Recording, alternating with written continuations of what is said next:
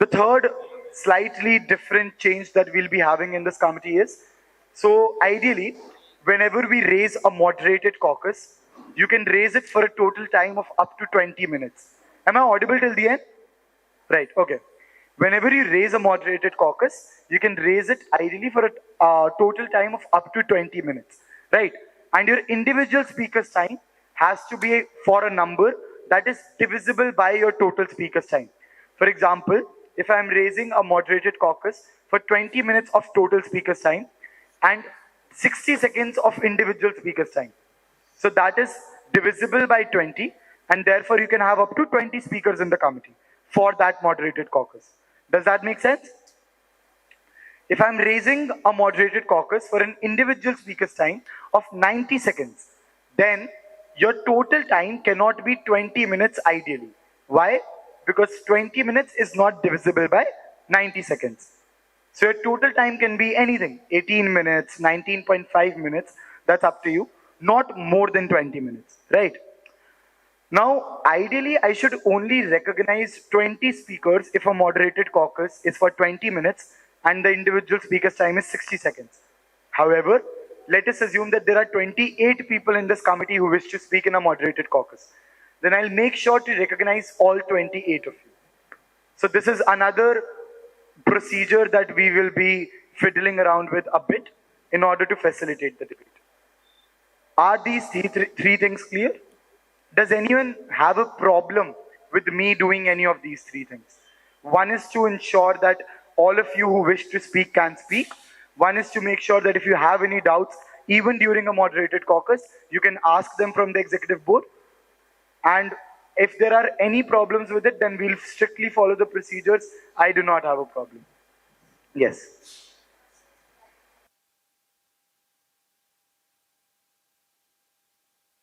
Yes.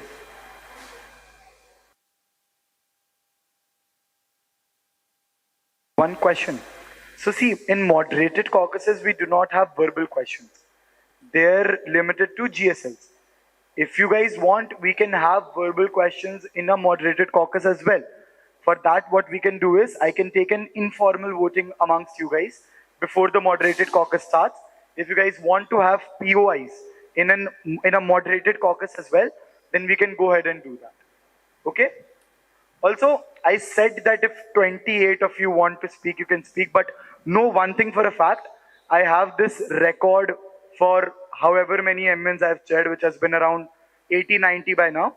And every MUN that I've chaired, if there are 33 people in the committee, by the end of the conference, let us assume we did 4 speeches. All 33 of you will have to give 4 speeches. It is not your choice. I'll force you guys to give a speech. I'm a very bad person. I'm a terrible, terrible human being. I force kids to speak. Okay? You guys are here. You guys have prepared for the conference. You guys have put in effort. You guys have put in time. You guys have put in money. Make sure that if you've come here, you speak something. Right? It's fine if it's not a good speech. There is nothing to be embarrassed about, nothing to feel concerned about. Right?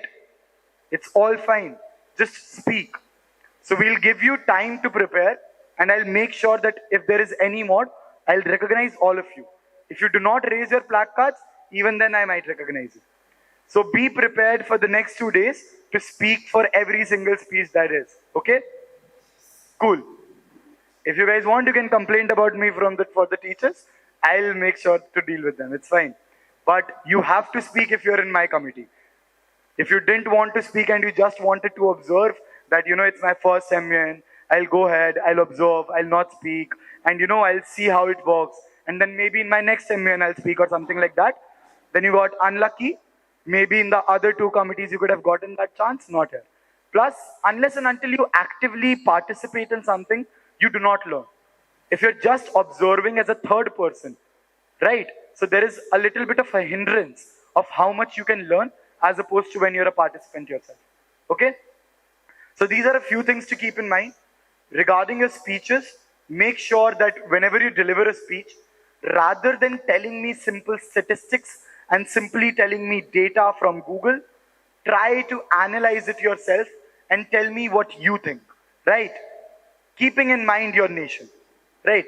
So the purpose of an MUN is to make sure that students come up with creative ideas from the portfolios of different countries in a geopolitical discussion, right? If you think that whatever is available on Google is enough to solve the problem at hand, then whatever is available on Google is also available to the global leaders. If that was enough, we wouldn't need to have this committee right now.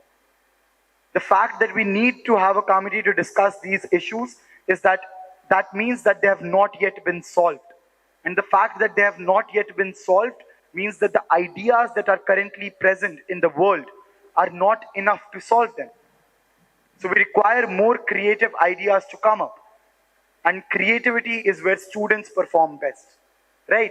So do your research well, understand your research, and then on the basis of that understanding, try to present to me ideas from your country's perspective as to what is the best way to solve this particular issue, or what are the problems we face right now, or what are a few loopholes that you have figured out, or what are a few models that we can implement, what are a few technicalities that we need to look out for with regards to cybersecurity, what are a few fundamental problems within the global political discourse that if they are not changed, this issue will not be resolved. Try to think about these questions. Think about 5 basic questions for the next 2 days while you're in this committee. Why is this an issue? What are the key components and what are the problems with regards to it? How can we solve it? Why is there a need to solve it immediately? And by when can we assume there will be a rough estimate of solving the problems that we currently face? You guys are representing global leaders here. We do not, for example, if this was a climate change committee, your solution cannot be that, we should switch off the lights and fan when we leave a room. Sure, that is a very good thing which we all should do at an individual level. But over here, you're representing a nation. So your solutions and your problems need to be nationwide and global wide, right? Keep that in mind. Keep that responsibility in your head and feel confident about it. Don't feel nervous because of it.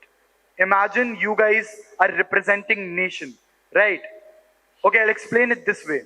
In schools or whenever there is a, let's say there is an argument or there is a fight, at least where I'm from Delhi, it is very common that we say that, do you know who my friends are? Or do you know how many people there are in support of me? And even if they have 5 friends who are there to support them, you feel invincible, right? That, okay, I have my 5 friends with me, nothing bad can happen to me. So you feel invincible. Over here, you're representing millions of people at minimum. So you have millions of people behind you. You're invincible. I am nothing. I'm just some lowly moderator here who's here to tell you when to speak, why to speak. But you guys are the real diplomats. You guys are brand ambassadors of your nations. So have that confidence in you. All right?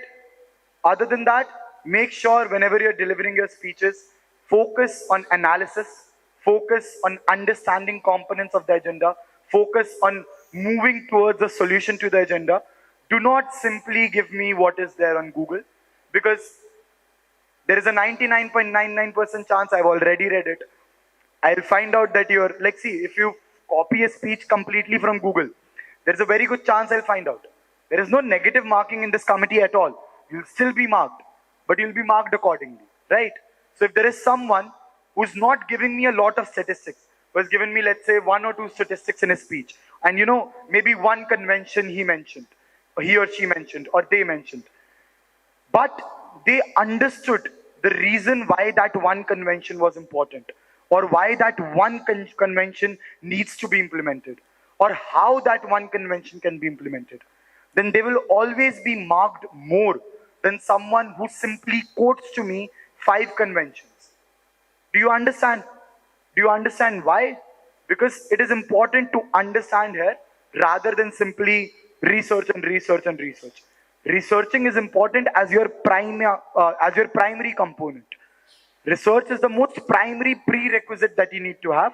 From there on is where the real game starts, right? And don't worry if you haven't done much research yet.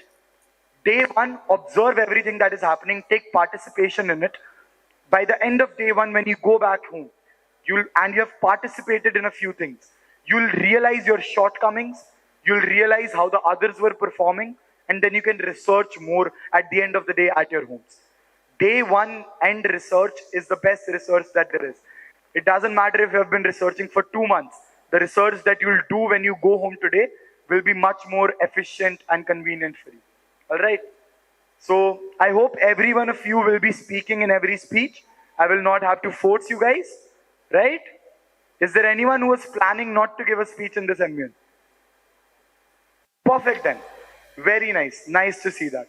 So with this, all the formalities and all the basic rules of procedures are clarified from our side.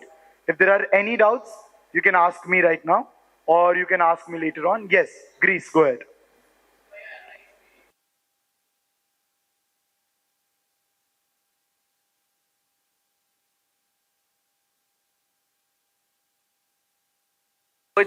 So it's too difficult for us to show our concerns about our nations by using the name of our country. See, the thing is, personal pronouns are usually not allowed in the United Nations, right? The reason being that personal pronouns not being allowed is that, as I mentioned, over here, whenever you're a diplomat, you have no individuality. In a legal sense and in an official sense, any diplomat does not have their individuality, even as a legal status.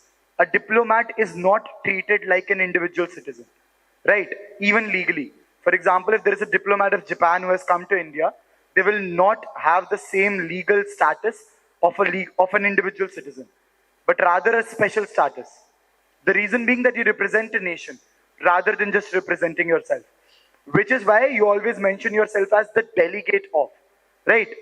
So the powers that you hold are ex officio, essentially meaning that whatever powers you have or the reason you're sitting here is not because of you as a person, but the position you hold, right? Which is why we always address the position that the diplomats hold rather than their names or their personal pronouns, right?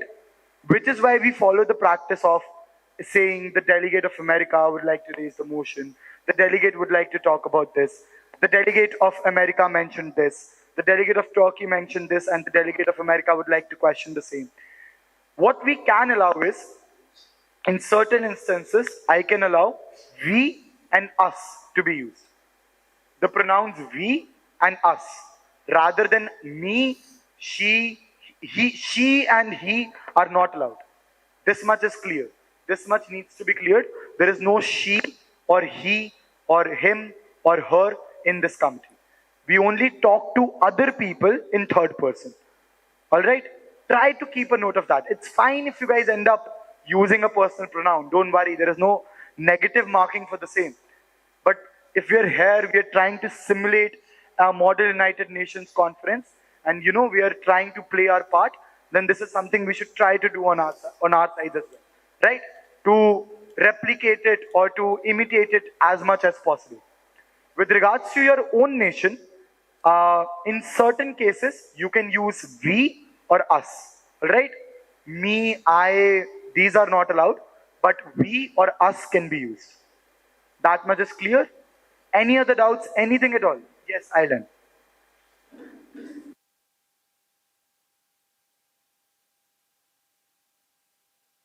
Inclusion of personal pronouns is not allowed due to the delegate status. But in that case, what about the inclusion of personal solutions, as you have asked us to include our own solutions? Right. So when I mentioned that, I also mentioned that think from the perspective of a nation, right? For example, if you're the delegate of America, then you will not simply go ahead and, condemn Israel for a breach of cybersecurity that they've done. Why? Because Israel is your ally, right? So you have to think personally, but keeping yourself in the mindset and the shoes of the position that you hold, right? So what I mean essentially by that is, your creativity needs to be a part of your argument. It does not need to be the soul of your argument. The soul of your argument needs to be your foreign policy. In an MUN, the most important factor stands to be your foreign policy. Stick to your foreign policy. Research about your foreign policy. Know what your nation wants from this committee. Know what your nation's stance about this committee is. All right. These things should be very, very clear to you so that you do not end up breaching your foreign policy. All right. The solutions for the committee for a time being are still the second concern that you guys have. Whether we solve this agenda or not is still for a moment the second concern you guys have. The most primary concern is to ensure the self-interest of your nation. That is what diplomacy is. The reason countries send their diplomats to such conferences is to ensure that their nation's self-interests are fulfilled.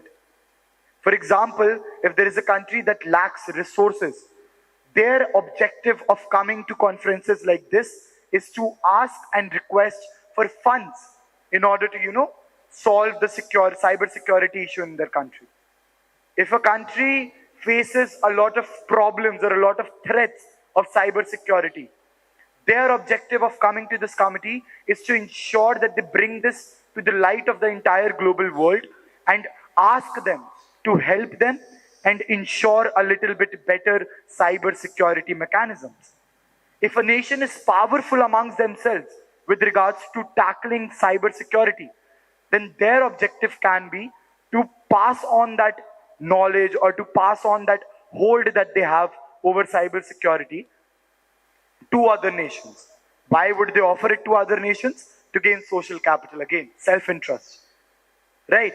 At the end of the day, all nations are selfish. This is a very blatant truth. The art of diplomacy lies in realizing that your nation has selfish wants. Other nations also have selfish wants. The point where two selfish people meet is known as diplomacy. The negotiating point. And that is what you guys are trying to do in this conference for the next 2 days. So focus on your foreign policy, focus on what your nation's stance on this agenda is, focus on what your nation has done, what your nation wishes to do, so on and so forth. And then from that mindset, think about creative ideas. Imagine yourself in that position. I don't think all of us wear Western formals every day, right? We wear them sometimes, occasionally, maybe at a function, maybe at a party, maybe at some, conference in school, but rarely, not every day. Western formals, suits, and everything, right? So when you put on a suit or when you put on any Western outfit or, basically any official outfit, specifically for one particular task, it gives you a different immense confidence. At least feel that confidence through yourselves. Understand that you have millions of people that you're here to represent and the kind of power you hold. You're not an 8th grade student here. You're not a 6th grade student here. You're not a 12th grade student here. You're not a student from PV's public school or any other school in Kerala. Or I've been told that there are students who have come here from Saudi Arabia for this conference.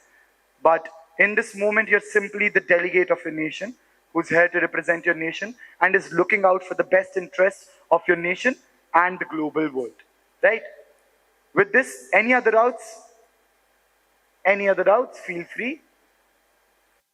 You can ask about, yes, Aileen, go ahead. How can questions be answered via chit? Right. So there's a very basic. Do we have the chit pad? Do we have a chit? No, this is for keeping them. Do you guys have a chit pad? A chit pad. Right. Could you pass me one? Just for a second. Right. Thank you. Okay. So let us assume this is a chit, right?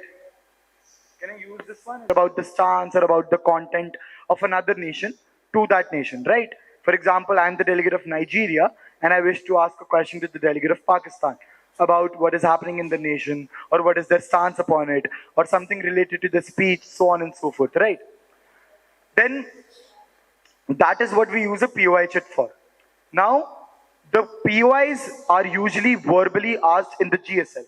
However, a lot of times you do not get a chance to ask a POI verbally to another nation. In that regards, you can send it on a chit. On a chit, you have to write at the very top, POI. Then beneath POI, you have to write to. Actually, do we have Is this visible to you guys? Everyone? This side? So, excuse my terrible handwriting, please. Okay. You write POI at top, then you write from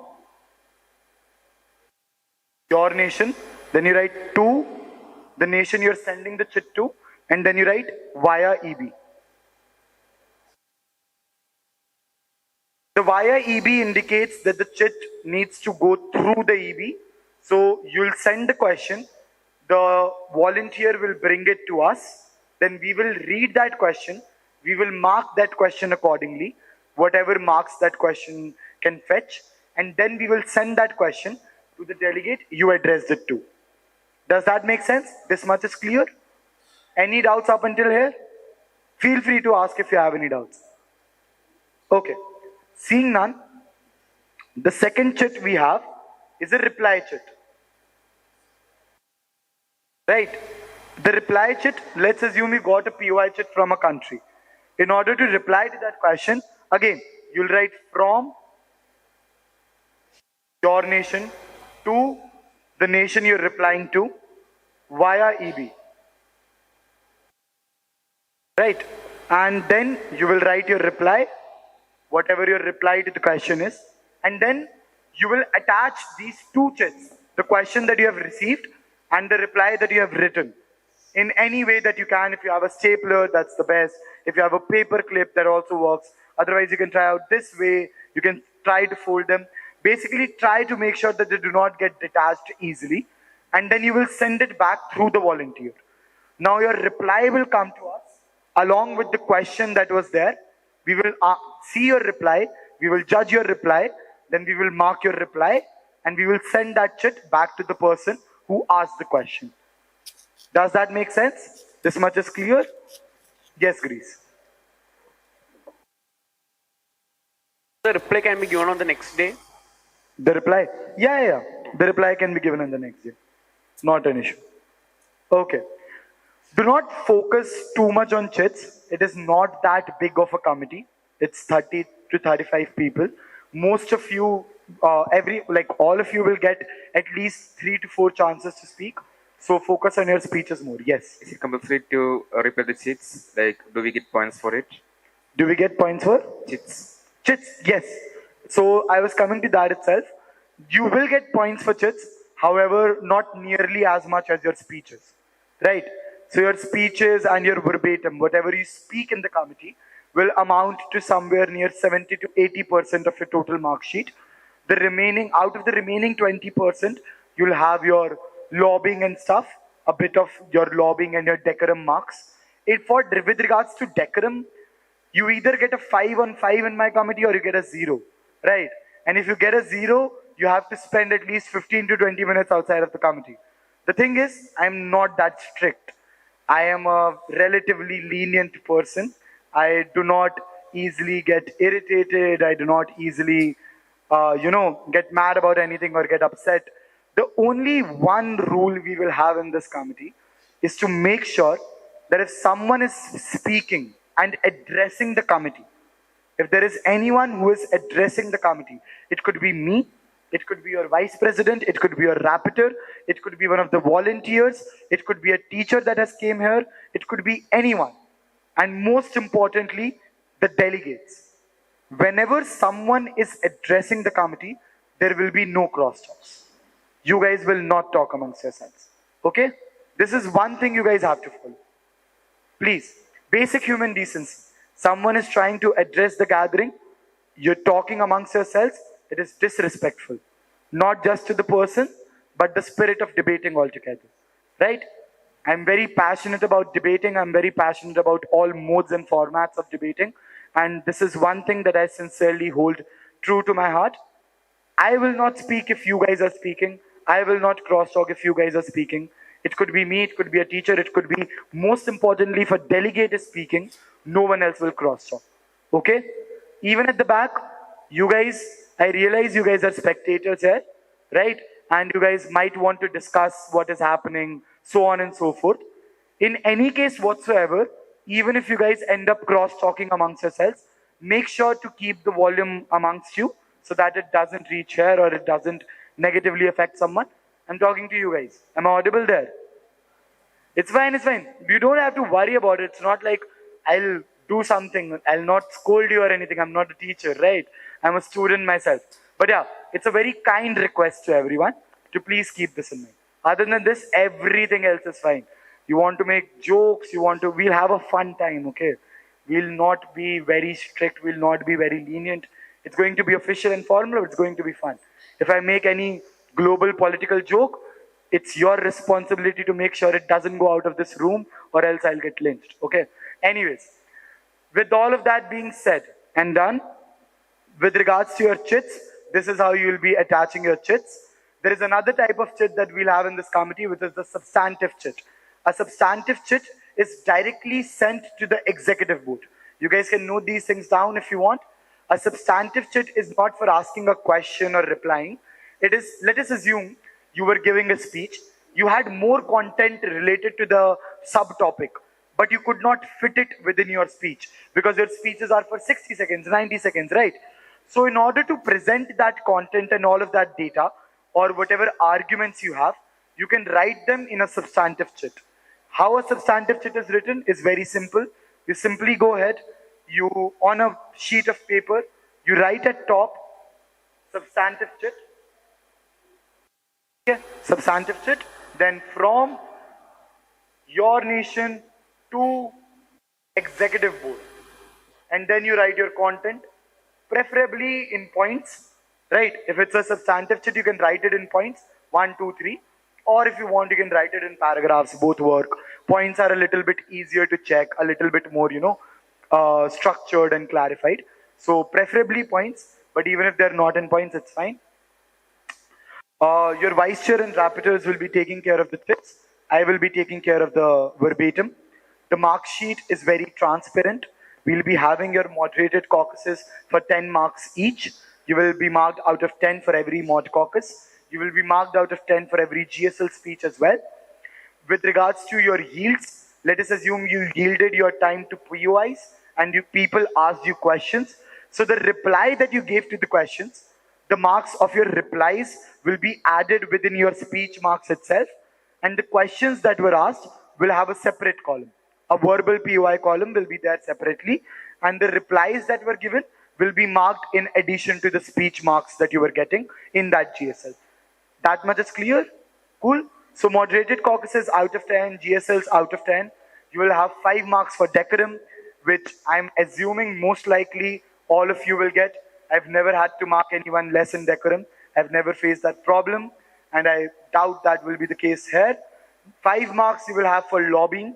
Again, something which is usually similar in terms of tangential differences, because mostly people have similar level of lobbying skills.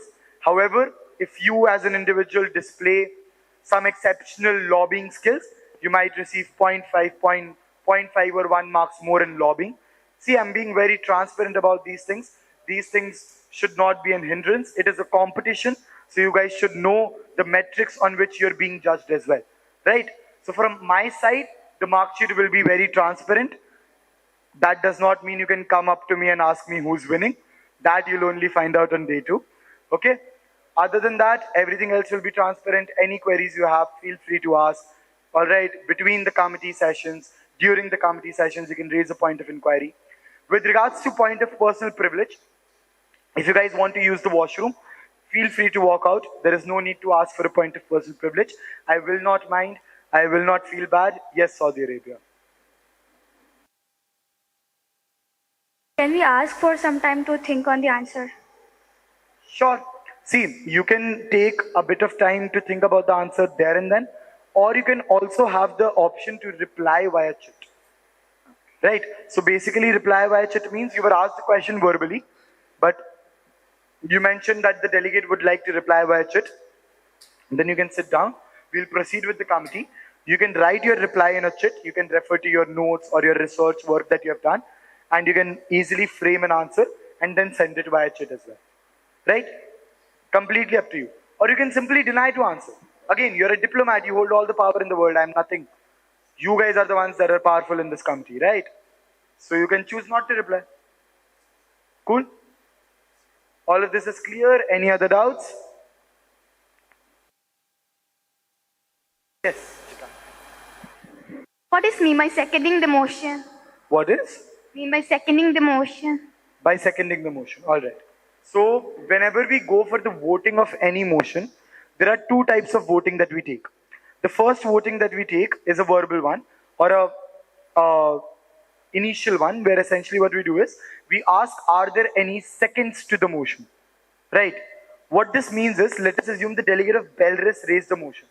Now, other than Belarus, everyone can vote whether they second the motion or not. Second means to support or to vote in favor, basically. That is what second means, right? Does that make sense? Okay. So I'll ask, are there any seconds to the motion? If there are no seconds to the motion, as in other than Belarus, there is no one else who seconds the motion, then that motion fails there and then. Because there is not a single person who wants this motion to be voted upon. Right? Then I will ask, is there anyone against the motion? Right? For this, anyone, if there are no against the motion, then the motion passes itself. Right? Because there is no one who is against the motion. Belarus cannot vote in this voting procedure. If there are no seconds, then it fails. If there are no one who is against, then the motion simply passes. However, if they're both seconds and against, then we go ahead into a formal voting, where what we do is we ask all of the delegates who are in favor of the motion kindly raise your placards. Then we count those placards, and then we ask all of the delegates against the motion kindly raise your placards. Then we count those placards, and if there is a simple majority being achieved, then we pass the motion and then we enter that motion. This much is clear? Does that make sense? Cool? Any more doubts? Feel free. Fine, we'll be able to catch up. I'll make sure that you guys give enough speeches, you have enough time to debate and everything. Just if there are any doubts, we can have them clarified. Right? Seeing none, we will now be starting with the formal proceedings of the committee. Everyone knows here about the voting procedure. What is the difference between present and voting?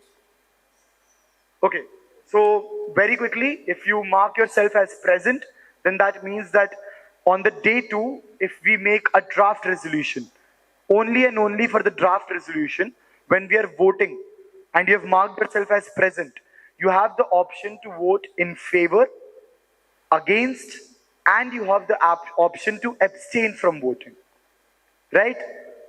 You have the option to vote in favor, against, and abstain from voting. This right is only given on the day 2 final voting of the draft resolution. Whenever we have a procedural voting for the motion or for the moderated caucus, at that point of time it is compulsory for everyone to vote.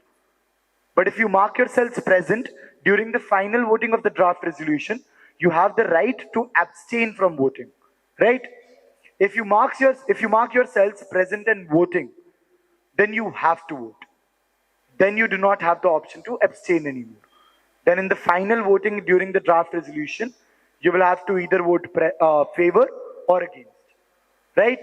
The chance to abstain is only given if you mark yourselves as present. And this is only for the final voting of the draft resolution. Cool? Keeping this in mind, we'll be taking a roll call, and you can mark yourselves as present or present and voting. Be a bit loud so that we can hear you ideally. Okay?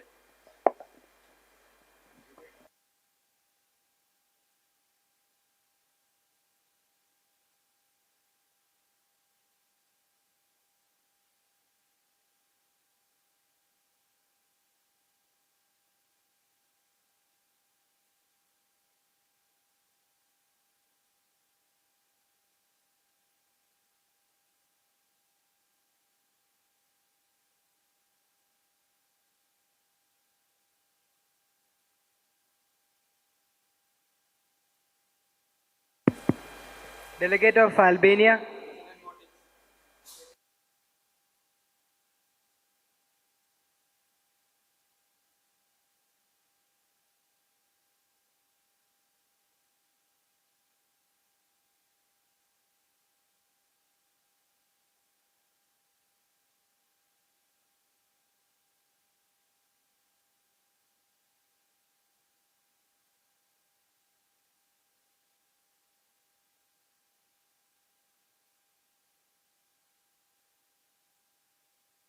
of Brazil, Canada,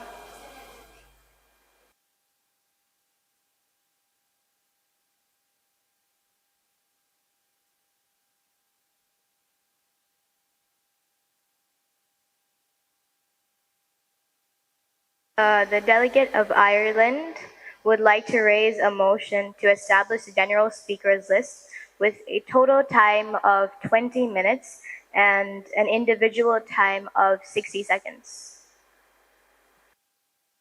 So the general speakers list does not have a total time, right? So you just have an individual speaker's time since it is inexhaustive and we keep suspending it in between in order to move ahead with other motions. So you can rephrase your motion once again. And also the timing for the GSL, you can keep it 60, 90, 120, whatever you desire, individual time. The delegate of Ireland would like to motion to establish the general speakers list with an individual time of 60 seconds. All right, that motion is in order. Who else was recognized to raise a motion? Delegate of Indonesia, kindly go ahead. Motion to start the general speakers list on the topic cybersecurity and cyber warfare, the need for world cooperation for the speaker per time being 3 minutes. 3 minutes is something that we ideally do not allow, right? We can allow up to 120 seconds. That is 2 minutes. So if you want, you can rephrase your motion once again. Also, try to speak after me. All right, I'll tell you what the official statement for raising a motion is. Just repeat after me. All right. The delegate of Indonesia The delegate of Indonesia would like to raise a motion would like to raise a motion to establish to establish the general speakers list the general speakers list for individual speakers time for individual speakers time being being 120 seconds. 120 seconds. All right. The rest of you can note it down if you want. This is how you raise motions, right? That motion is also in order. Are there any other motions on the floor for a different time? We have 60 and 120. If we have any other time, we'll take China. Delegate of China would like to establish a motion on the topic cyber security and cyber warfare and the need of international cooperation for individual speakers' time be 90 seconds. All right. The individual speaker's time and rest, everything is fine. However, we do not speak out the topic or the agenda when we are establishing the GSL. That's all. You just say that the delegate of China would like to raise a motion to establish the GSL. And it is understood that the GSL is on the agenda. All right? Cool. Anyways, I'll take that motion in order as well. Right. So we have 3 motions as of now. One is for 60 seconds, one is for 90 seconds, one is for 120 seconds. By the order of disruption, we will firstly be taking, actually, by the order of precedence, right? We'll be firstly voting upon the motion raised by Ireland, then by Indonesia, and then by China, right? Ireland has raised a motion for 60 seconds GSL, Indonesia for 120, and China for 90 seconds. Delegates seconding the motion raised by the delegate of Ireland kindly raise their placards now. General speakers list for 60 seconds. Delegates against. Ireland, you cannot second your own motion, but you can vote in favor of your motion, right? Okay. Delegates against the motion raised by Ireland. Seeing both second and against, seeing both seconds and opposition, we will now be taking a voting. Delegates in favor of the motion, kindly raise your placards. All the delegates in favor of the motion, you can now raise. All the delegates in favor, kindly raise your placards. All the delegates against, kindly raise your placards now. The motion clearly fails. We will be moving ahead with the motion raised by the delegate of Indonesia. Delegates in favor, delegates seconding the motion raised by the delegate of Indonesia for a GSL of individual speakers' time being 120 seconds, i.e. 2 minutes, kindly raise your placards. Delegates in opposition. Seeing both seconds and oppositions, we shall move to a formal voting. Delegates in favor, kindly raise your placards now.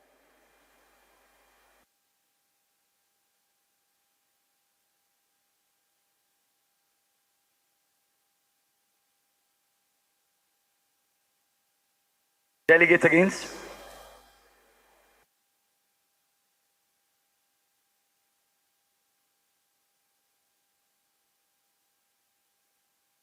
The motion fails.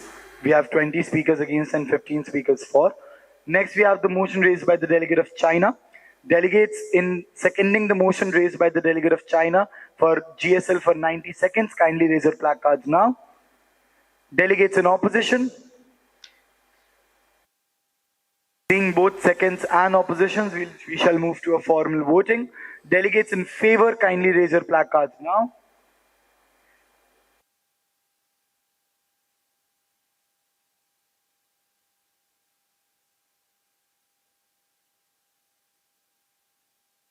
Delegates against?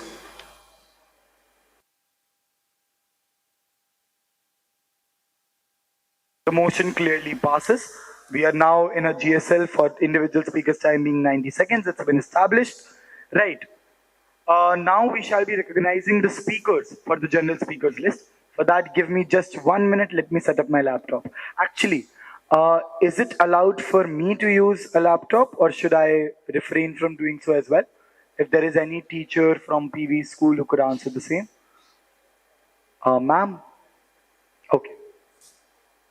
Is it allowed for me to use a laptop or should I refrain from doing the same? I should not? Perfect. Not a problem. I will be maintaining notes. It's fine. Okay. So, yes. No, yeah, the delegates will not use. Actually, I'll do one thing. I won't either. It's fine. It's fine, ma'am. Solidarity. I'm with you guys, okay? We promote a non-reliant world on technology.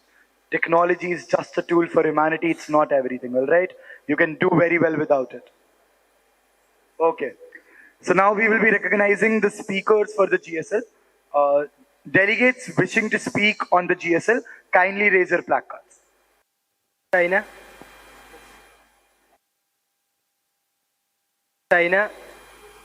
Canada,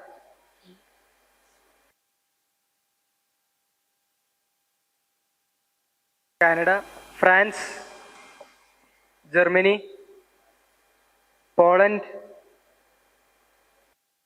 Panama, Qatar, South Korea, Brazil, Belgium, Greece, India, Pakistan, Norway, Russia, South Africa, Zimbabwe, Belarus, Australia, Ireland,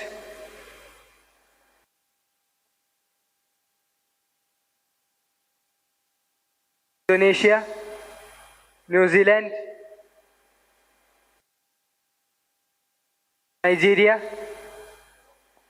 Thailand, Turkey, Ukraine, Zambia,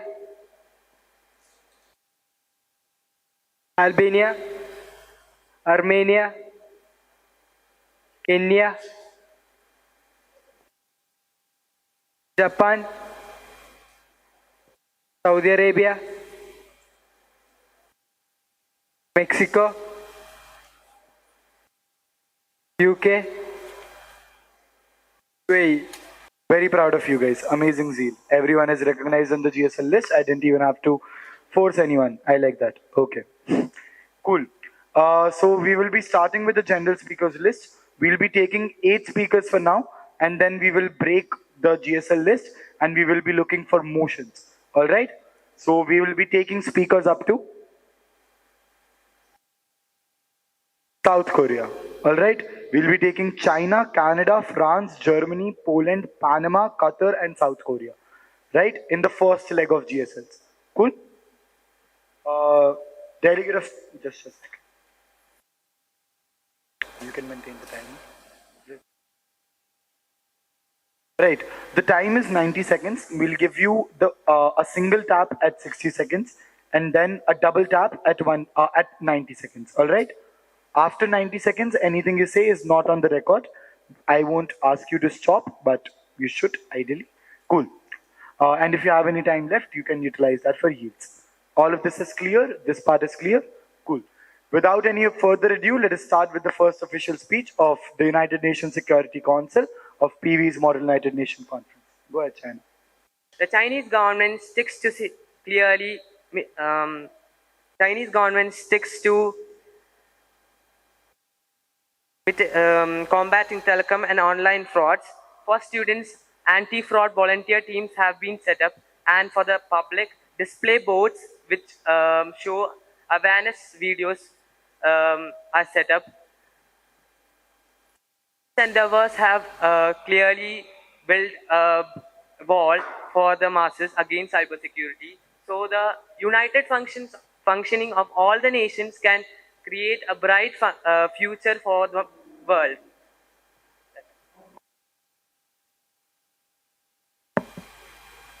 Thank you for the speech, delegate. You have around 15 seconds left. How would you like to yield your time? I would like to yield for the point of information. Point of information. Perfect. Delegates wishing to ask a POI to the delegate of China, kindly raise your placards. We'll be recognizing 3 people for now. All right. Just give me 1 second. We'll take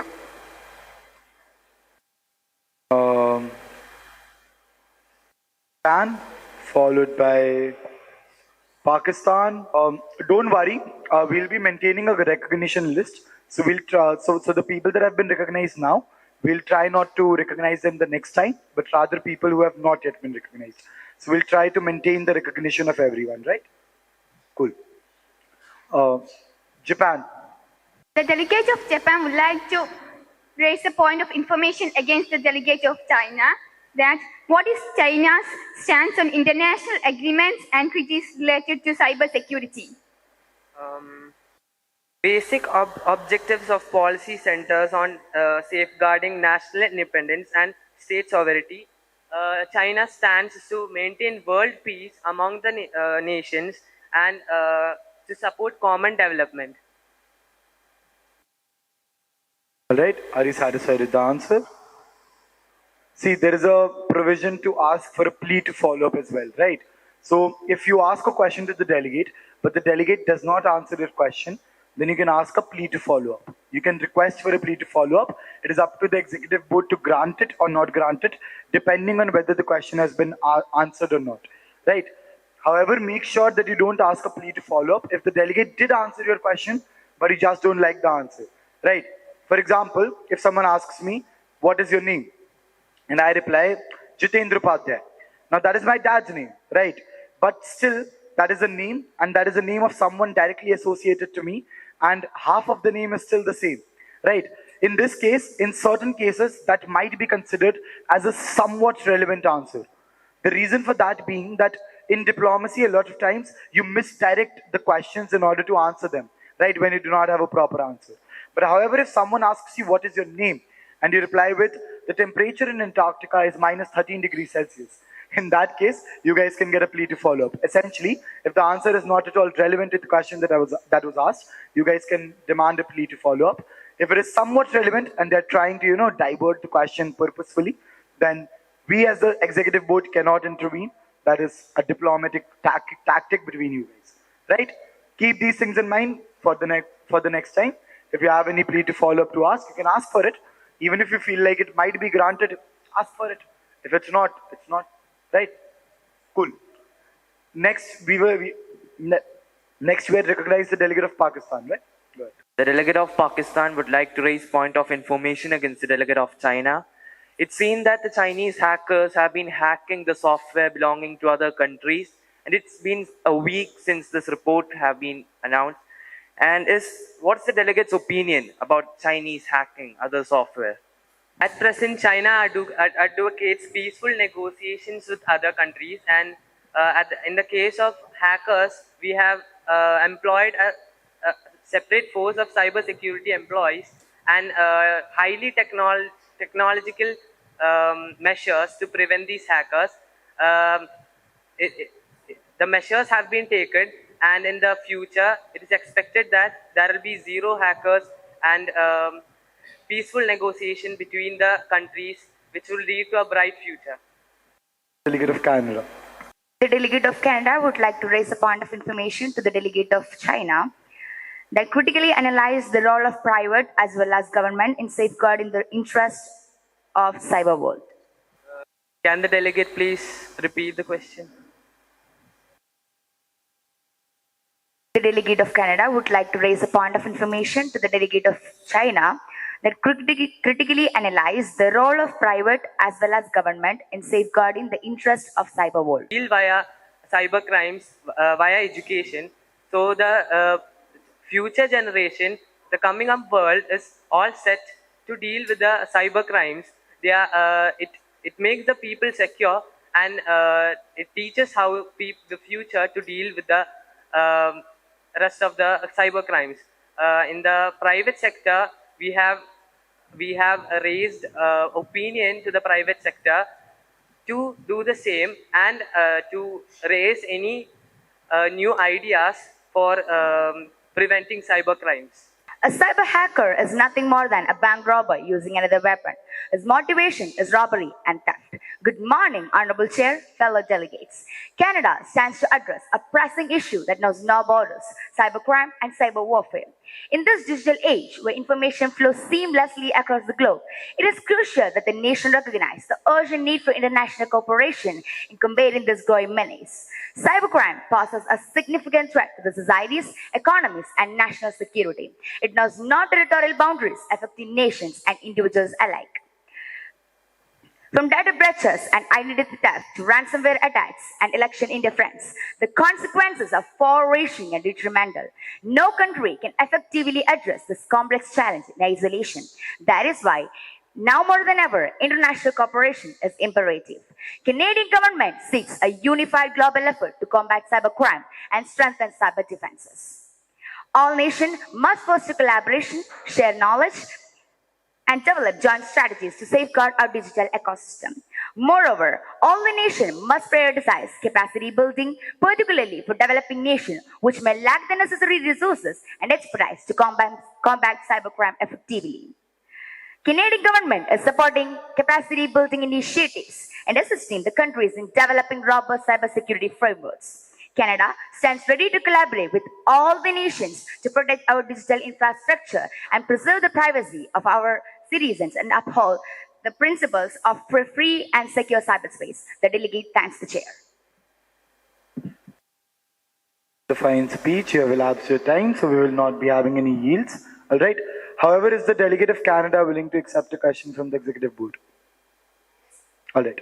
So, delegate of Canada, there are some problematic ties of NATO with Mossad, where it has been instigated and alleged that Mossad and NATO have been involved in certain cyber malware activities in the Middle East.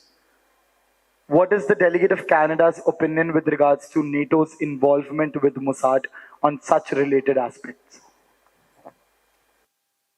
As we all know that cybercrime and cyber warfare is proceeded as the global issue, which means that all the nations have the international cooperation with other countries. As for the question, the NATOs would have to take preventive measures for the cybercrime and strengthen the privacy of the individuals and the citizens and uphold the principles of a free and secure cyberspace. As for the delegate of Canada, we ensure that particularly the fundamental rights and the most priority is for the citizens of the country. So the delegate of Canada would like to say that Canada will take the preventive measures to safeguard our citizens by developing cybersecurity more and to save our country. The problem, however, is that Canada is a part of NATO, right? So I understand that Canada will be protecting their own citizens. However, Canada is in direct affiliation to an organization that is affecting negatively the people then living in Middle East, because there are malware programs that are being launched by Mossad, the intelligence service of Israel, a very prominent ally of the NATO alliance. and we do not exactly know what was the reasoning behind these malware attacks or these attempts to find out or steal data through cyber system. So that is why the question was addressed to Canada, in the sense that, is Canada of a supportive opinion of what NATO is doing? If yes, why? If not, why? So, as for the question, Canada is not really supporting to the cyber crimes proceeded by the NATO's, because every country needs cooperation and stability. As Canada saying that if NATO countries is producing a cyber crime to other countries, definitely if Canada firmly believes that, Canada will take preventive measures for that and support the country which received the cybercrime, and Canada will standly take the consequences coming from that country, because the country need the protection from other countries and international cooperation. You are a part of NATO. If that action was taken, it means you voted in favor of it. Otherwise, NATO would not have been able to. As a part of NATO, but the NATO is also doing a negative thing to other country, which. Do you accept that then? Cybercrime is a negative thing. Okay, see, I won't be marking your answers anyway for questions that I ask. Understand a few things. A lot of times, your nation will be in the wrong. The alliance that you're a part of will be in the wrong. You do not accept it. You either deviate, you don't lie, you never lie, but you deviate, you manipulate. All right, these are very bad things to do usually on a regular basis in your social life, but in a conference, they're diplomacy. So you don't have to accept whatever allegations are being put on you. You don't have to say that they're untrue either. You have to simply deny. You have to say that we deny to accept or deny or whatever these allegations. We do not accept these allegations, right? So these are the kinds of way through which you can get away with questions like this. So Canada's outright saying in a UNSC committee that NATO did something wrong becomes a very huge statement, right? In order to explain it, I would explain it in a way that if India is a part of any organization, and then India says that that organization is doing something wrong, then it becomes a very empirical decision on India that why are they still a part of it. Or for example, if a European Union nation says that the European Union nations did something wrong, then it becomes very problematic that why they're still a part of it, right? Same goes for Canada. So usually we don't accept it, rather we say that, we do not accept that such allegations are true. Or you could have mentioned that, you could simply mention that it was a scheme in order to make sure that we can find out if there is any data to know about something that might be happening within the Middle East. And we did not find a more efficient way, since we do not have a lot of diplomatic channels in the Middle East, right? So these are things that you can come up with and answer, right? Don't worry, other than that, I'll be asking questions from you guys time to time, just to see how well your conceptual understanding of the speech that you have given it. You may have a seat, please, please. Thank you so much for the speech. The questions won't result in negative marking for you at any cost. They can result in positive marking. So it's a win-win. Even if you're not able to answer, that's fine. I'll tell you a few ways that could have been answered. And if you are able to answer it a little well, it can result in a few positive marks as well. Cool? Perfect. Give me a speech that is enticing enough, and I'll definitely ask you questions. Give me a speech where there is something that I see and I go, okay, this is something I want to know more about, right? Or this is something that I want to ask about. Cool?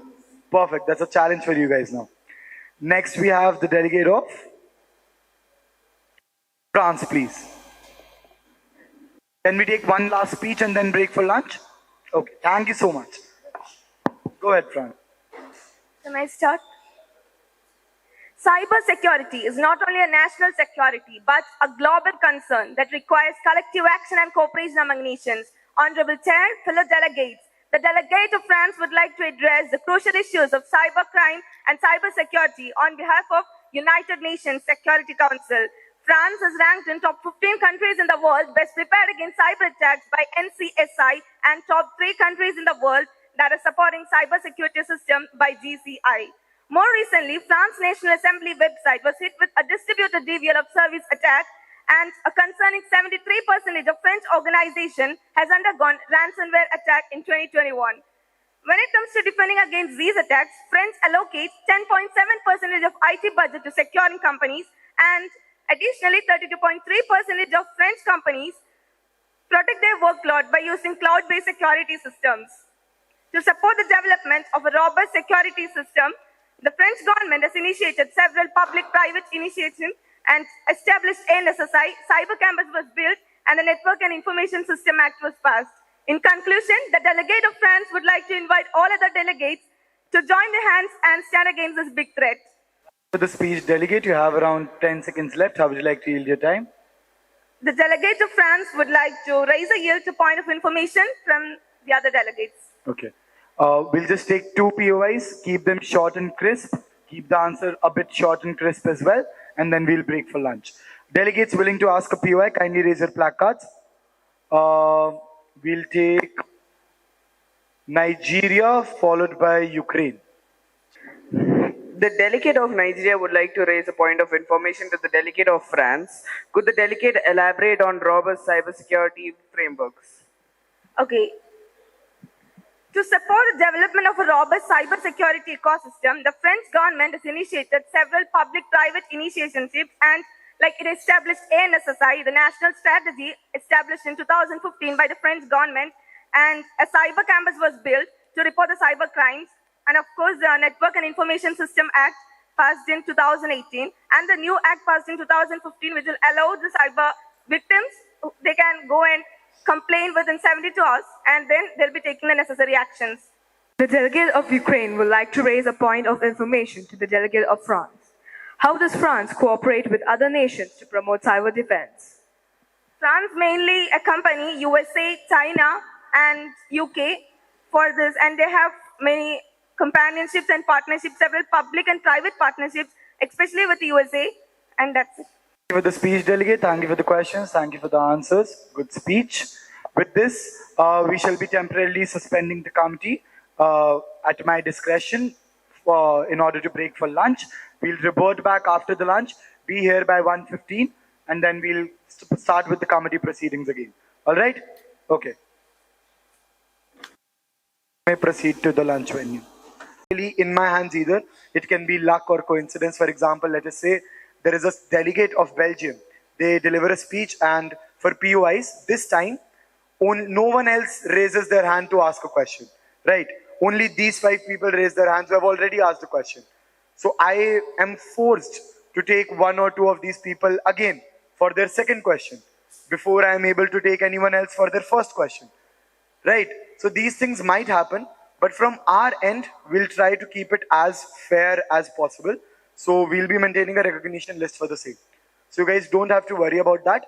Moreover, in everything that happens for these 2 days, your quality matters, not the quantity, right? It does not matter how many questions you ask, but rather the 1 or 2 questions that you asked, how well were they put, how well were they phrased, how relevant they were, how much of an impact they have on the committee, right? Cool. So at the end of the day, if you guys still have any problems that you face with regards to recognition or any other such thing, inform the teachers, inform anyone, or you could come to us directly and let us know. That would be the best option. However, if you feel like, you don't want to say it because you think that it might affect you negatively or something, although I'll assure you that it won't.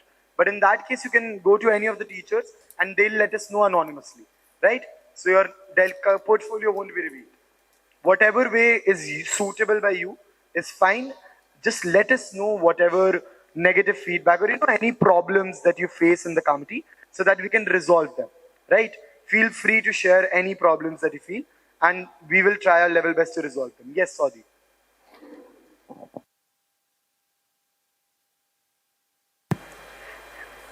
If we don't get a chance to ask the question verbally, can we ask it in written form?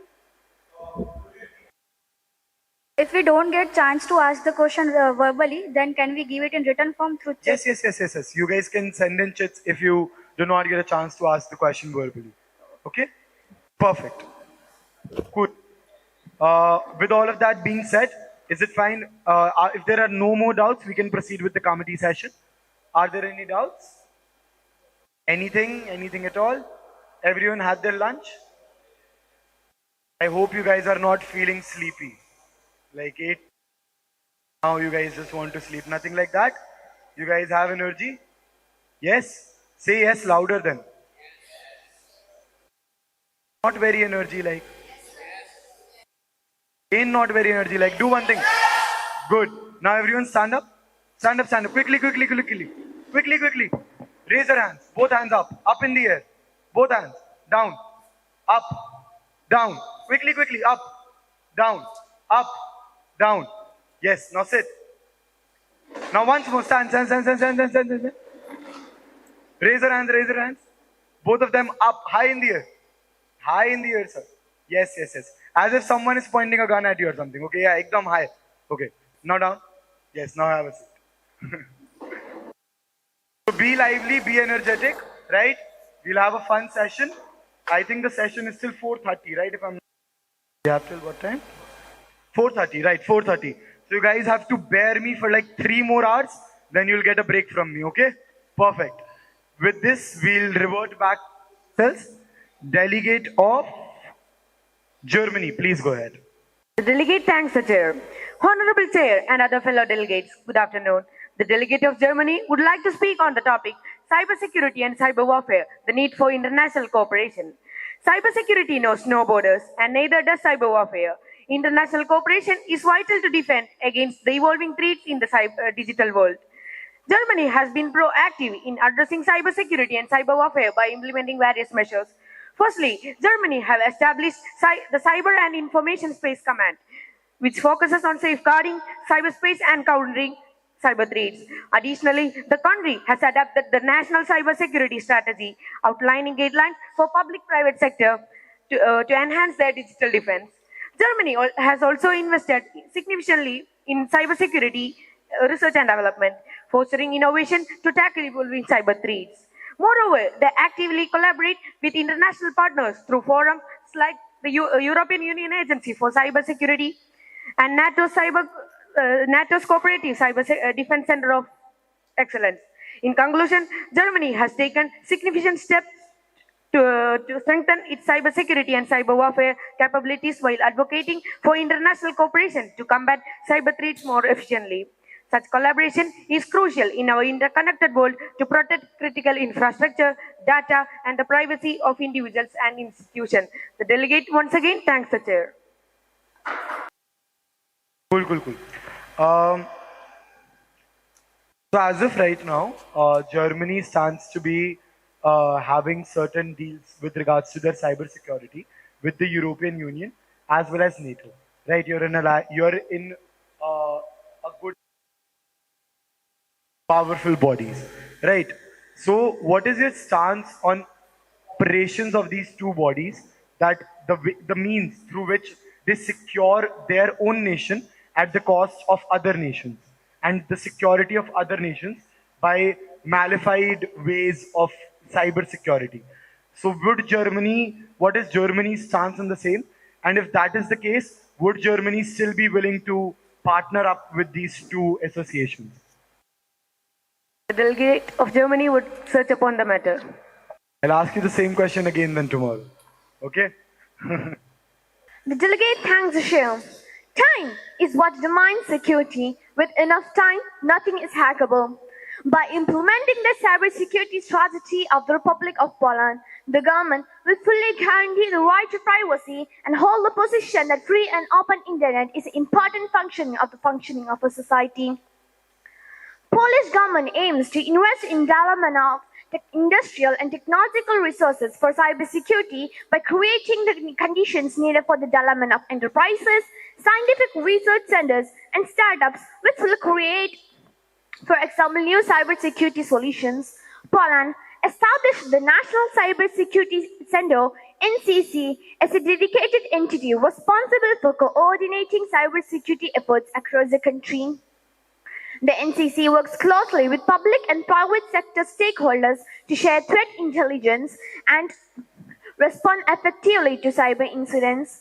Poland actively engages in international cooperation in cybersecurity through partnerships with other countries and participation in various organizations. By collaborating with foreign entities, Poland aims to exchange knowledge, expertise, and best practices to enhance its cybersecurity capabilities. The progress in cyber collaboration will help shape a new order and build bridges of trust. The delegate of Poland once again thanks the chair.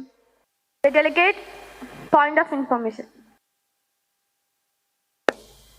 The delegate of Armenia would like to raise a point of information to the delegate of Poland that what are the present legal frameworks of Poland against cybercrime and cyber warfare? The delegate can repeat the question once more. The delegate of Armenia would like to raise a point of information to the delegate of Poland. What are the present legal frameworks of Poland against cybercrime and cyber warfare? The delegate will search upon this matter and reply. Delegate of Mexico would like to raise a point of information against the delegate of Poland. What are the opportunities for Poland to improve its cybersecurity posture? Poland has established many cybersecurity degrees to teach individuals about cybersecurity, data protection, and the importance of strong passwords. And also, as I said, National Cybersecurity Center, it has established to control the cybersecurity crimes and other incidents in Poland. Poland has established cybersecurity degrees which can teach individuals about cyber incidents, cyber threats, data protection, and the need for for strong passwords. And also, as I said, National Cybersecurity Center, Poland established the NCC to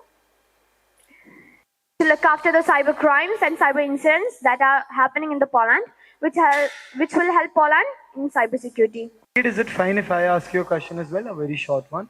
You mentioned that within the scope of NCC, private companies and government... Sir, I can't hear. Is the mic not working? I can't hear clear. I can't understand the question. Oh, am I audible now? Yes. Okay. I was asking, you mentioned that within the scope of NCC, your private companies and public companies can work together in terms of intelligence sharing, right? What if there is some secret evidence or intelligence that gets in the hand of the private companies due to NCC that they go ahead and misuse? Who will be accountable, since the private companies do not share the same amount of international accountability as your government does? So will the government take the accountability for the private companies as well? The delegate will search upon this matter. Okay.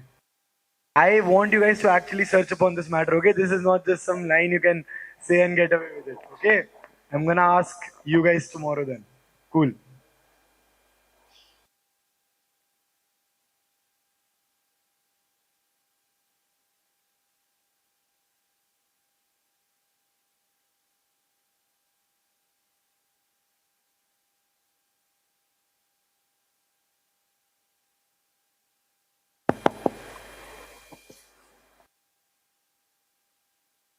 The delegate of Panama would like to thank the chair. Honorable chair and fellow delegates, a warm good afternoon. If you think you know it all about cybersecurity, this discipline was probably ill-explained to you. The ever-increasing interconnectivity of globalized world has led to a rise in the cyber threats. Firstly, Panama is vulnerable to cyber attacks that may target its infrastructure, government agencies, or multinational corporations operating within the consequence on the country's economy, national security, and the privacy of its citizens. International cooperation is needed for strengthening their collective ability to prevent, detect, and respond to the cyber threats effectively. Secondly, cyber warfare is a growing concern in the international arena. As nations engage in the cyber espionage, disinformation campaigns, and the potential for escalating conflicts into a full-blown cyber war is a real threat. By promoting international cooperation on the cybersecurity matters, countries can work together to discourage cyber aggression and cyber warfare. Panama as a nation should actively participate in this effort to safeguard its own security and global security. In conclusion, the need for the international cooperation in the cybersecurity and the cyber warfare is critical for Panama. By engaging in a collaborative effort, Panama can strengthen its defense against cyber threats, contribute to global stability, and enhance its ability to combat cybercrime. The delegate of Panama once again thanks the chair.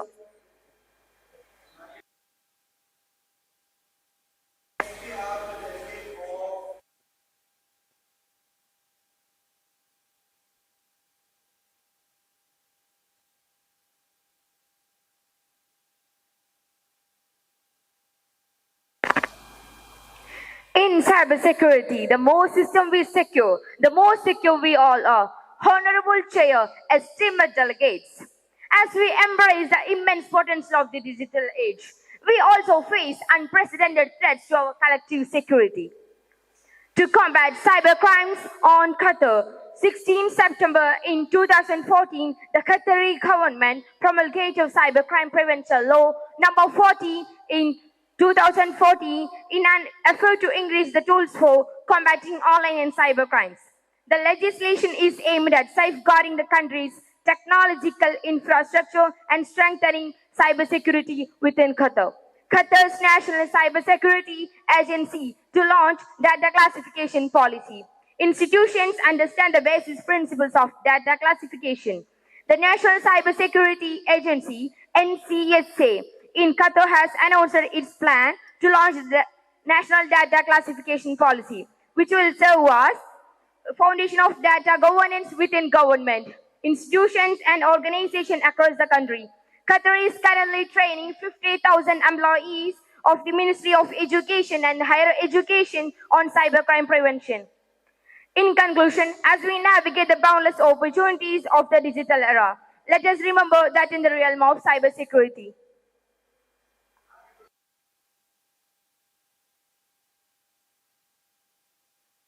Points of information.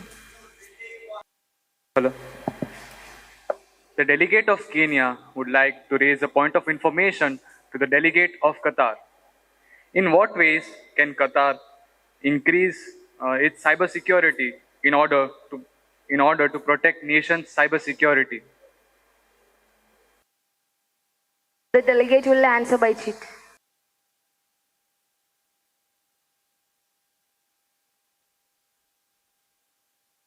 Honorable Chair and all respected delegates, the issue of cybersecurity and cyber warfare is of utmost importance in today's interconnected world, and South Korea stands at the forefront of the battle. Today, the delegate of South Korea stands before you to shed light on South Korea's efforts in cybersecurity and cyber warfare. South Korea is no stranger to cyber attacks. The nation has faced numerous cyber threats, particularly from its neighboring countries. In response to these cyber threats, the government has established the Korea Internet and Security Agency KISA, which plays a pivotal role in safeguarding the country's cyberspace. South Korea's efforts in cybersecurity and cyber warfare are commendable. South Korea proposes an international treaty on cybersecurity and cyber warfare, ensuring collaboration and information sharing among all nations. The nation will help developing countries in strengthening their cyber defenses. At last, South Korea is ready to face these challenges head-on and invites the international community to join in this endeavor. Thank you. The delegate of Albania would like to raise a point of information to the delegate of Korea by asking what is the potential role of NGOs and grassroots initiatives in raising cybersecurity awareness in South Korea. I answer by cheat. The delegate of Albania would like to raise a point of information to the delegate of South Korea. What is the potential role of NGOs and grassroots initiatives in raising cybersecurity awareness in South Korea? The delegate of South Korea would like to reply a point of information to delegate of Albania that NGOs and government together make a awareness about the cyber security and cyber warfare, ensuring the education system for the citizens. The delegate of Australia would like to have a point of information against the delegates of South Korea. How does your country address the issue of international cooperation in combating cybercrime and sharing cybersecurity practices, as your country is exposed to a lot of threats? The delegate of South Korea would like to reply the point of information of Delegate Australia that South Korea is combating in cyber security, but via through education and awareing the citizens are defending from cyber threats. Delegate of Brazil would like to raise a point of information to the delegate of South Korea. In 2021, there were over 7,000 cases of online hacking across the country. 9 out of 10 cases being conducted through malicious code hidden infections. How is the country going to prevent any more attacks, and how are they going to protect their internal and external systems? The delegate of South Korea would like to reply a point of information raised by Brazil that South Korea has an agency called Korea Internet and Security Agency, which helps in promoting the cybercrime and defending from the cyber threats. The delegate of Nigeria would like to raise a motion for an unmoderated caucus for the total time being 20 minutes. The delegate of Greece proposed a motion to suspend the general speakers list and move into a moderate caucus on the topic the establishment of international norms and regulations in the cyber world, total time being 20 minutes and individual speakers time being 2 minutes. 2 minutes. Right, so delegates, actually we have a provision that the individual speaker's time for a moderated caucus cannot exceed that of a GSL. It can at max be equal to that of a GSL. So is it fine if we keep it at 19 minutes and 19.5 total time? Cool. And could you repeat the topic once more? The establishment of international norms and regulations. International norms and regulations. Cool. By the order of disruption, we'll be firstly voting upon the motion raised by Nigeria. Delegates seconding the motion raised by Nigeria for an unmoderated caucus for total time 20 minutes. Kindly raise your placards. Are there any seconds to the motion? Delegates in opposition for an unmod of 20 minutes. Both seconds in opposition, we'll take a voting. Delegates in favor, kindly raise your placards.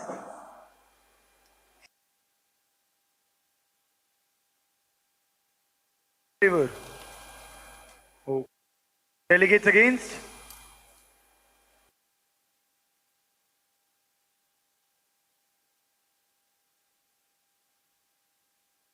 We'll take it once more. Delegates in favor for an unmod of 20 minutes. It is compulsory to vote, by the way, so you have to vote either in favor or against. An unmod for 20 minutes would mean 20 minutes time for group discussion amongst you guys to decide what you want to do in the committee. Right? Delegates in favor, raise your placards now. Train, are you in favor? Am I still not audible?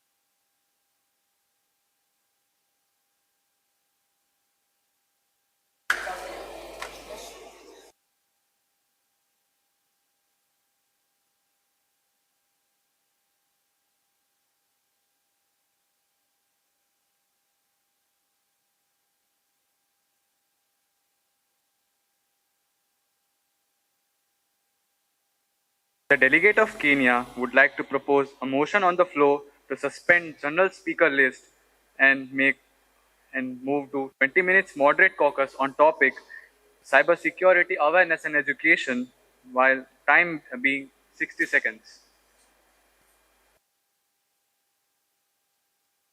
The delegate of Kenya would like to propose a motion on the floor to suspend general speaker list and move to 20 minutes moderate caucus on topic cybersecurity awareness and education while time being 60 seconds for each. The delegate of Norway would like to suspend the GSL and move for a moderated caucus on topic addressing cybersecurity issues in developing countries for total time being 20 minutes and individual time being 60 seconds.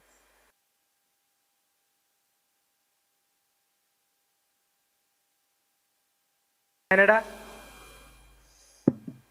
Germany, France,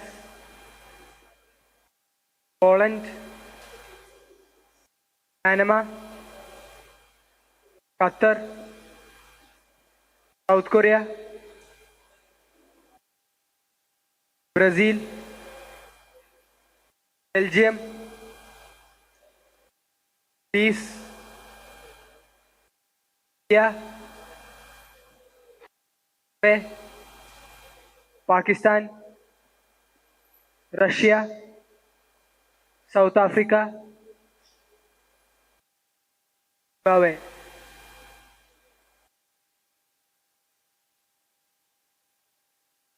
Belarus, Australia, Ireland, Indonesia, New Zealand, Nigeria, and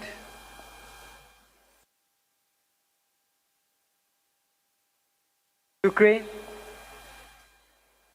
Zambia, Albania, Armenia, Kenya, Japan, Saudi Arabia,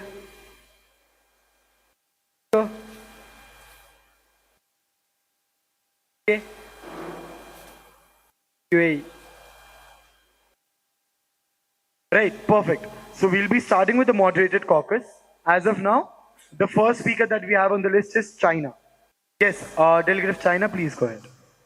As of now, in the present world, education is very important, and the China has endeavored to create. China, there are 7 master's degree and are available in several institutions. The basic information is provided to all schools, colleges, which makes students and teachers, people more aware of the current situation, and it creates ability to the people to face the problems.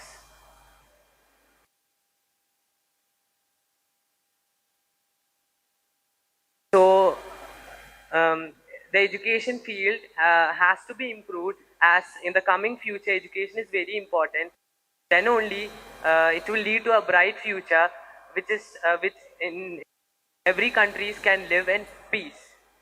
To combat these challenges, we must prioritize capacity cybersecurity education by equipping our citizens with knowledge and skills to protect themselves online. We build a resilient society capable of thwarting cyber threats. Let us advocate for increased cyber security training in schools, universities, and workspace, nurturing a culture of cyber hygiene from an early age.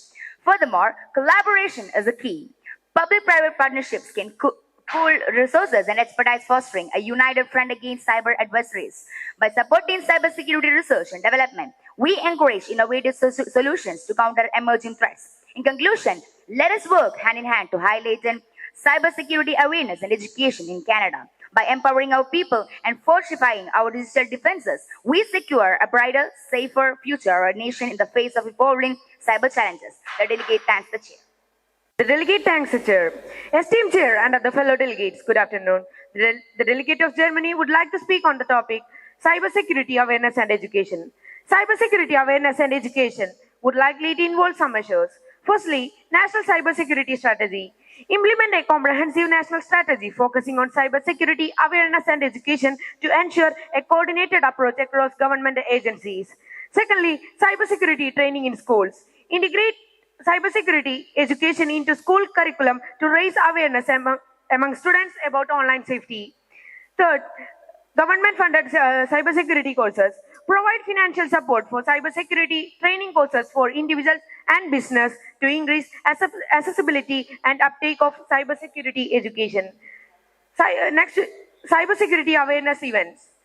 Host cybersecurity awareness events, seminars, and webinars to engage public and foster discussion about the latest cyber threats and defense strategies.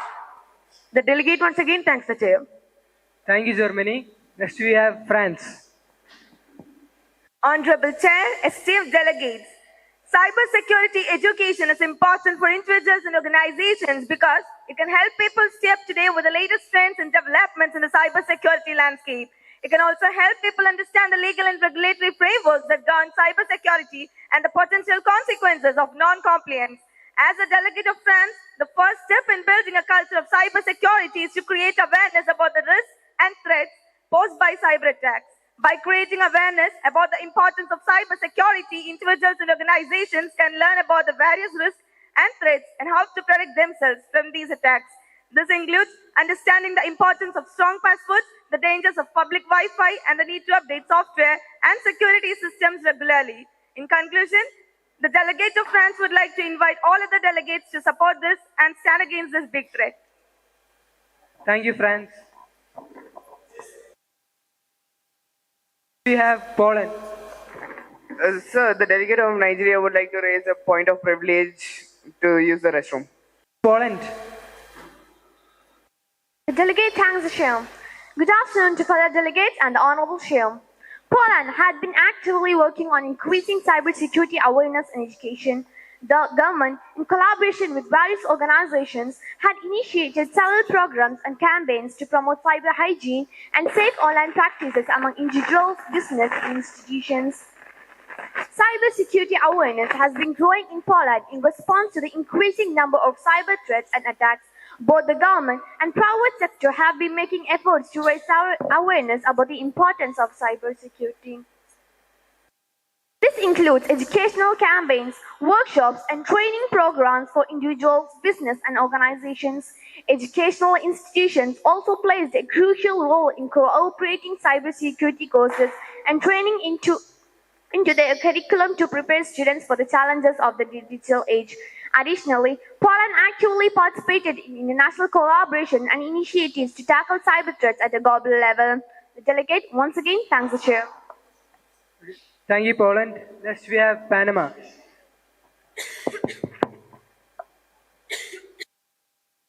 The delegate of Panama would like to thank the chair, honorable chair, and fellow delegates a warm good afternoon. Security is not something you buy, it is something you do, and it takes a talented people to do it right. Cybersecurity education and awareness in Panama play a crucial role in addressing cybersecurity challenges and building a resilient digital environment. Here are some steps that can be taken to improve cybersecurity education and awareness. Develop specialized cybersecurity training programs, workshops, and trust certification that focus on cybersecurity for individuals and professionals. That programs can cover various aspects of the cybersecurity. Conduct public awareness campaigns to educate the general population about the cybersecurity threats. This can be done through media campaigns, public service announcements. Regularly monitor and evaluate the effectiveness of cybersecurity education. This will help to identify areas for the improvement and the relevance of the program. The delegate of Panama once again thanks the chair. Thank you, Panama. Next we have Qatar. Honorable Chair, esteemed delegates, a warm good afternoon to all of you. Qatar is committed to cultivating a strong cyber-aware culture. The training of 50,000 employees from the Ministry of Education and Higher Education encompasses a comprehensive curriculum. It covers a wide range of topics, including cyber hygiene practices, recognizing phishing attempts, secure online behavior, and incident response. We are all collaborating with the international experts and organizations to ensure that our training program aligns with the global best practices. Cybersecurity culture that extends beyond the ministry and contributes to the overall cyber resilience of our nation. The delegate thanks the chair. Thank you, Qatar. Next, we have South Korea. Honorable delegates, as a representative of South Korea, the delegate addressed the vital topic of cybersecurity awareness and education in this interconnected world. South Korea recognizes that cyber threats pose significant risk to our digital infrastructure, economy, and national security. South Korea prioritizes cybersecurity awareness programs to educate and empower our citizens, as knowledgeable individuals become the first line of defense against cyber threats. South Korea believes that a skilled workforce is essential in safeguarding our national cyber interests. In conclusion, South Korea is committed to promoting cybersecurity awareness and education to protect our citizens and prosperous digital future for all. Thank you. Thank you, South Korea. Next, we have Brazil.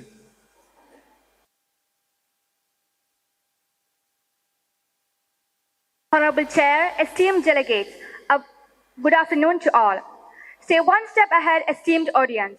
In the realm of cybersecurity, knowledge is power. Cybersecurity education equips us with the tools to stay one step ahead of cybercriminals. Cybersecurity education involves learning about the best practices and strategies for protecting against cyber attacks. We learn to use strong passwords, activate two-factor authentication, and avoid risky online behavior. Cyber awareness enables us to identify potential threats and respond proactively. Let's embrace cybersecurity education and that shield the guards against cyber dangers in our daily digital interactions. The delegate thanks the chair. Thank you, Brazil. Next, we have Belgium.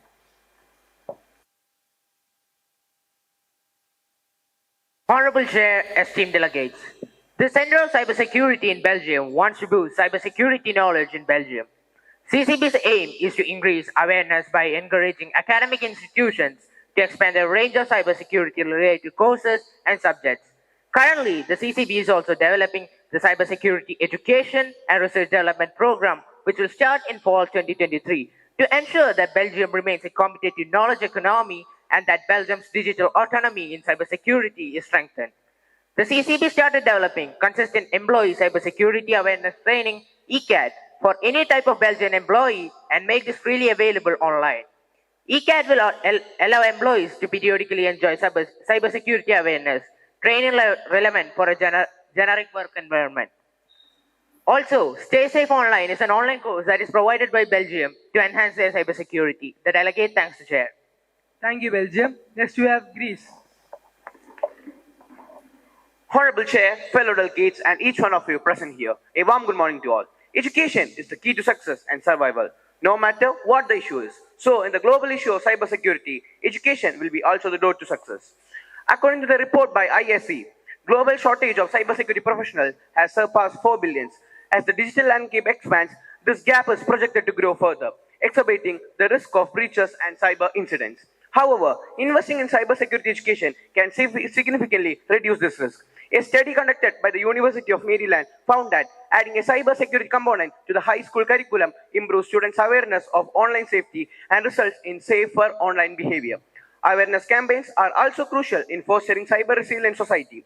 According to a survey conducted by the National Cybersecurity Centre in the UK, over 75% of respondents claim that they had taken steps to improve their online security after participating in a cybersecurity awareness program. Such initiatives empower individuals with knowledge and best practices to protect themselves from cybersecurity. Delegates, thanks the chair. Thank you, Greece. Next, we have. As I mentioned in my moderate caucus, education is the key for anything. So in this case also, awareness plays a pivotal role in educating the citizen. So as the chair said, the sectors which doesn't have the knowledge of common people, we should have a full-fledged plan to tackle this issue.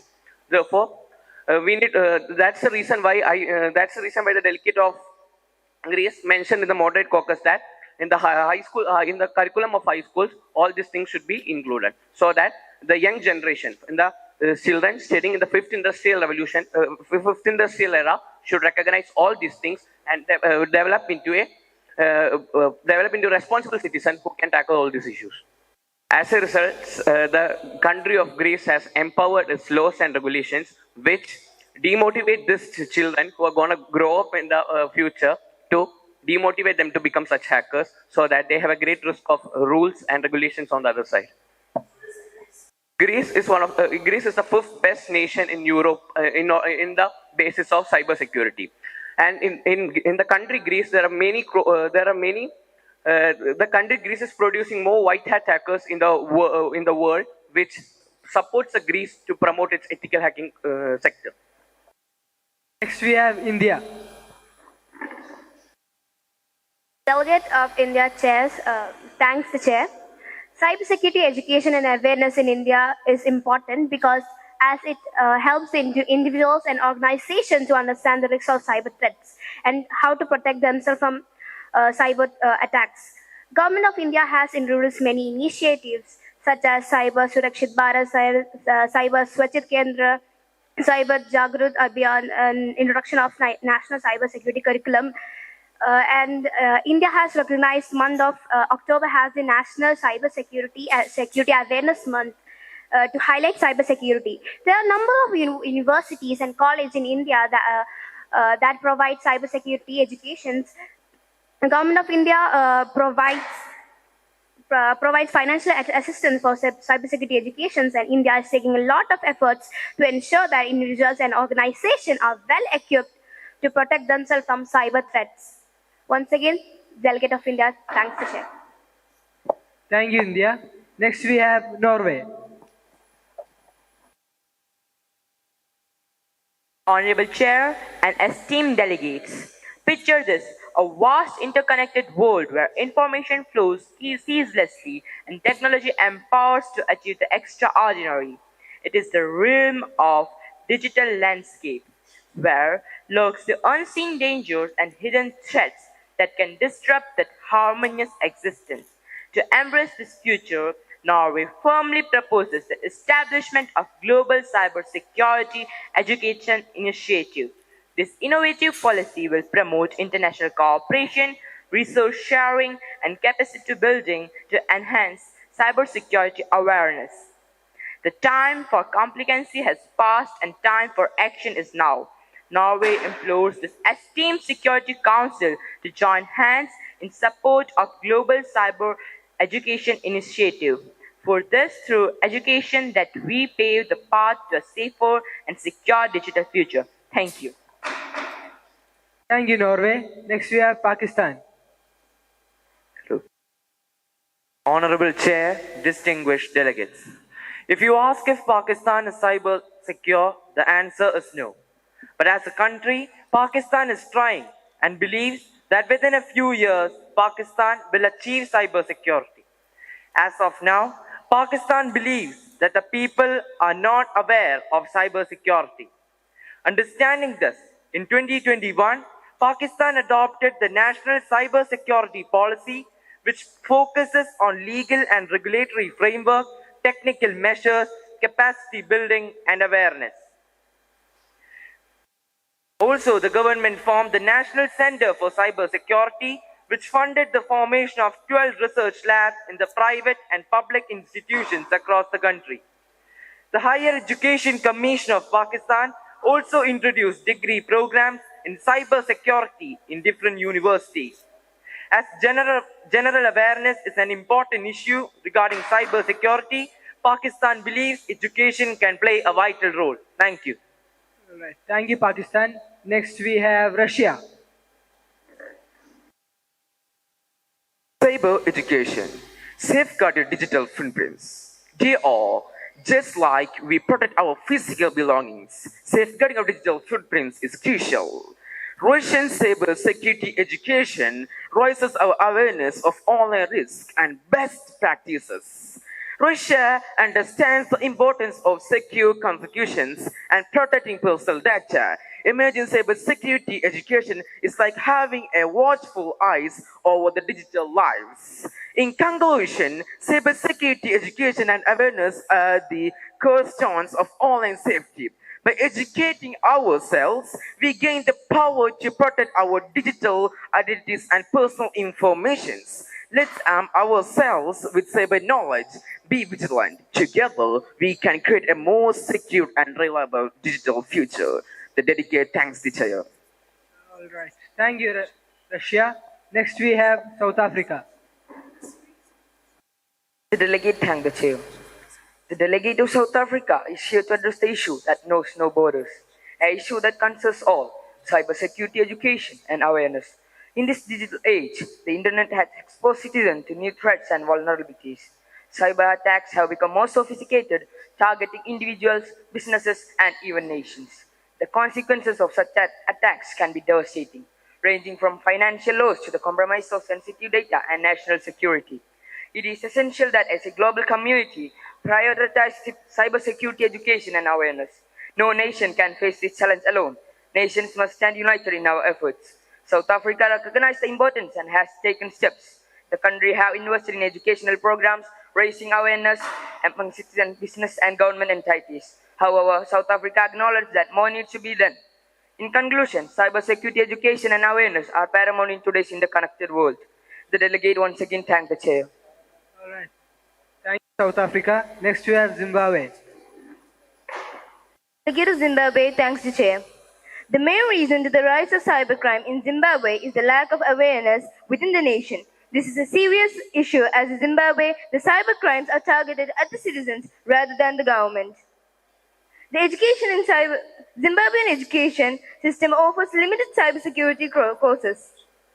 Zimbabwe now knows the importance of cybersecurity education and awareness, and Zimbabwe hopes that by promoting awareness and education will empower them with the knowledge to recognize these attacks and protect themselves from it. Thank you. Thank you, Zimbabwe. Next, we have Belarus.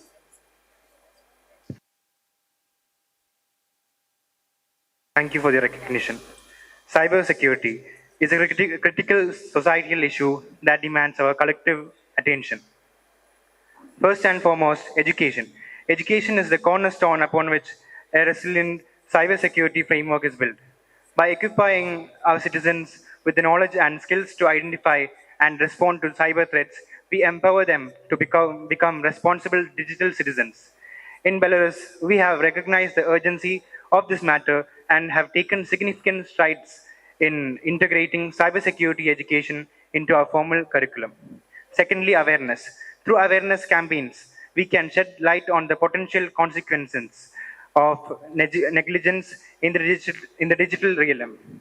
Cyber threats, whether they involve data breaches, identity theft, or malicious attacks, can disrupt economies and compromise personal freedoms. In conclusion, the significance of cybersecurity education and awareness cannot be overstated. Thank you, Belarus. Now, Australia. Honorable Chair and fellow delegates, cyberspace is a place of opportunities. And at the same time, it's a place where new threats arise that can pose challenges and international peace. For over 20 years, UN has facilitated negotiations among the governments with the goal of ensuring stability and peace. Australia has got the best university in terms of cyber threats, which includes the Deakin, the Flinders, and the Western Sydney, and offers high packages to employees who have expertise so that they don't work against the country. Australia has got a particular month for spreading awareness, and which was October during the last year, 2022. And the overarching theme during that month was Have You Been Hacked? Australia is expected to be a trusted and influential global leader by implementing the Australian cyber security strategy, which aims to prevent and combat the threats and minimize the harms by providing advice and assistance for state and the local government. The CERT, the Computer Emergency Response Team, has played a significant role in reducing the number of threats in the country of Australia. Cyberspace must be a realm of human rights protection and promotion, but not a playground of global power struggles. Thanking the chair and fellow delegates. Thank you, Australia. Now, Ireland.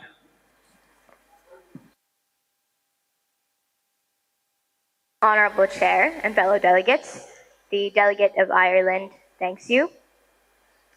Public awareness on cybersecurity reduces the chances of cyber attacks as educated individuals are less likely to fall for them. Education empowers individuals to navigate the digital world safely. Thereby, digitally aware populations contribute to a more secure global cyberspace, protecting critical infrastructure and economies. Hence, public awareness on cybersecurity is equally important to the success of a safe cyberspace. And way we can do this is to incorporate this into our education. By integrating cybersecurity education into school curricula to teach students about online safety from a young age, we can make sure that we have a responsible young generation. Global efforts towards this are for countries to pool and share their resources in this regard. Ireland, being a global leader in the field of cybersecurity, is ready to share its experiences in fostering a strong technology and cybersecurity industry. Thank you, Chair. Thank you, Ireland. Now, Indonesia. Honorable Chair and fellow delegates. In this digital age where technology has become an integral part of our lives, it is crucial that we equip ourselves with the knowledge and skills to protect our digital assets and ensure a secure online environment for all. Firstly, cybersecurity awareness is essential in educating our citizens about the threats they may face online. Many people are unaware of the risks they may face online, and by promoting the education and cybersecurity on awareness, we can empower our citizens to develop skills to recognize and respond to these threats effectively. Secondly, education plays a vital role in equipping our citizens with the necessary skills required to combat cyber threats. We must invest in educational programs that support and teach cybersecurity fundamentals. And by fostering a culture of cybersecurity education, we can create a resilient and knowledgeable society that can combat cyber threats effectively. Let us work together to create a safer and more secure digital future for the generations to come. Thank you. Thank you, Indonesia. Now, New Zealand.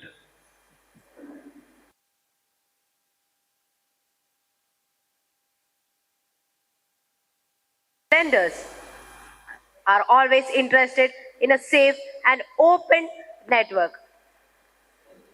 The government of New Zealand always makes sure that its citizens are satisfied with the terms and conditions that they give. There have been around reports of 1,968 incidents. Even though after this, the government of New Zealand has started the Keep It Real online campaign so as to decrease cyber crimes in their area. Also, children should be made aware of cyber crimes in a young age. I thank the chair. Thank you, New Zealand. Now, Nigeria.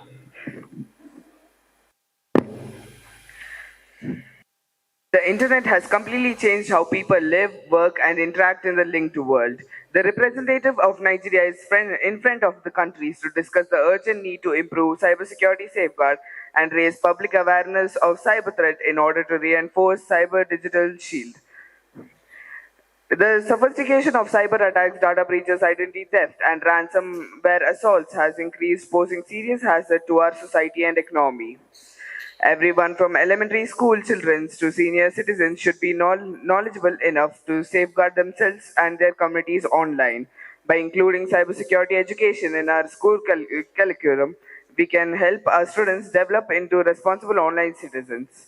We can develop a strong cybersecurity workforce capable of protecting our country for new dangers by fostering their cyber skills and ethical judgment. The public and private sectors must collaborate to exchange threat intelligence, conduct joint cybersecurity exercise, and put best practices into action. The delegate thanks the chair. Thank you, Nigeria. Now we have Thailand. Honorable Chair and fellow delegates, the delegate of Thailand urges all nations to recognize the importance of this matter and take necessary steps to ensure the safety and security of our nation's digital infrastructure. Firstly, we must invest in comprehensive cybersecurity educational programs. These programs should be integrated into our educational institutions, starting from primary schools and continuing through higher education. Through media platforms, workshops, and community outreach programs, we can raise awareness about the cyber about the risks associated with cyber crimes and provide practical tips to mitigate them. In conclusion, the delegate of Thailand urges all nations to support the initiatives that prioritize cybersecurity education, invest in public awareness campaigns, and foster international cooperation. By doing so, we can build a safer and more secure digital future for all. Thank you. Thank you, Thailand. Now, Turkey. Delegate thanks the chair. In the recent past, Turkey organized 3 cybersecurity exercises at the national level. Participants have experienced real cyber attacks and also worked on scenarios. These exercises played a big role in raising awareness of cybersecurity. Turkish Scientific and Technological Research Agency and Turkish Standards Institution provide cybersecurity-related training programs including CEH, Internet Governance, ICT Law, etc. There are also graduate programs like Information Security Engineering, Cybersecurity, ICT Laws in several universities.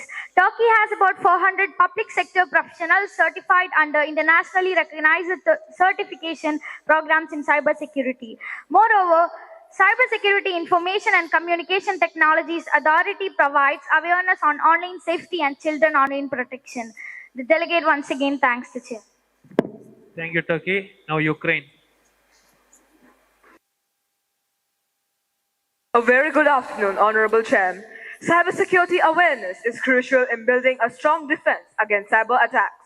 By understanding the risks posed by various threats like phishing, malware, and social understanding, individuals and organizations can take the necessary steps to protect themselves. Cybersecurity education is equally important as it enables people to stay updated on the latest threats, identify potential risks, and implement effective cybersecurity measures. Governments also play a role by creating regulations and providing support. For individuals, cybersecurity safeguards against identity theft and fraud, involving actions like using strong passwords, two-factor authentication, avoiding public Wi-Fi, and keeping software updated. For organizations, the stakes are higher with legal liabilities, reputational damage, and financial losses at risk. They must implement robust security policies, invest in technology, and train employees, and protect customer data with privacy policies, reporting data breaches privacy. Thank you. Thank you, Ukraine. Now, Zambia. As the world keeps growing in technology, people nowadays need to be aware of how a hacker tries to gain personal information, which can be used against them to access their account or personal sensitive information of the company, or also the importance of cybersecurity in an organization. Cybersecurity has been a topic of discussion in an organization, IT industry, educational departments, etc. As we all know, the frequency of cyber attacks are rising. Governments, organizations are taking preventive action to reduce the risk of successful cyber attacks. Organizations or countries should make aware of their citizens the vulnerabilities of smartphone and how a person can mitigate this by following safety procedures like keeping a complicated password for the smartphones or how to use the internet if the person is connected to public network. Cybersecurity education will make them more alert and cautious. For example, some companies have been more proactive in educating their employees. They might have avoided the security breach in their organization, which could have saved them millions of dollars. All organizations should give importance to security awareness. Thank you. Thank you, Zambia. Now we have Albania. Honorable Chair and fellow delegates, the delegate is here today to address the critical issue of cybersecurity, awareness, and education. In this digital age, this interconnected world is vulnerable to cyber threats, jeopardizing personal privacy, economic stability, and national security. Albania strongly believes that fostering cybersecurity education is paramount. We must empower our citizens, especially the youth, with the knowledge and skills to navigate the online world safely. By investing in educational initiatives and raising awareness about cyber threats, we can build a resilient society capable of defending against cyber attacks. For this, Albania has involved cybersecurity education and awareness as a part of their primary education curriculum also. Through international cooperation and information sharing, we can collectively combat cybercrime and protect our global digital infrastructure. Let countries unite in their efforts to create a safer cyberspace for all nations. The delegate thanks the chair. Thank you, Albania. Now we have Armenia.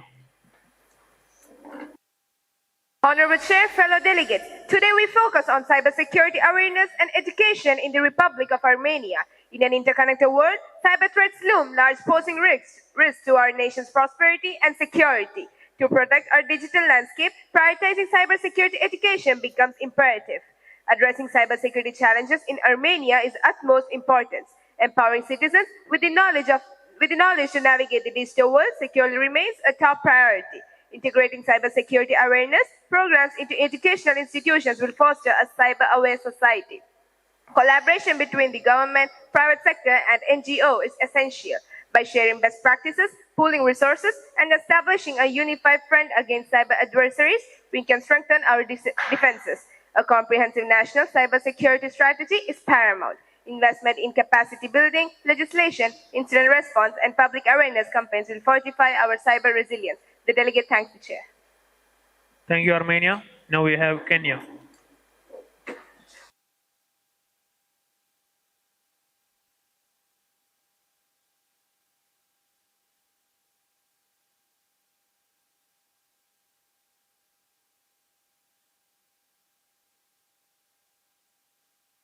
Turkey.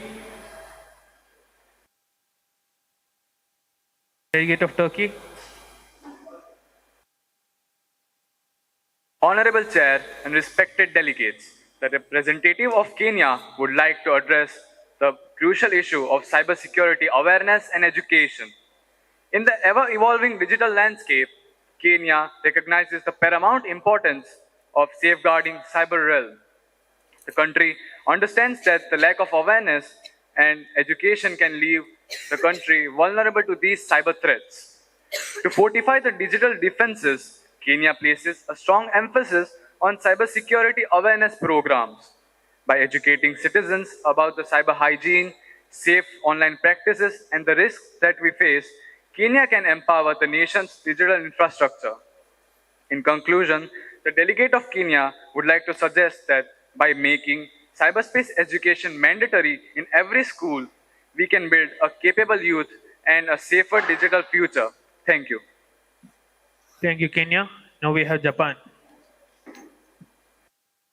Honorable Chair and delegates, Japan has been taking steps to improve its cybersecurity education and awareness in recent years.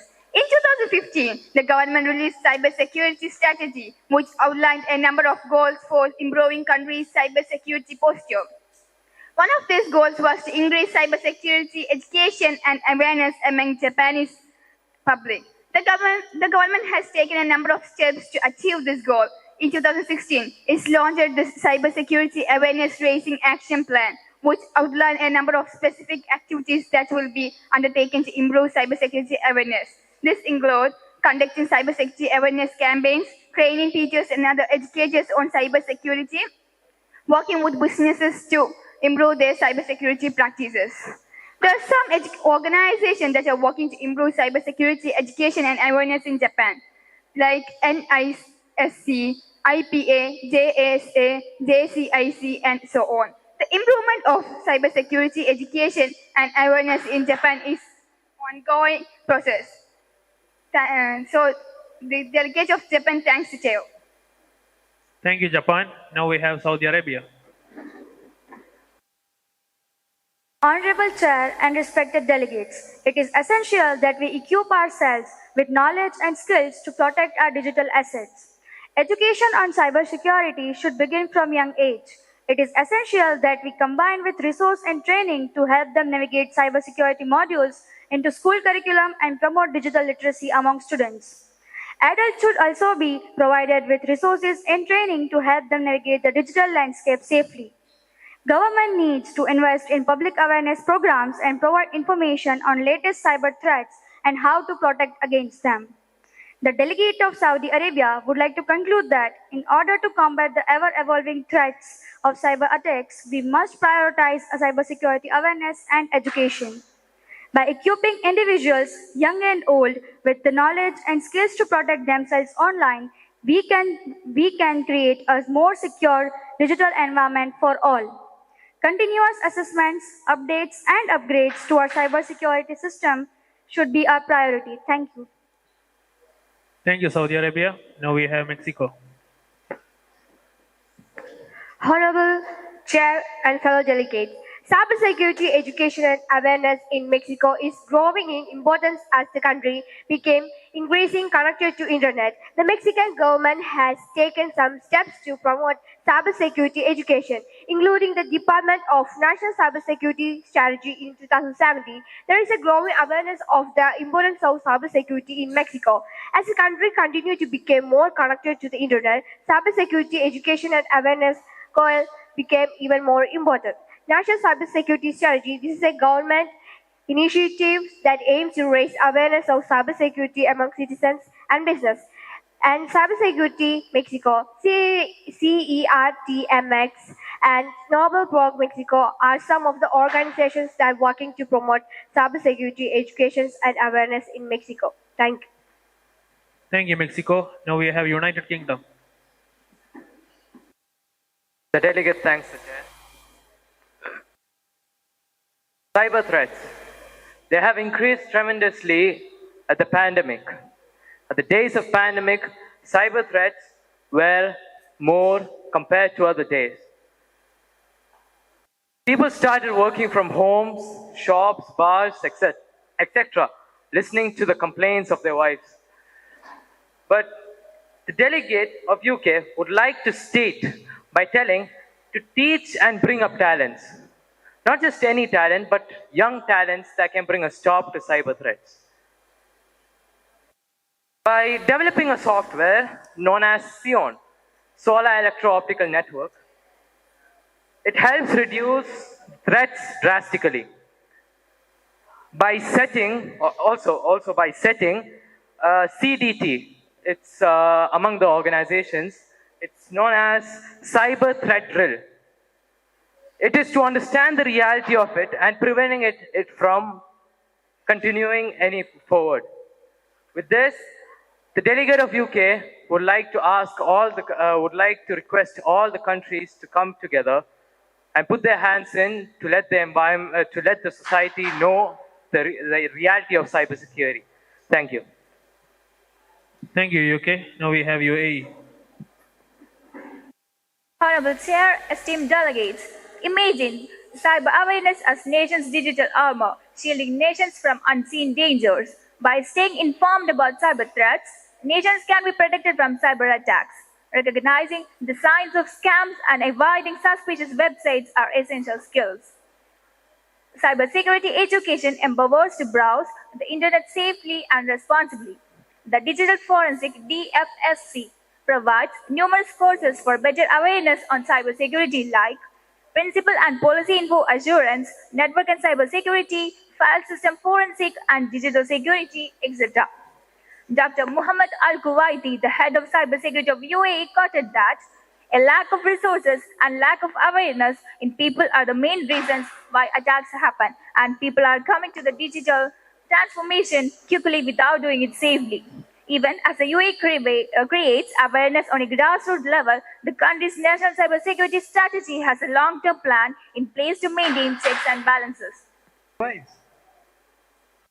See, the thing is, it gets a little bit repetitive, right? And a bit monotonous. Am I not audible at the end? Is it not audible? How do I bring clarity? Let me know which voice is the most clear. Am I clear right now? Am I clear right now? How do I make my voice clear? Is this good? Is this fine? Cool, perfect. Right, so we'll do GSLs today and mod tomorrow. Is that better, or do you guys want to do another mod today? GSL, right? So we'll do one thing then. Then as of now, we can simply break. You guys can have a 5-minute unmod and then the tea break will start. And once we reconvene, then at that point of time, we'll take GSLs for today. We'll take around 10 to 15 GSLs so that tomorrow we do not have a lot of GSLs left and we can focus and divert our time mostly on mods, right? So we'll be able to do at least 2 to 3 moderated caucus tomorrow. Also with regards to draft resolution, do you guys want to make a draft resolution? right? Yes. How many blocks have been prepared for a draft resolution? Any rough idea? Will there be one unanimous draft resolution or two, three? One unanimous. All right then. Perfect. So we'll do one thing. For the unanimous draft resolution, we'll have to spare around 1 to 2 hours tomorrow. Right? At least that much amount of time. Other than that, anyone who knows a basic idea about the formatting of a draft resolution, how a draft resolution is made, how it is formatted? Right. Then regardless, don't worry. I'll be explaining the draft resolution tomorrow in the morning as well. So you won't have to worry about the formatting and everything that you guys can do tomorrow. Aside from the formatting, I can also suggest you guys go, you can type on Google when you go home today, draft resolution format, and there is a website called bestdelegate.com. They have a very solid format easily available online. So you guys can go through that. Just, go through it once and rest I'll explain it to you tomorrow. And then towards the end of the session, you guys can make a draft resolution in 1 or 2 hours. Aside from that, have your points ready at home today. What points you want to have in the draft resolution? A draft resolution is a solution-oriented document where all of the nations present here will take a certain resolution to follow these certain solutions in order to resolve the issue of cyber crimes and move towards a more cyber secure world. All right. So research your solutions, keep them ready. With regards to the formatting, you can go to the bestdelegate.com website and have a general overlook of it. And tomorrow I will take a detailed session of the same for about half hour at the start of the day. And towards the end of the day, we can have a draft resolution. In the midst, we'll have around 2 moderated caucus tomorrow. All right? So you guys can have your break now. Afterwards, we'll resume with the GSM.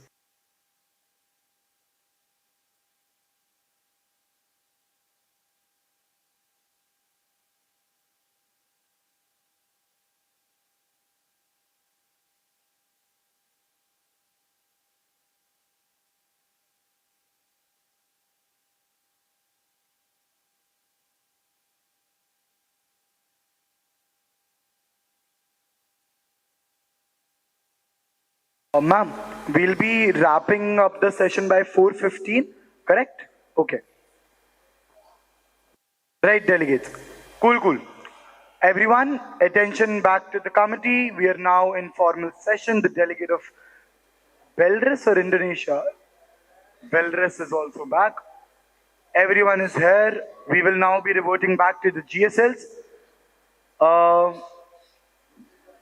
Delegate of Brazil, please go ahead. Yeah, I'll read out the next few speakers for the GSL. We have Brazil, Belgium, Greece, India, Pakistan, and then Norway. I think we'll be able to take these many today.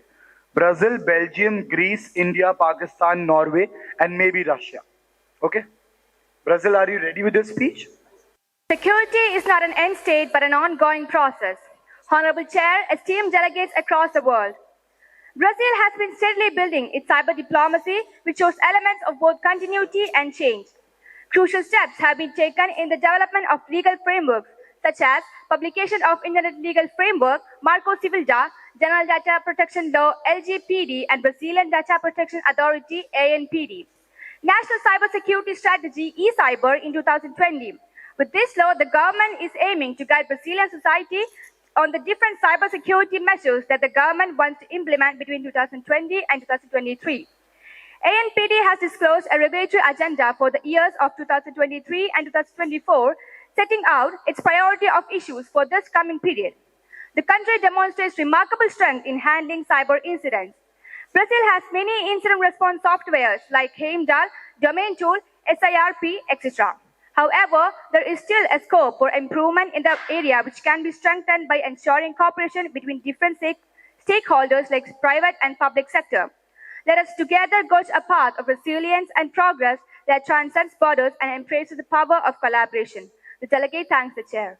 Honorable Chair, esteemed delegates, as a representative of Belgium, a nation committed to global cooperation and advocating for a safer digital world. Belgium addresses assembly on the critical issue of cybersecurity. In a world driven by instant information exchange, where digital networks underpin our economies, communication channels, and critical infrastructure, the menaces of cybercrime and cyber attacks have grown increasingly powerful and dynamic. The Center of Cybersecurity in Belgium has launched a framework of guidelines to ensure and continuously improve cybersecurity in both the public and private sectors. The cyber fundamentals offer concrete measures for companies and organizations to better protect their data, significantly reduce the risk of common cyber attacks, and increase cyber silence. The cyber fundamental framework describes 5 core functions: identify, protect, detect, respond, and recover. These functions enable communication around cybersecurity among technical professionals and stakeholders, incorporating cyber-related risks into the overall risk management strategy and increasing resilience in case of a cyber attack. The main objectives of the CCP include monitoring and analyzing cyber threats of Belgium's information systems and assisting and supporting government bodies, business, and citizens in enhancing their cybersecurity measures. While Belgium ranks high in international cybersecurity rankings, the National Cybersecurity Index being a testament to its considerable efforts, it is essential to acknowledge that cybercriminals often target companies, municipalities, hospitals, and organizations from all sectors every day. Overall, network protection is a worldwide challenge that demands an organized and comprehensive response. The delegate thanks the chair. Honorable Chair, fellow delegates, and each one of you present here. In an increasingly interconnected world, the protection of our civilians from cyber threats can't be left unattended. In the past years, many citizens of different countries around the world have been subjected to cyber threats. Cyber threats had caused the leakage of privacy of many people around the globe. So, we should come up with a collective effort to tackle this global issue. The Greek government has established the National Cybersecurity Authority to protect the country's digital transformation from cyber threats and implement a national cybersecurity strategy. The strategy outlines objective priorities, policy, and regulatory measures to ensure secure public, private, sectors and critical infrastructure. The Ministry of Digital Governance collaborates with the European Union Agency for Cybersecurity on electronic identification, cybersecurity certification, cloud computing, Internet of Things, and artificial intelligence. Greek has experienced increasing cyber attacks, prompting the NCSA to plan audits for the public sector and critical infrastructure. The Cybersecurity Maturity Assessment Framework is being issued to document the security status of critical ICT infrastructures and implement improvement plans. The demand for security comes from 3 major segments: the government, private sector, and critical infrastructure company. In conclusion, Greece promised to share its support, skill, and technology to bring up the world from cyber threats. The delegate thanks the chair. I yield to point of information.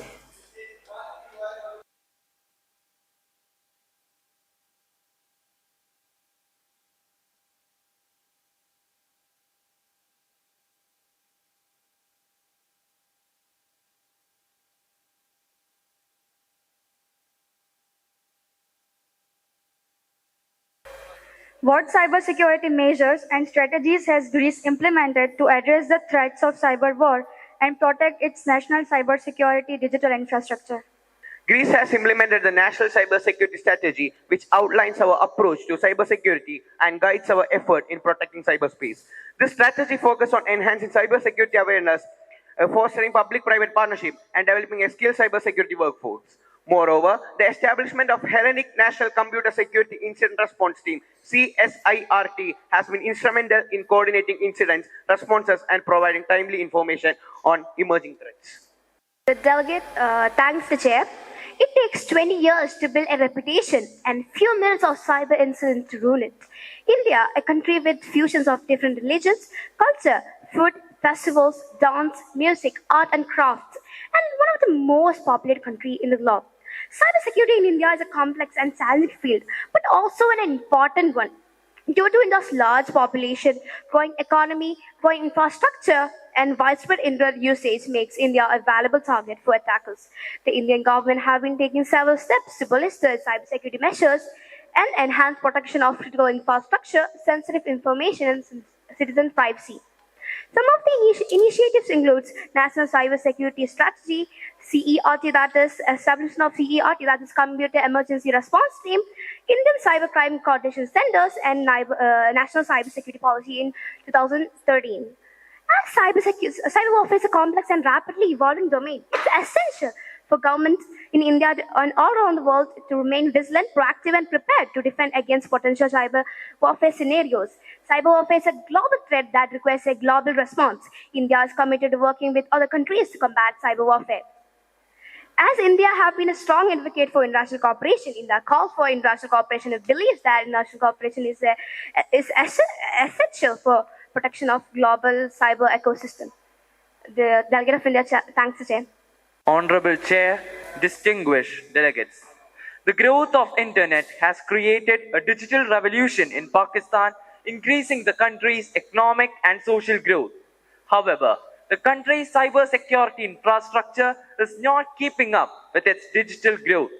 Lack of cybersecurity infrastructure is a significant problem for Pakistan's economy. The government do understand that the major problem is a lack of awareness among people and limited resources to combat cyber threats. Understanding this, the government established the National Cyber Security Authority.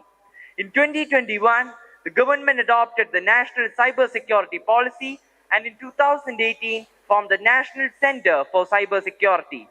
As responsible citizens, Pakistan understands the consequences of cyber warfare and work towards achieving cyber security. Cyber warfare highlights the urgent need for international cooperation in establishing norms and regulation to prevent the misuse of cyberspace for hostile purposes. As technology is advancing, hoping that all countries work towards a peaceful and secure digital future. The delegate thanks the chair. It would yield time for point of information. Delegate of France would like to raise the yield of point of information to the delegate of Pakistan. How does the country Pakistan address the issue of international cooperation in combating cybercrime and sharing cybersecurity best practices? In 2020, the government established the National Cyber Security Authority. It is responsible for developing policies, strategies to improve cyber security, and also coordinate with international organizations to enhance collaboration and knowledge sharing. Thanking the delegate of Pakistan. The delegate of Indonesia would like to raise a point of information to the delegate of Pakistan, saying that what steps are being taken to raise awareness about cybersecurity among general public of Pakistan. In 27 July 2021, Pakistan adopted the National Cyber Security Policy, which focused on legal and regulatory framework, technical measures, capacity building, and awareness. Honorable Chair and distinguished delegates, greetings from Norway. In the digital realm, borders vanishes and threat space demands international cooperation like never before. It is the great fact of consideration that cyber attacks damages will project to 10.5 trillion US dollars by 2025. This number illustrates the urgency of immediate international action. So Norway, as a responsible member of global community, has taken significant steps to fortify its cyber defense by allocating 15% of national defense budget and 30% more awareness programs than 2021. This shows that Norway is on a right path as successful cyber attacks rate is dropped by 50%. However, journey towards a safer cyber world cannot be undertaken alone. The delegate of Norway calls upon every nation represented here to rise above differences and join hands in common endeavor, as cyber attacks are digital storms that test unity and resilience of all. Tak for optimal consent. Thank you. Delegate would like to utilize time by POI.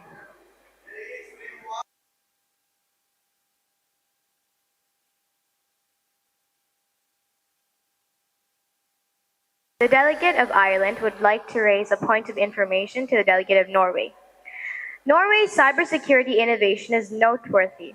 Can you share specific examples of how Norway plans to collaborate with developing nations to elevate their cyber resilience and technological capabilities?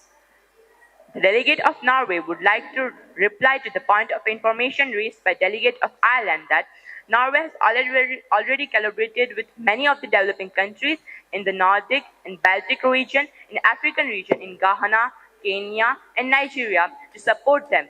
Norway shares information, expertise, and technology to the developing nations to fortify their cyber defense.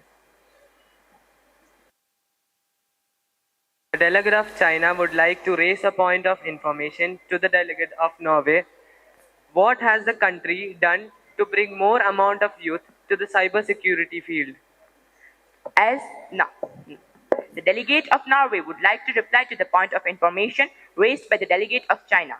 As mentioned in the speech, Norway has increased awareness programs by 30% in 2021, and in Project 2019, Norway has planned to invest more in awareness programs.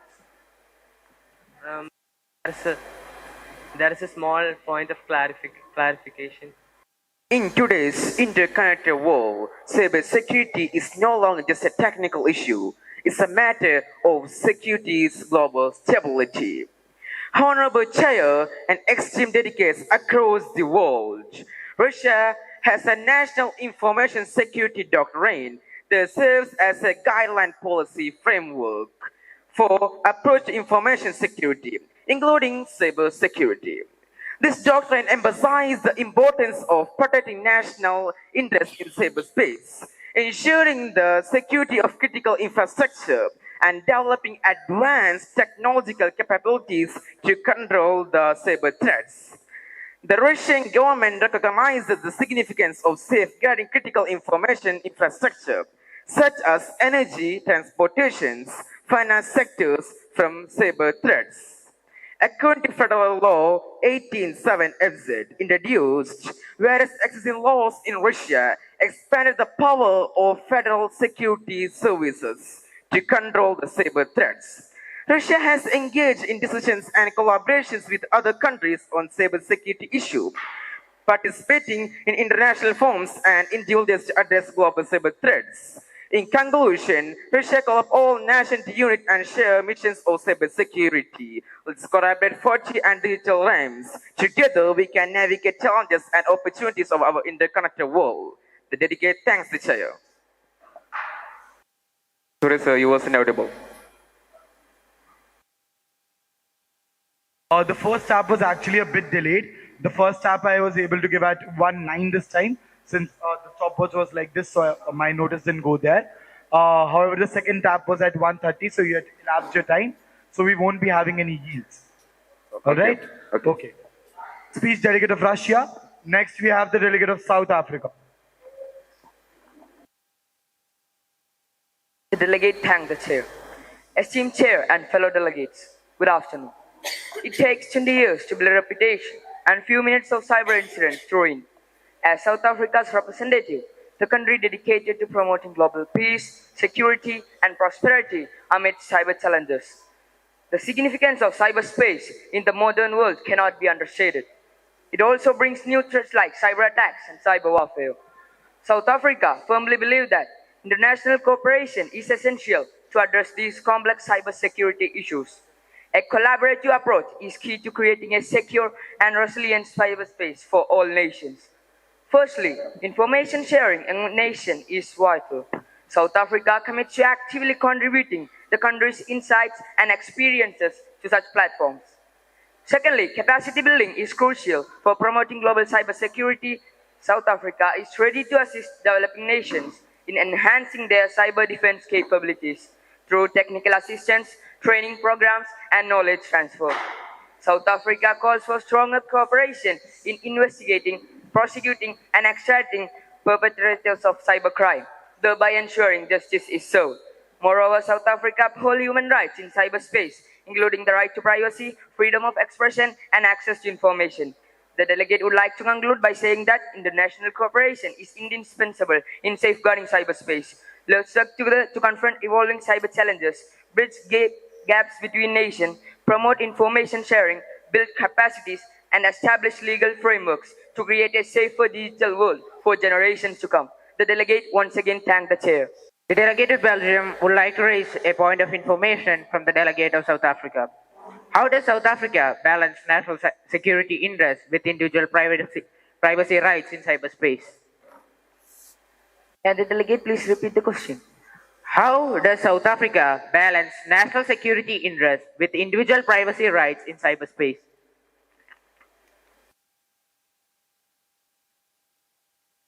The delegate of South Africa would search upon the matter. With that, we come to an end of day one. With regards to POIs, I realized that a lot of people had still been raising their hands and we had not been able to recognize them even once. However, as of today, we have all of the people who have been recognized for POIs. No one has asked 2 POIs. So like everyone has been only recognized for 1 POI max. We have recognized Japan, Pakistan, Canada, Nigeria, Ukraine, Armenia, Mexico, Kenya, Albania, Australia, Brazil, Saudi Arabia, France, Indonesia, Ireland, China, and Belgium. Tomorrow, this list will continue. So people who have asked a question here, tomorrow again, these people will be given the second preference, and people who have not yet asked a question will be given the first preference. So we'll try to balance it out by tomorrow, right? I would suggest that you guys can have POIs in one moderated caucus. That way, all of you will not only get the chance to ask 1 POI each, but probably 2 as well, right? So try to keep POIs in one moderated caucus tomorrow. We can keep 1 compulsory POI. Other than that, we will have a short training session for the draft resolution tomorrow morning. And we'll try to have 2 moderated caucuses and finish the remaining GSL speeches. We have around 1 to 3.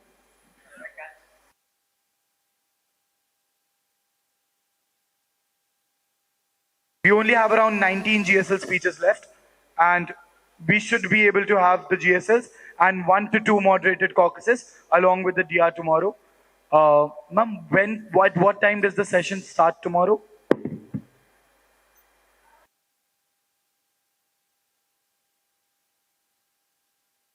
Perfect then. It starts at 9. So see you guys tomorrow. For today, the committee is adjourned. All the best for tomorrow, guys. See you guys tomorrow. If you have any doubts, as long as I'm here, you guys can come and ask me. Okay? Cool.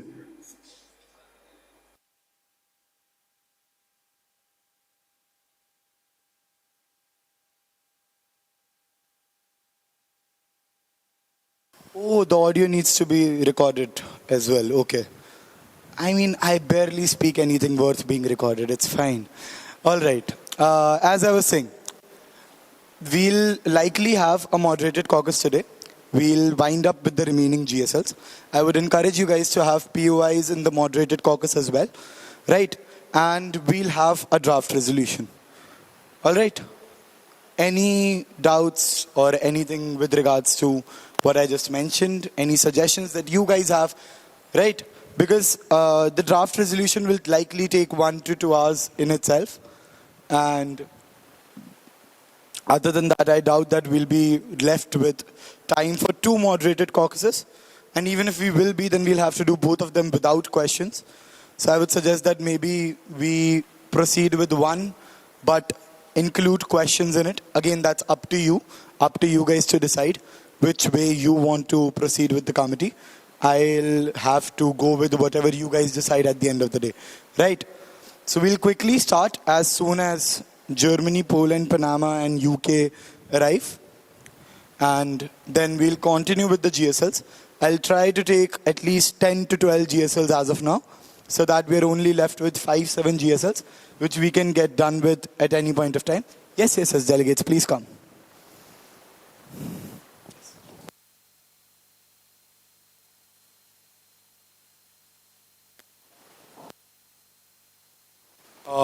Delegates, you're all requested that when you speak on the microphone, you use it correctly and hold it properly. Although, could you demonstrate that? Because I don't know if I'm holding it properly right now. Right. So we'll point out if it's not accurate. You do that for me as well, okay? I'm not used to holding mics. Cool. So today is gonna be, in my experience, whatever I have experienced, usually the day 2 is always better than day 1. For starters, it starts on early. We do not have an opening ceremony on day 2, right? So none of you have to sit for 2 hours and, just not be a part in the MUN stimulation. Rather, on day 2, from the very get-go, you're a part in the MUN stimulation. So, plus, you have researched. I'm hoping you're not lying and you have actually researched. So, it's going to be better today. And other than that, I think everyone is here. So we'll start with the GSLs. Draft resolution, has anyone prepared something for the draft resolution? Like a format or raise your placards if you've. Right, so you guys have prepared a sample draft resolution already? Yes?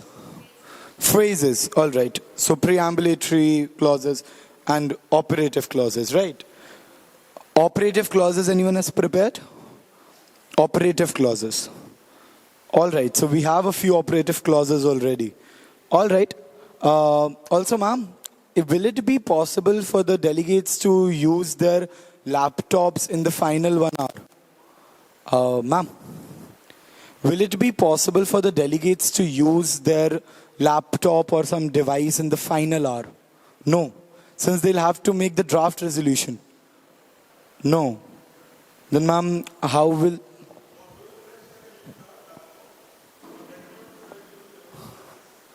All right. Yeah, they'll not use the internet.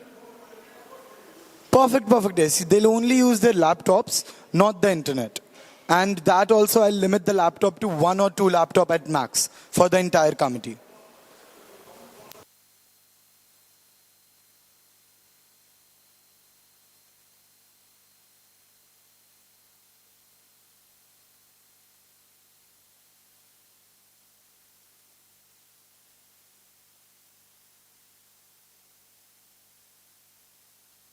Not connected to the internet. Will that be fine?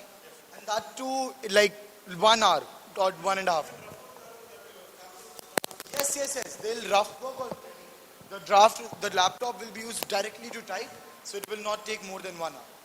All right, is that fine? All right. Perfect, delegates. So you will be able to utilize your laptop. 1 laptop. You guys can decide whoever is typing, that's fine. In the meanwhile, have your DRs and your points and your operative clauses ready so that all you have to do is, you have it written down, you type it out. All right? And for that, I think 1 hour will be more than sufficient. Fine? Cool? Perfect. Then without any further ado, we'll start with the roll call for the day. And actually, is it fine since every one of you, aside from one nation, marked themselves present and voting yesterday? It's not like you can change your stance from present and voting to present, right? If had your stance been present, today you would have had the option to change it to present and voting. But since you have already voted present and voting, all of you will remain present and voting. Is that part clear? Right. So is it fine if we skip the roll call and I count the number of people, and if everyone is present here, we simply proceed? It'll save like 3-5 minutes, I suppose. Is that fine with the committee? If any objections, then I'll do it. I don't mind. Right. Okay, seeing none, then let me just give it a count. 1, 2, 3, 4, 5.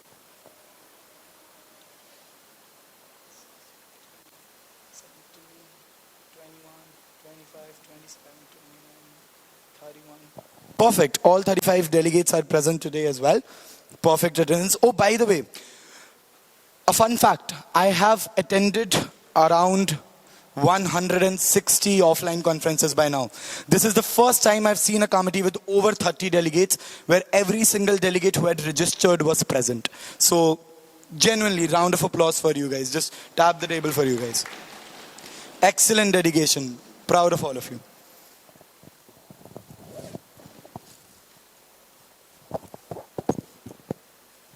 This is also the longest I've gone in an MUN without speaking Hindi.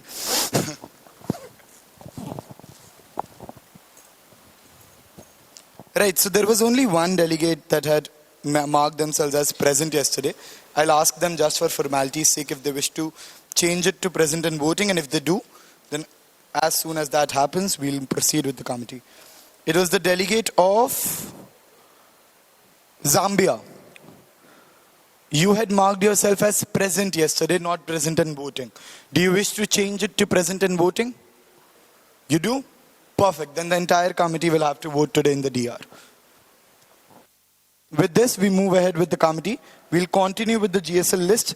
We'll take the delegate of Zimbabwe, Belarus, Australia, Ireland, Indonesia, New Zealand, Nigeria, Thailand, Turkey, and Ukraine.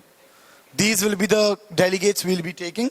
We'll start with Zimbabwe and we'll end at Ukraine. So we'll be taking 3, 4, 5, 6, 7, 8, 9. A total of 10 speakers. We might take a few more, all right? So Zambia, Albania, and Armenia. You guys be ready as well, okay? Delegate of Zimbabwe, are you ready? Are you ready with your speech? All right, just give us 1 more second and then you can begin. Could we get a mic to Zimbabwe? Mic. Zimbabwe. Perfect.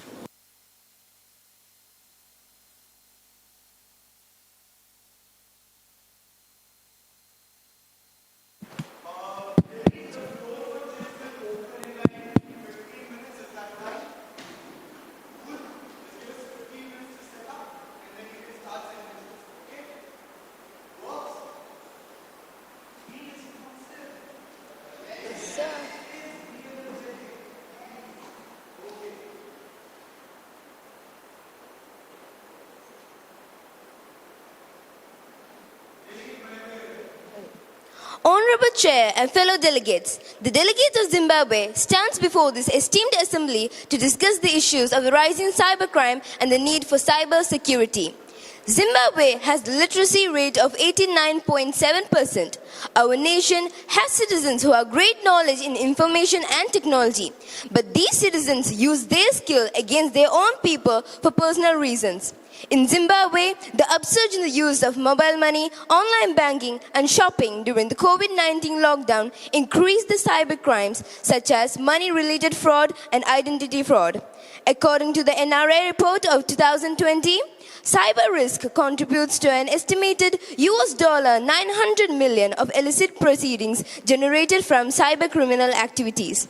To counter these attacks and provide a better data protection, the government of Zimbabwe passed the Cybersecurity and Data Protection Bill in 2021. The delegate of Zimbabwe believes that international cooperation is necessary to tackle the rising challenges of cyber threats by sharing knowledge and resources. Developed and developing countries can assist each other in developing effective strategies to counter cyber attacks. The delegates thanks the chair. Thank you for the speech. Delegate, you have around 25 seconds remaining. How would you like to yield the remaining? For point of information.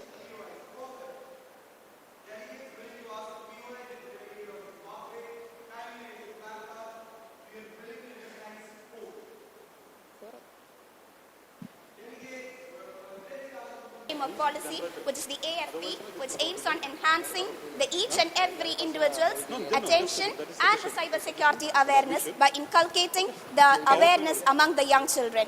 And the Australian cybersecurity strategy allocates about 1.9% of its GDP, which is $316 million for this purpose. I think and I hope that Australia would be a cyber-secure nation by 2030. Thanking the delegates of UAE for this question.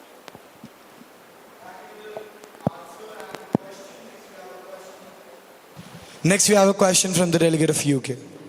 Thank you, Chair. Given the interconnected nature of cyberspace, how does Australia coordinate its efforts with the neighboring countries and international partners to address the shared challenges of cybersecurity and cyber warfare? Thanking the delegates of United Kingdom for this question. Australia has got a very good relation with the country of New Zealand. Australia and New Zealand are framing a network which is after the strategy, after the introduction of this Australian cybersecurity strategy, Australia and New Zealand are putting forward with some kind of strategy to eradicate totally the cybersecurity. Australia has a good relationship among its neighboring countries, which includes the New Zealand, Indonesia, and many more countries. Australia proves to be a good neighbor to all its countries and would like to inculcate this behavior and extend its help towards all other neighboring countries.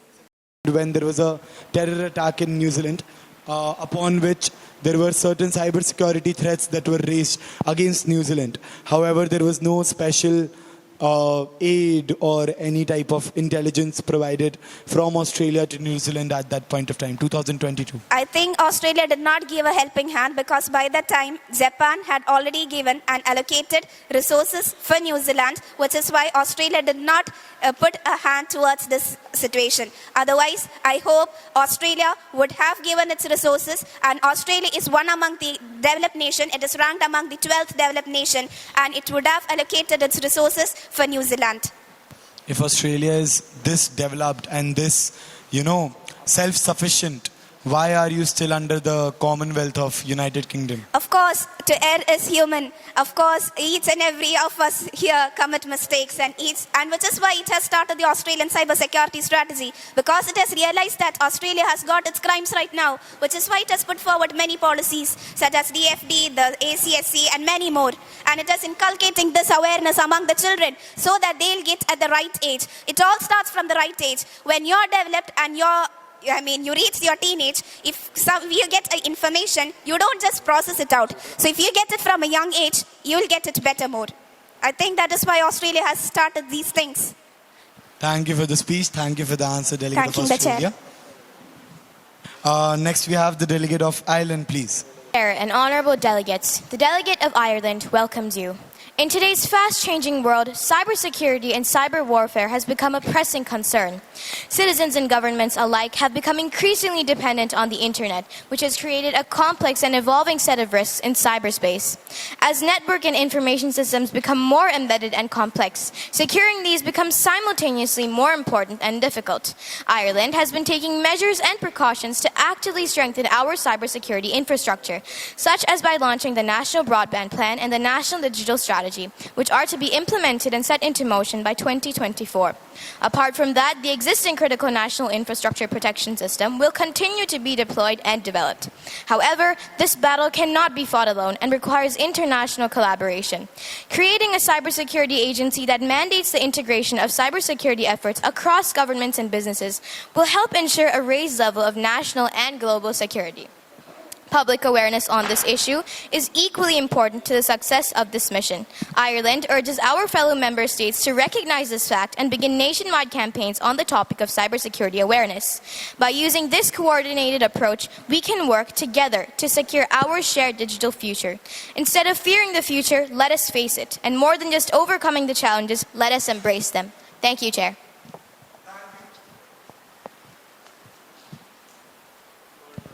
Thank you for the speech, Delegate of Ireland. You have around 7 seconds left. How would you like to yield your time? I would like to allocate it to POIs. POIs. Delegates willing to ask a POI to the Delegate of Ireland, kindly raise their placards. Delegates who have asked one POI already, kindly lower down your placards. We'll take South Africa and Turkey, both. Could the Delegate of Ireland share any successful examples of public-private partnerships Ireland aimed at countering cyber threats? How can such partnerships improve cybersecurity? We have successful public-private partnerships in place. For instance, our collaboration with leading cybersecurity firms has resulted in joint initiatives for cyber threat detection and sharing best practices. We also work with educational institutions to offer cybersecurity training, fostering a skilled workforce to enhance our nation's overall resilience. We believe in a well-developed and a well-knowledged future generation. What are the best practices for businesses in Ireland to protect from cyber attacks? The delegate will get back via chat. I need more time to compile the research. You can see there is a different impact of responding verbally. A question has been asked to you, and there's a different one of replying via chat. Even if you send in more, research via chat, at the end of the day, the impact of answering the question immediately on the spot will always be a little bit more, even if the research is a bit less. So try answering it. You can take a bit of your time, go through your research, but try to answer it verbally. Otherwise, it's fine. It's up to you. If you want to answer it by chat, that's your decision. Could the delegate rephrase the question? Could the delegate rephrase the question? What are the best practices for business in Ireland to protect from cyber attacks? Ireland has taken several steps to bolster its cybersecurity defenses. These steps we share with our local businesses and we integrate them and incorporate them into our best practices, and we also give them cybersecurity training workshops. Has the delegate answered the question? If you knew the answer, why were you not answering it verbally? I mean, I don't... Delegate of Turkey, do you think your question has been well answered? No. Do you think your question has been answered properly? No. Not satisfied. Do you have a plea to follow up? Delegates, if you're not satisfied with the answer, you can ask for a plea to follow up. I asked the question that what are the best practices for businesses in Ireland to protect from cyber attacks? Not about awareness or something. And they mentioned that whatever practices their country follow, they share with their local businesses. Yeah, if you could be a bit more specific about certain practices that you follow. Ireland has set a set of guidelines that all the businesses have to follow. So we give those guidelines to our businesses and we make sure that they implement them, and these guidelines are meant to help them secure their own cybersecurity networks. What do those guidelines consist of?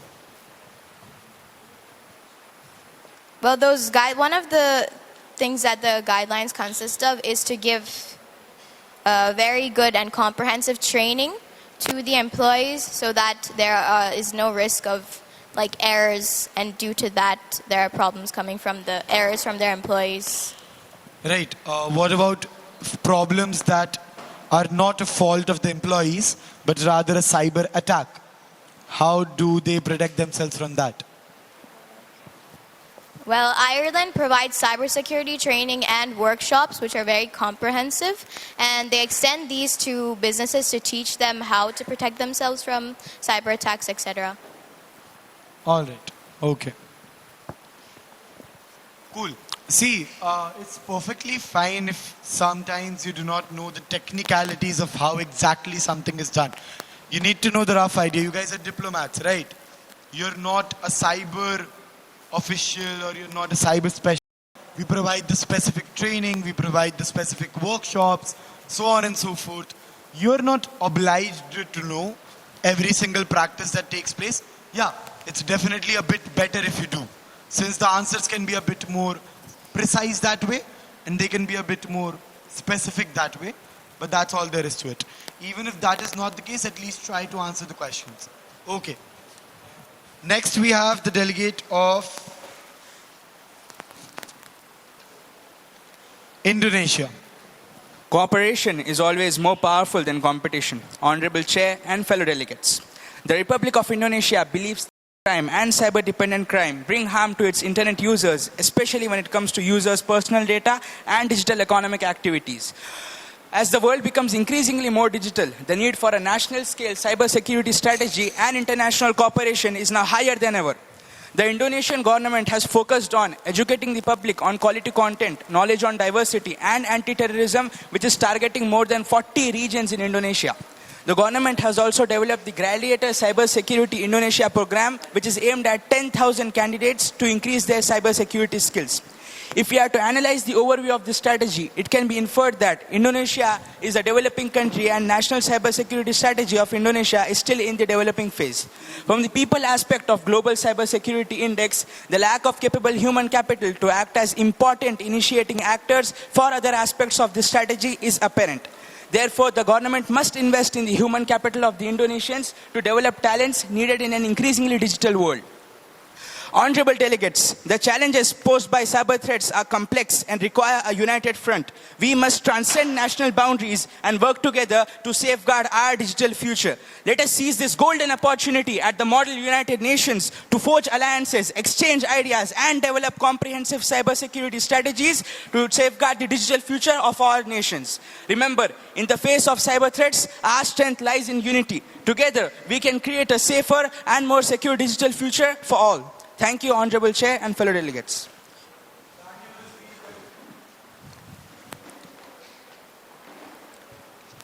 Thank you for the speech, delegate. You have around 5 seconds left. How would you like to yield your time? I would like to yield my time to questions. Delegates willing to ask a POI to the delegate of Indonesia, kindly raise your placards. Delegates who have already asked a POI, kindly lower down your placards. We will be taking Panama. You have not asked the question yet. Okay. We'll take both Panama and Thailand then. Panama followed by Thailand.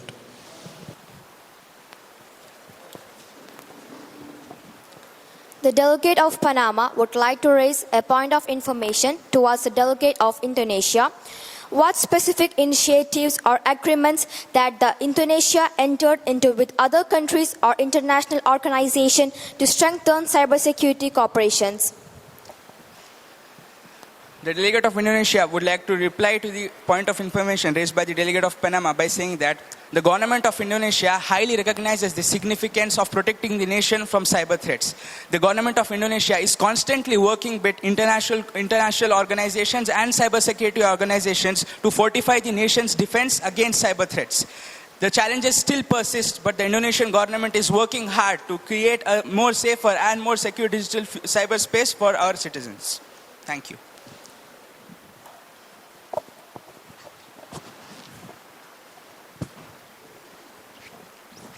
The delegate of Indonesia would like to raise a point of information to the delegate of Indonesia saying that what measures are in place to protect Indonesia's critical infrastructure from cyber threats? The delegate of Indonesia would like to reply to the point of information raised by the delegate of Thailand by saying that the Indonesian government recognizes the significance of protecting its critical infrastructure from cyber threats. Efforts have been made to develop a national cybersecurity framework establishing guidelines and standards to protect critical infrastructure from cyber threats. Collaboration between public and private partners is actively encouraged so that we can mitigate the vulnerabilities and strengthen resilience in key sectors such as finance, energy, transportation, and telecommunications. Thank you, Delegate. How so?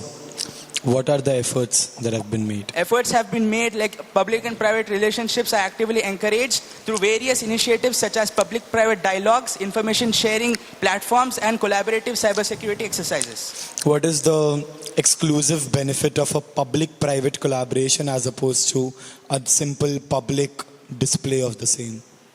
Public-private relationships has a lot of benefits as the government is actively working with the private sector entities to develop robust cyber defense mechanisms and threat sharing information and also to create a national cyber security strategy.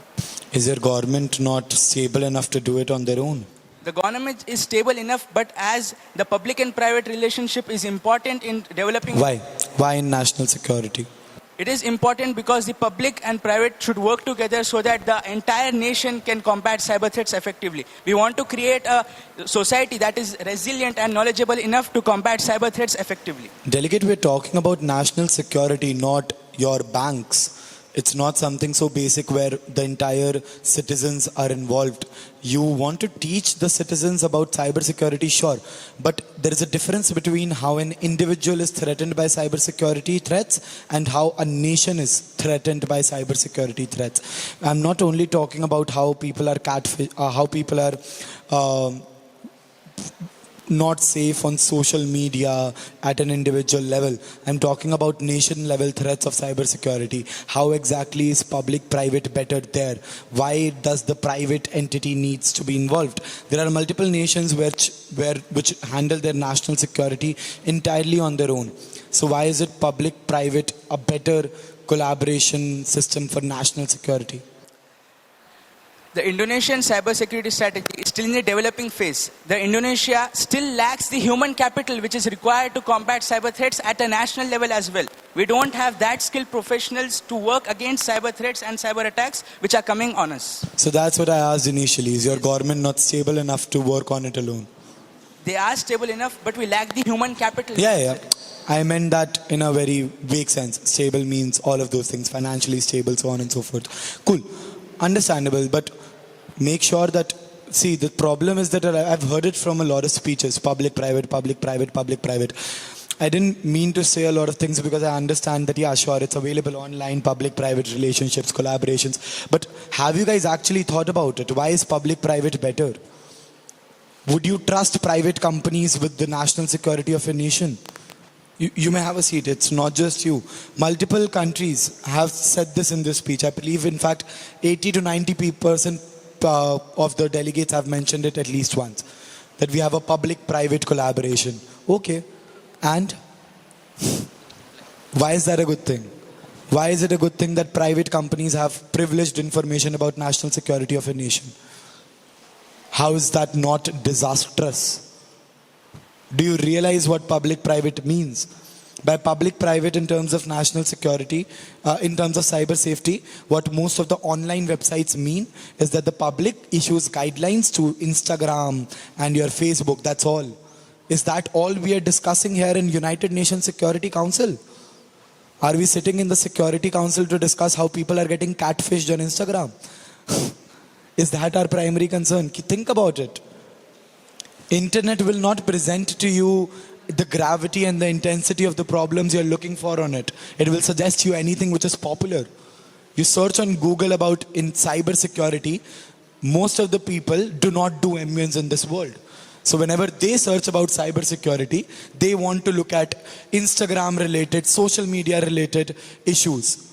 And therefore when you search cyber security on internet, you will get the same websites. Because that is the algorithm. Does that make sense?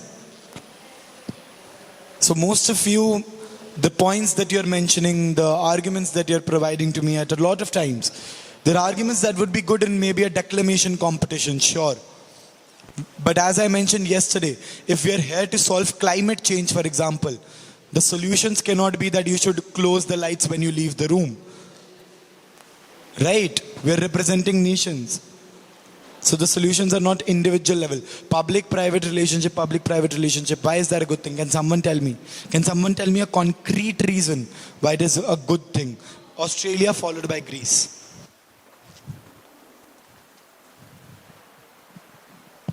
I appreciate your question, sir.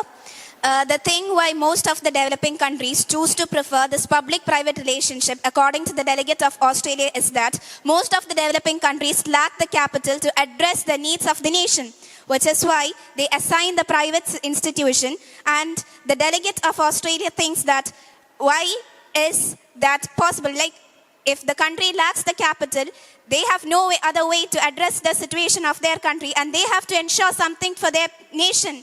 They have to ensure the resilience and the cyber security for the nation, and there is no other way unless a developed nation extends a hand towards them. So that's the only way that is in front of the developing nations. So which is why most of the developing nations prefer that. Why are we here then?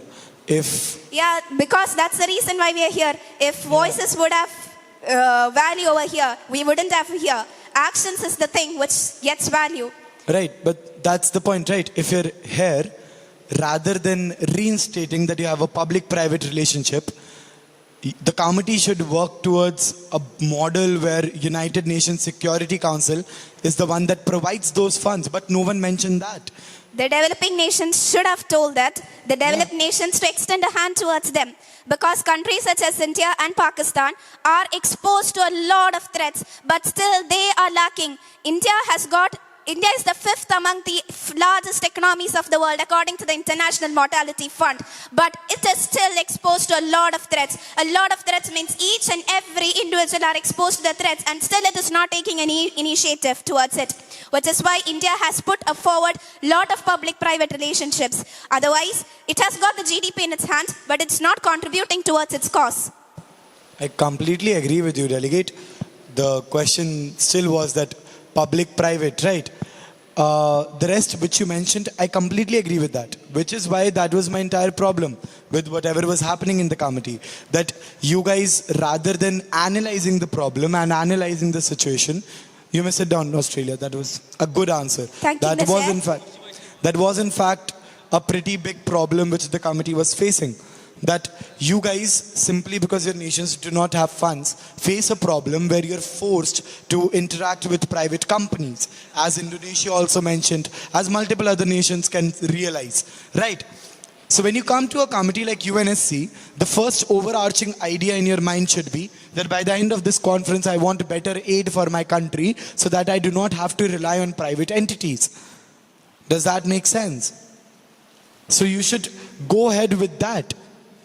And when you go ahead with that, your mindset and your dynamic of the speech should not be to promote public-private relationships, but rather indicate that, oh, we have to rely on private companies because we do not have the capital. So we require better capital so we can reduce a dependency for national security on private companies. Does that make sense?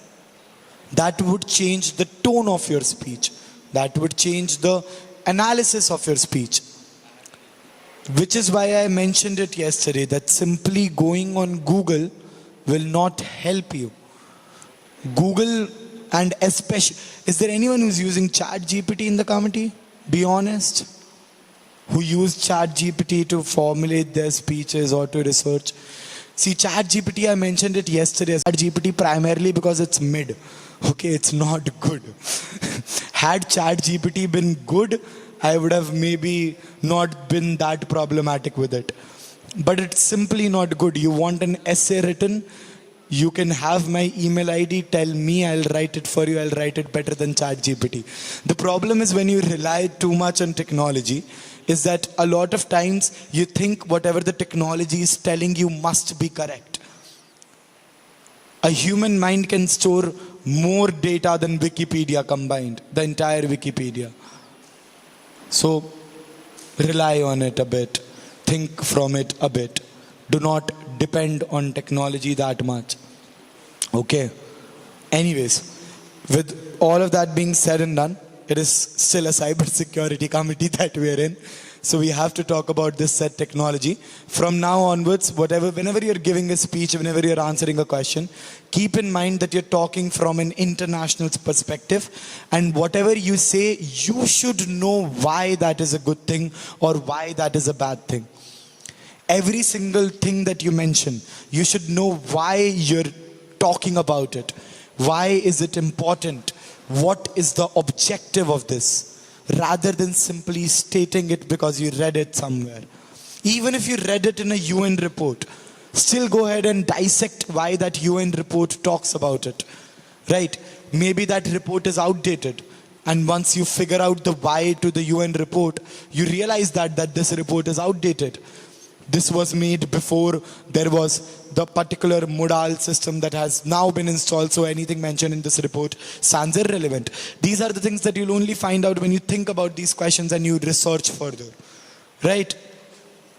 Not just for this MUN, not just for MUNs in general, for any research work that any of you will do. If any of you follow law or something in the future, especially these kinds of things will be good. Even if not law, any academician or research work. These things will help you out. Always ask yourself those 5 questions. What, when, where, why, how. Cool. Anyway, without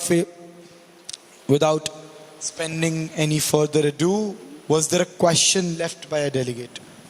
I think not. South Africa and Turkey both have asked their questions. Next we have the delegate of New Zealand, please.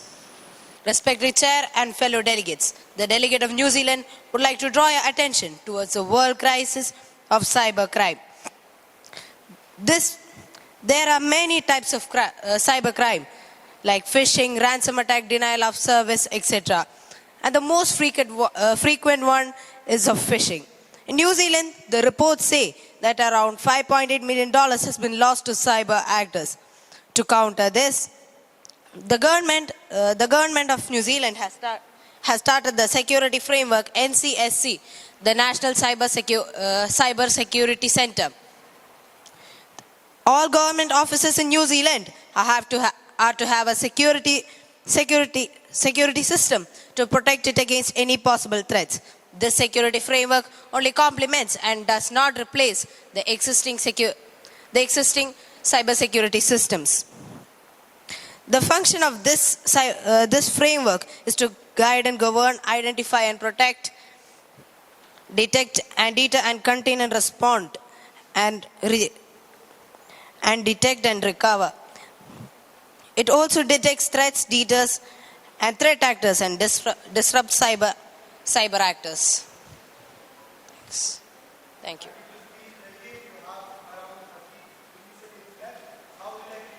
Point of informations.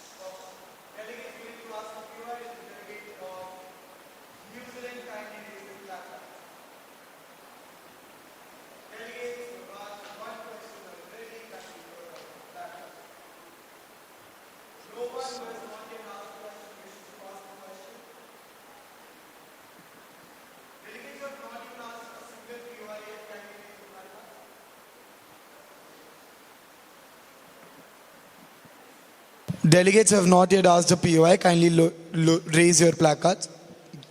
We have Belarus, we have South Korea, we have Poland, we have Zimbabwe.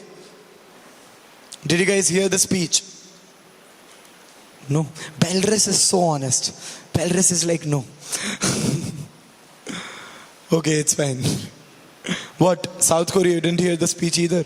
You did. You do not have a question.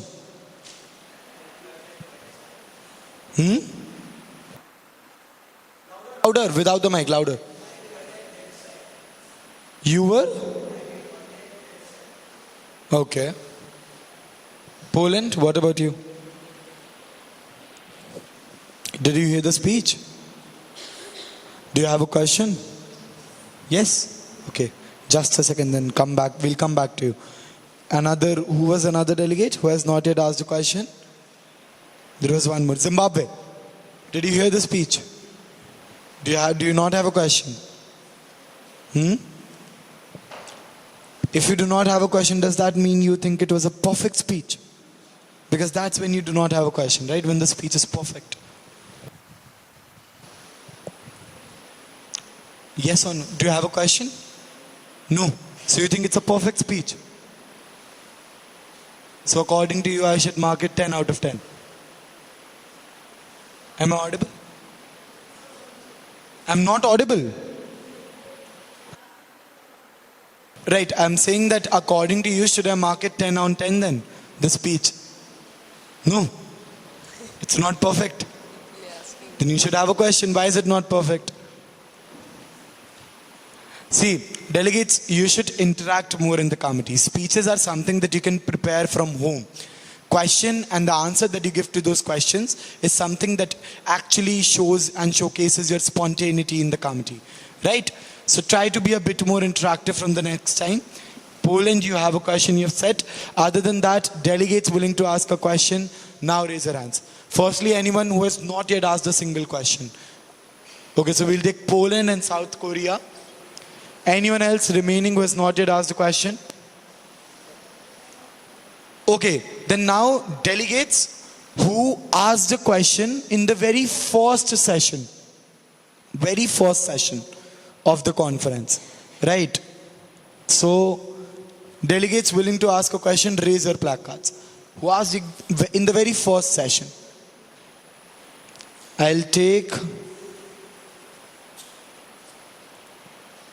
We have already taken 2, Poland and South Korea, so I'll take 2 more. I'll take Pakistan and I'll take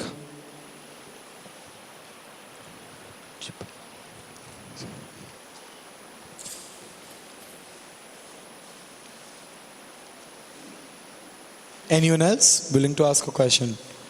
Okay, these are the... And I'll take Nigeria. Okay, so now we have almost recognized everyone once. So now the second round of your POIs will start.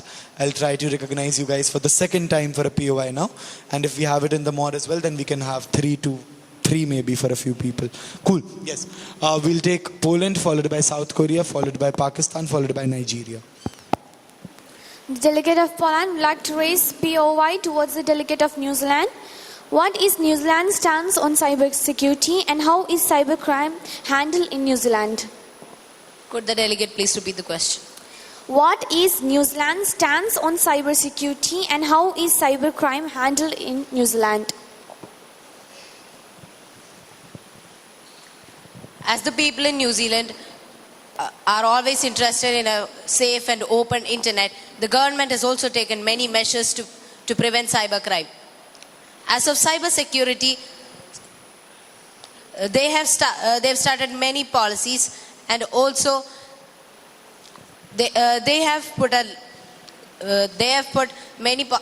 forward many policies, and it's also an active member in the International Cybersecurity Treaty. Next, we have the delegate of South Korea.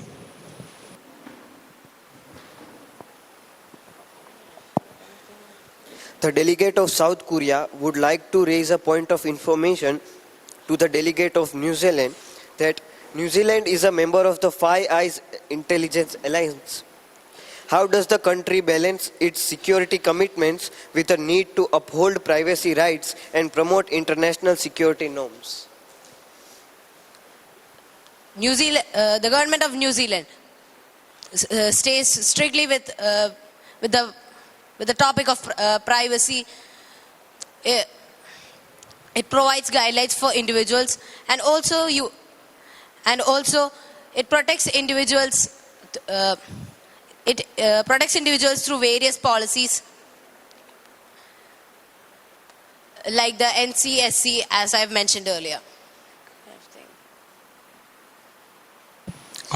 Next, we have the delegate of Pakistan.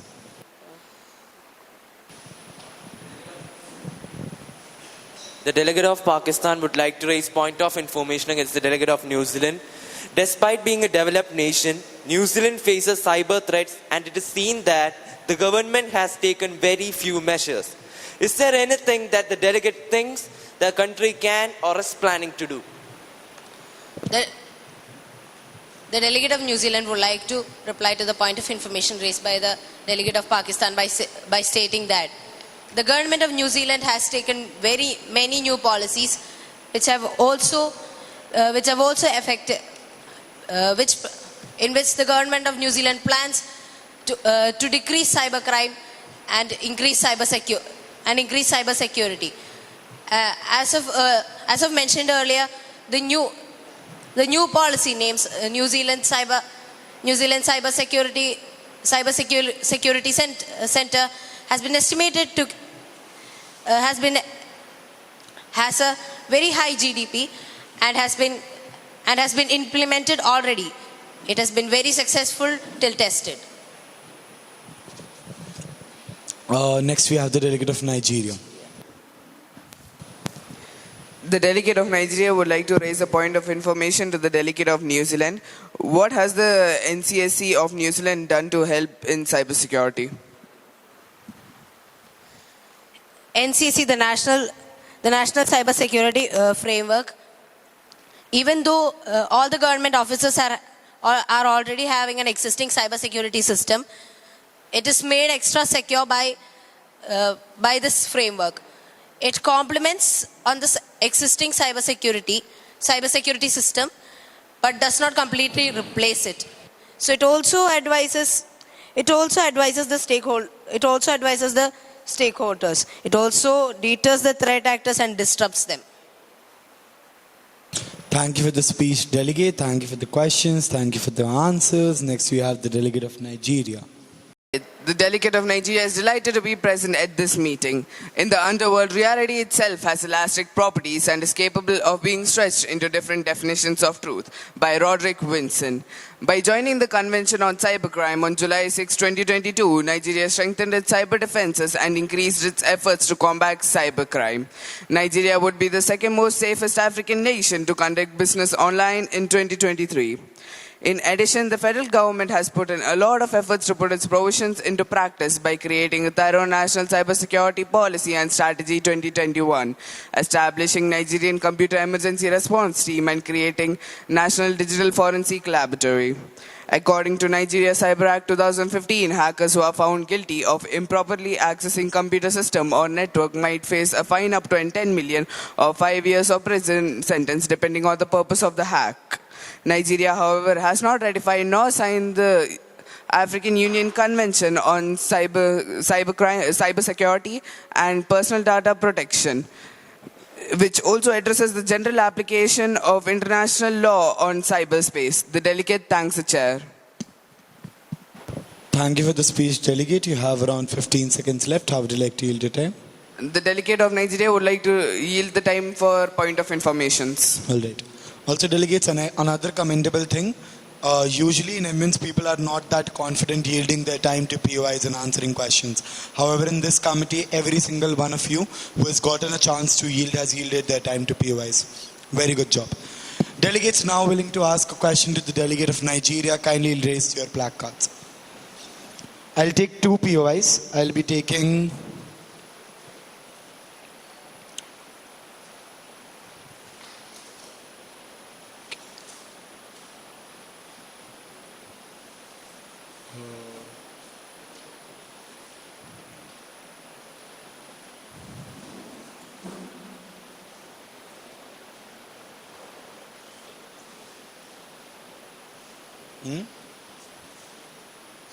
these 3. I'll take Kenya,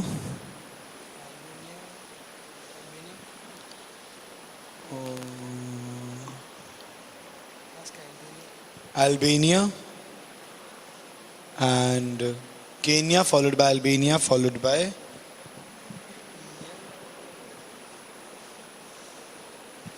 Australia. The delegate of Kenya would like to raise a point of information to the delegate of Nigeria that what strategies Nigeria has taken to boost its economy to improve cyber security. The delegate of Nigeria would like to respond to the point of information raised by the delegate of Kenya that Nigeria has put up robust laws that help in cybersecurity and decrease the rate of cybercrime. Nigeria has put up institutional programs where students can learn more about how cybercrimes work and how they can defend themselves from cybercrime. And also adult citizens are important. Nigerian government has put up different types of conventions that can help in cyber security. What is one of the robust laws that you mentioned? Give me one.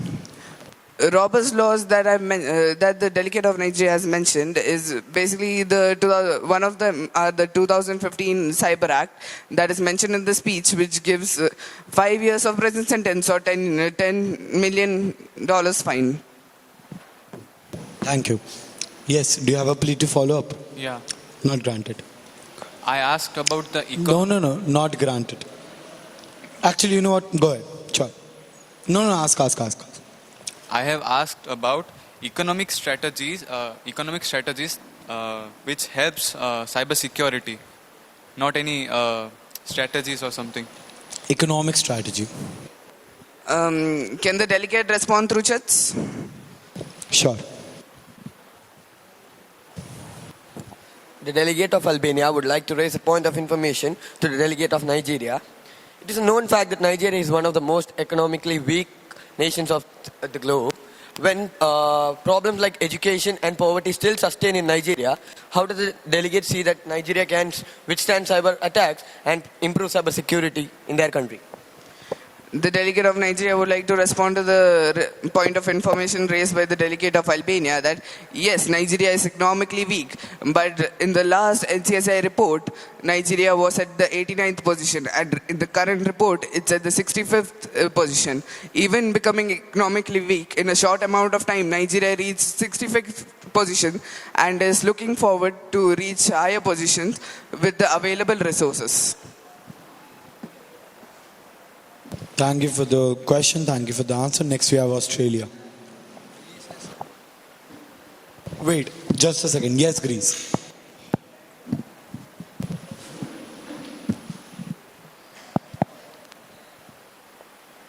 So sorry.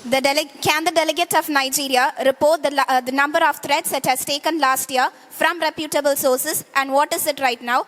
Is it increasing or decreasing, and does it require the help of the developed nations, as Nigeria is one among the developing nations?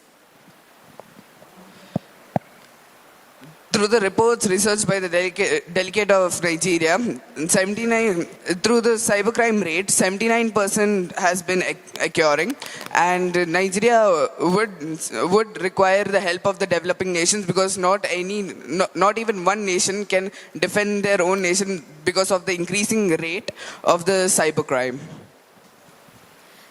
Can I have a plea? Follow. Sure. Can I have the number of threats that has been faced last year and this year from reputable sources, not the percentage? The delegate would reply through chats. Thanking the chair and delegate. Delegate, what's the point of asking a diplomat that? You can simply Google it. Sorry, sir. Sorry, chair. What's the point of asking a delegate the statistics? That you can Google. The delegate is supposed to know the number of threats that has taken last year. Then only the delegate can improve the present state of that country. Sure, understood. Yeah. So, are you testing the knowledge of the delegate or are you inquiring about... It is an inquiry. See, because that is required to develop the nation. The delegate of Nigeria is supposed to recognize... I understand that. I understand that. It is a prerequisite that you should have, right? Completely fair. Yeah. Completely fair. They should have known it and all of that. Point is, when we ask a question to another delegate, right? The aim is to get answers from that delegate which Google can't answer, or basically are not objective answers but rather subjective answers, right? Objective answers, every person would give the same. Subjective answers, only the diplomat of that nation who has researched. I understand there was one part of your question which was subjective. If that is what you were about to say. That is my point that I was about to tell. Because if the delegate knows the number of threats, then only the developed nations can extend a helping hand towards nation. Because that is why this committee is for, to help and extend the hands towards each other. Delegate, do you think if Nigeria needs... If Nigeria does not tell us, will we not know how much number of threats are faced in Nigeria? That is an excuse. Unless and until Nigeria addresses its needs towards the developed nations. They did address their need. But it should have clear points, and only Australia would be willing to help it. Okay, so let's say one thing. I am a student from an underprivileged community. I study in a government school. The government does not provide me enough resources. It does not provide me proper education. It does not provide me a lot of benefits and privileges that other people do exercise. And then I go somewhere, I ask for aid, I ask for help. And what they say to me is, unless and until you tell me the exact specific thing that you need and the exact specific law through which we can help you, we will not help you. Yeah, that's the thing. The developed nations is supposed to know what is the stance of their country. Then only they can allocate the resources. Do you not see the problem in that? The developed nations to allocate their resources towards the developing nations. Delegate understood. Did you hear what I said? Yeah, of course I heard. And do you think it is fair what they are doing to my little kid? Yeah, of course not. It's not fair. Right. But you should have that kid in your fictional story is supposed to know the data of that. How would he know? He is supposed to know. He has got the rights to know. He is sad. He is hurt. He has been wronged his entire life. He does not know. He has got the right of voice since years. Yeah, that's all he has. And the voice that he has is, help me. The kid has got the right of voice. He can get the information from its school, and the kid can go on to... The school does not teach him properly. The school teachers do not report. You live in Kerala, the most literate state. The rest of the country is not like this. The Kerala is having 99.9% of literacy Yes, and I would literally flex on that fact. Come to Haryana sometime. The teachers do not show up. There are a lot of government schools up there in North India. Teachers do not show up. There are government schools. Let me just give a fictional story in reply to that. No. All I am asking is, see, a lot of times our privilege does not allow us to see beyond that privilege. Right? All I am telling you is, the world is not as we see it. Of course it's not. It has got many hidden things in it. Yes, exactly. And so therefore, rather than focusing on, specifics, see, I am studying law, right? Law is supposed to be the most objective and specific thing in the world, right? It should be down to the contrary. It should be down to the very niche topic that you're talking about. But we won't expect our clients to know what law should we help them with. Or there are a lot of times where they do not know. They don't even exactly know how they have been wronged.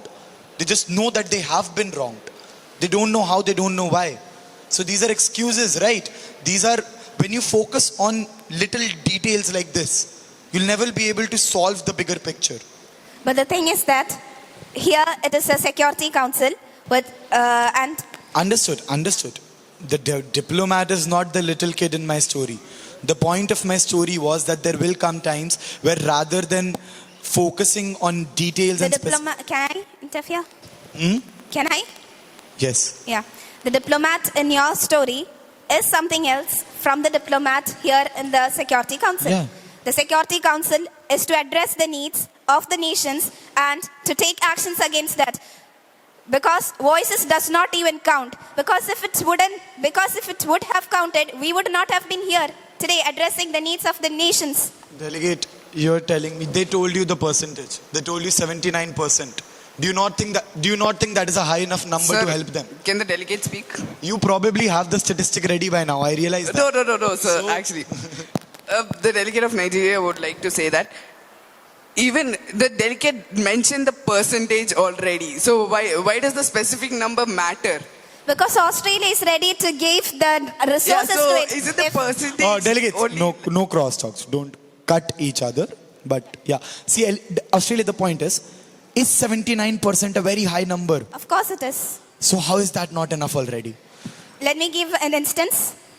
If I am giving something to another person, Okay. I should address the need of that person in order to give my resources to that person. I can't simply give a man working by my side.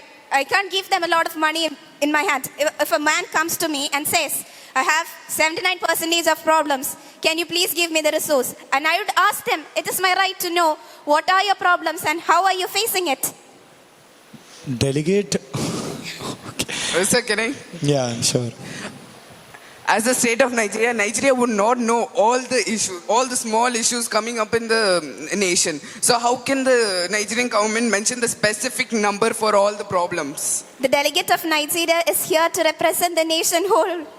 As a The whole. delegate of Nigeria is here to present the nation whole, but the Nigerian government can't find every single small problems out of the nation and just tell the other nation how many problems are there. Australia, tell me one thing.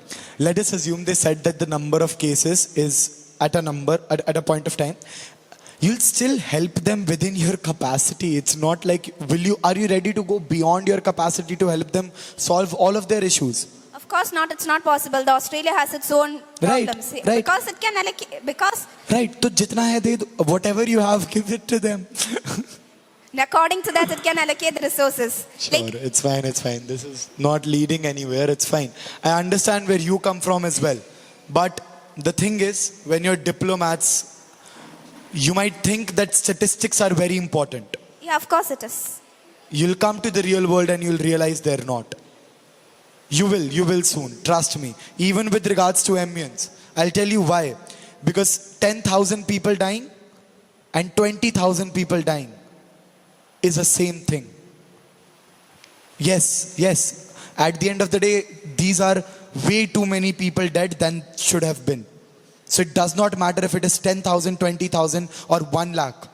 None of them should have died, so it's essentially the same thing. But deaths can't be, we can't stop them. But Can we not?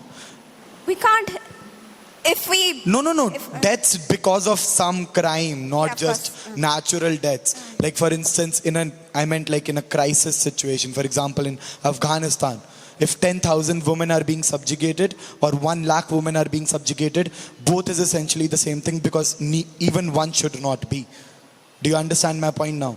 Like even if 10,000 women are being wronged or 1 lakh women are being wronged, it's the same thing because not even a single woman should have been wronged. So therefore statistics do not matter. The root of the problem matters. You need to fix the root of the problem rather than focusing and worrying about whether it is 10,000 people, 10,001 people. See, Joseph Stalin said it, I think long back. For as cruel as he was, this one quote stuck with me. The death of one is a tragedy. The death of 1,000 is a statistic. So this is what happens whenever you keep focusing on statistics, death simply becomes statistics. So do the wrongs. So do the crimes. Right? But 1 lakh crimes and 1,000 crimes is totally different according to the delegate of Australia. I understand they are. Of course, there's a difference of 2 zeros. But at the end of the day, it is a root of the problem is there, right? You need to identify that. You don't need to focus on the statistics. That is not your job. The diplomats are not here to focus about the statistics. You are not the policy makers. You realize that, right? Of course, we are not the policy makers. So you will not be making the policy. Neither will the delegate of Nigeria present here. Neither me or neither of the delegates of Nigeria wouldn't be making. So let the policy makers worry about the statistics. You guys worry about the fact that whether you want to help Nigeria or not. To help, the delegate of Australia needs to know the statistics. Okay, understood. Cool. We'll move forward with the committee. Thanking the chair and the delegate of Nigeria. Keeping together is progress, and working together is success. Honorable Chair and fellow delegates, the Kingdom of Thailand stands before this esteemed committee today to address the pressing issue of cybersecurity and cyber warfare. As a nation that has experienced the detrimental effects of cyber attacks, we understand the urgent needs for global cooperation in addressing this growing threat. Thailand has witnessed a significant increase in these attacks have not only disrupted our economy but also compromised our national security and the privacy of our citizens. It is evident that no nations can combat these threats alone, and international collaboration is essential to effectively address this issue. Firstly, we must strengthen international cooperation. Thailand emphasizes the importance of fostering collaboration among nations to combat cyber threats effectively. We must establish platforms for information sharing, collaboration, and capacity building. Secondly, each nation should develop comprehensive national strategies to address the issue of cybersecurity and cyber warfare. Thailand has already taken significant steps in this regard by establishing the National Cybersecurity Committee and by implementing the Cybersecurity Act. In conclusion, Thailand urges all nations to come together, share our expertise and collaborate to safeguard our digital infrastructure and protect our citizens. Let us seize this opportunity to develop our national cybersecurity capabilities and establish a safer and more secure cyberspace for all. Thank you. Thank you for the speech, delegate. Since you have elapsed the time, we'll move ahead with the next speaker. Next, we have the delegate of Turkey, please.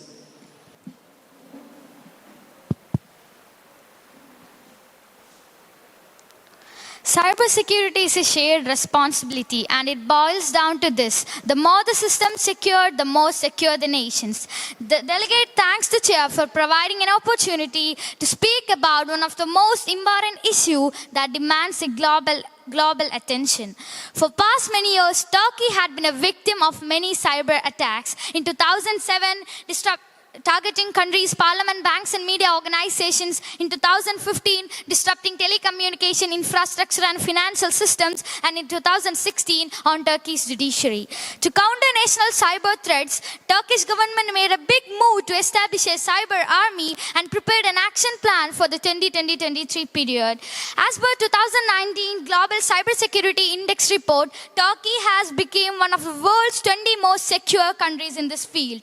Turkey has developed indigenous applications AVSI, Azad and Kasirga and launched their cybersecurity system called Octopus to prevent cyber attacks. With all these moves, Turkey has prevented as many as 138,445 cyber attacks in 2022.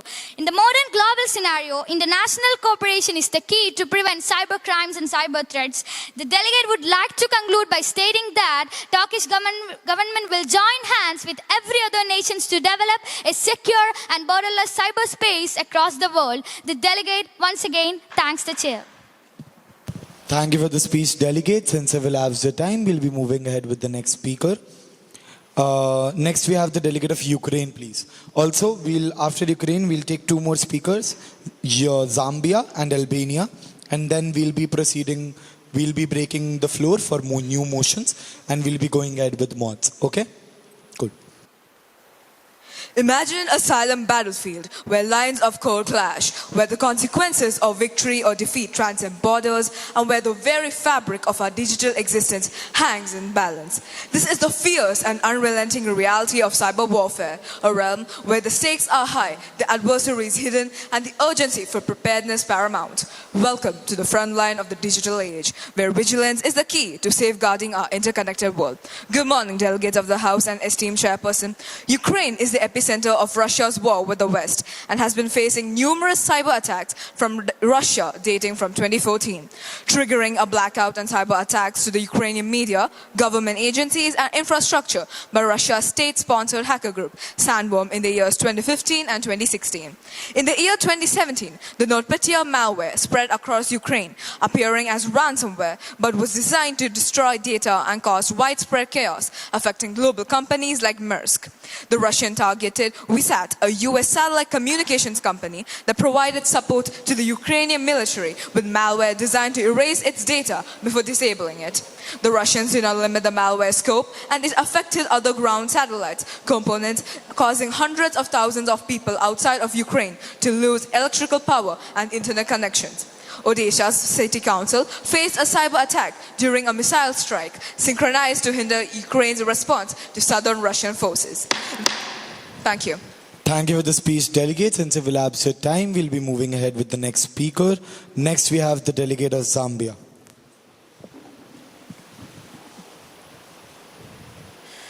In the digital era, privacy must be a priority. Is it just me, or is secret blanket surveillance obscenely outrageous? With a substantial increase in access to internet in Zambia, concerns around cybersecurity have become prominent.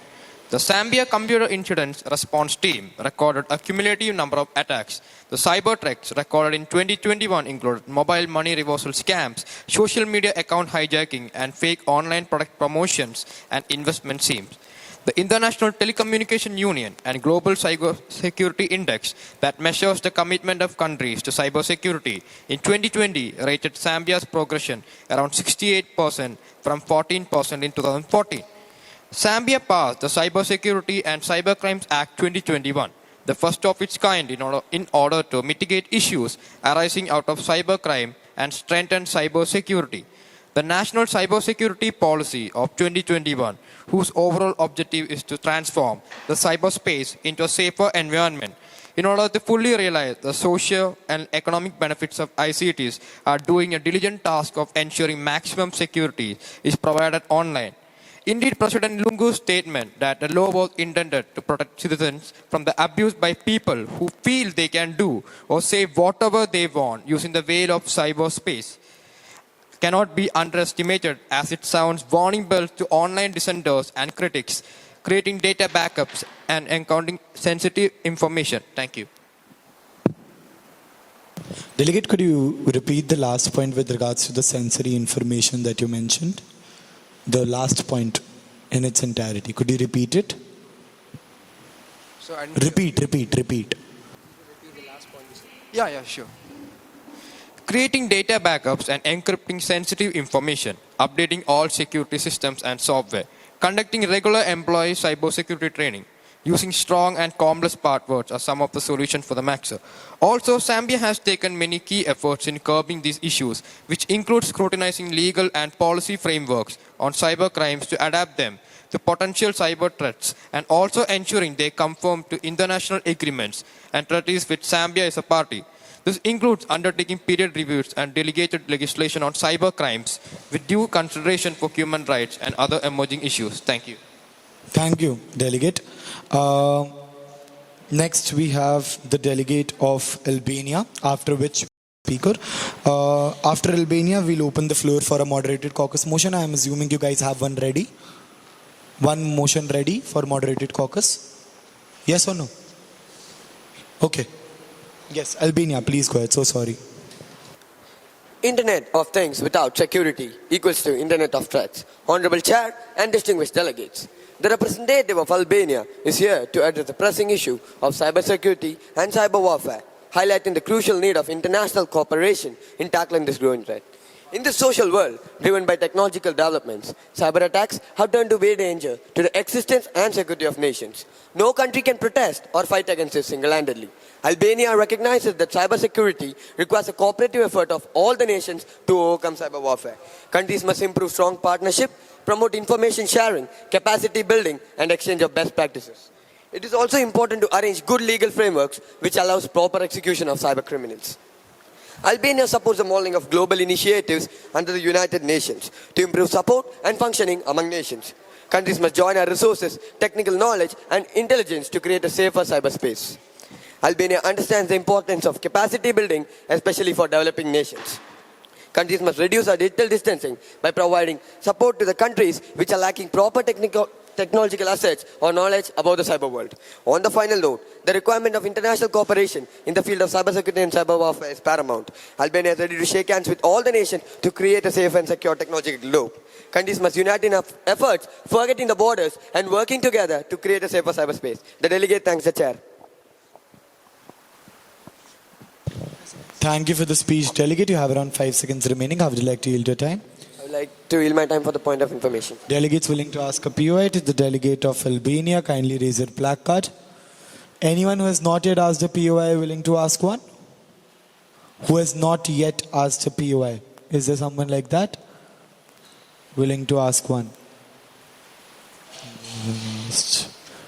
Poland has asked one. Which delegate? Zimbabwe, you have not yet asked one, right? Do you wish to ask a POI?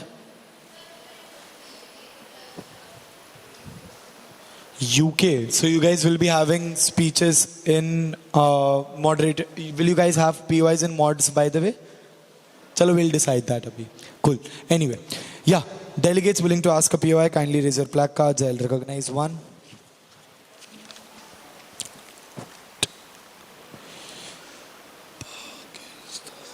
Delegates who have asked 2 POIs, kindly lower down your placards.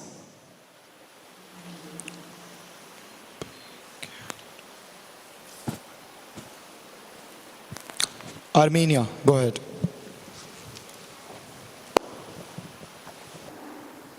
The delegate of Armenia would like to raise a point of information to the delegate of Albania that the delegate specified that Albania mentioned that they have good partnership with other nations. I would like the delegate of Albania would give some examples.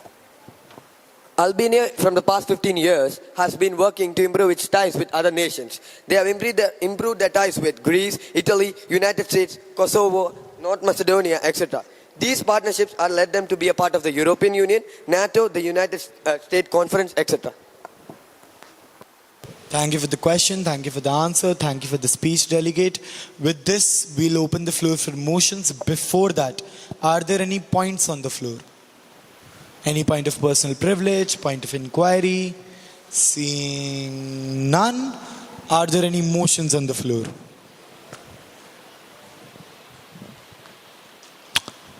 Okay, I'll take Indonesia, followed by France.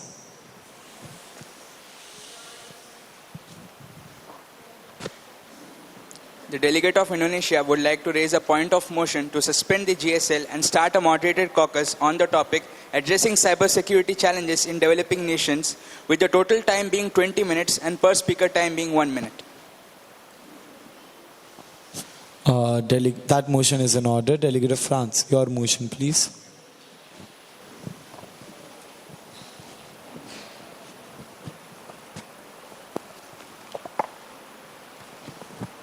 The delegate of France proposes a motion to suspend the general speakers list and move into moderated caucus on the topic establishment of international norms and regulations, with a total time being 20 minutes and individual speakers' time being 60 seconds. All right. As per the order of precedence. Also, do you guys know the difference between order of precedence and order of disruption? Okay, so by the order of precedence, whichever is raised first is voted upon first. By the order of disruption, what happens is whichever motion disrupts the committee more in the sense that it allows more number of speakers to participate, therefore disrupts the committee more, is always voted upon first. So therefore, if there is a moderated caucus for total time being 20 minutes and individual speakers time being 60 seconds, that will allow 20 speakers. And if there is for 18 minutes and 19 seconds, that 90 seconds, that would only allow 15 speakers. Will it? Yeah. No. How many? 13. How many will it allow? 12. 12, right, sorry. My dad would hit me if he was here right now. Okay. Therefore, in that case, we'll vote first upon the motion for 20 minutes and 60 seconds, even if it was raised after the motion of 18 minutes and 90 seconds. Does that make sense? And by the order of disruption, all the unmoderated caucuses will always be voted upon first, since they guarantee the most disruption, where everyone can speak for as many number of times. Cool? So you'll know these two things in future. Since in this case, the order of disruption was the same in both speeches since 2060 and 2060. Therefore, whenever an order of disruption is the same, then we go ahead with the order of precedence. Cool? Perfect. So by the order of precedence, we'll be voting upon the motion raised by Indonesia first. Delegates second say aye. We'll take verbal votings today. The motion, Indonesia, could you repeat your exact motion once? Addressing the Indonesia, your exact motion. Addressing the cybersecurity challenges in developing nations. Delegates seconding the motion say aye. I can't hear you. Delegates in opposition say nay. If there are no opposition, we will pass the motion. Delegates in opposition say nay. Nay, nay. N-A-Y-Y-Y. Nay. Aye, nay. Delegates in opposition say nay. Delegates, louder, I can't hear you. Okay.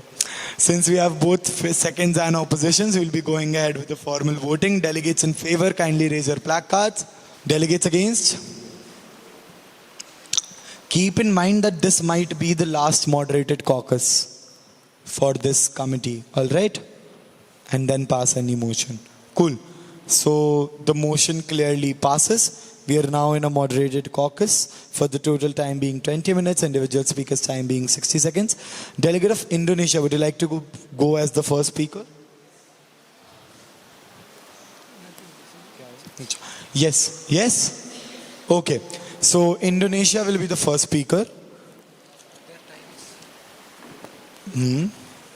60 seconds. 45 and 60. 45 first tap, 60.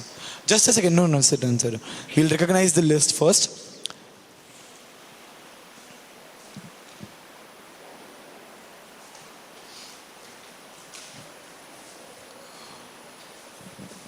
Alright, delegates, kindly raise your placards. All of you, since all of you will have to speak anyway, so kindly raise your placards. Everyone. It just makes the work easier, that's all. You'll all have to speak, don't worry. Cool. Belris, up high. Yes. Cool.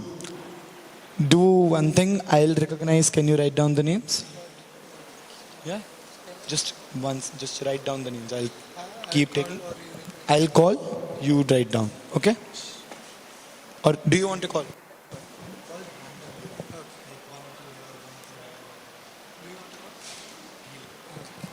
Before we go ahead with the recognition, just to lower down your placards once. Do you guys want POIs? I think everyone has been recognized fairly. So you want POIs in this moderated caucus? We'll take an informal voting. Delegates in favor of having POIs in this mod caucus, kindly raise your placards. Delegates against?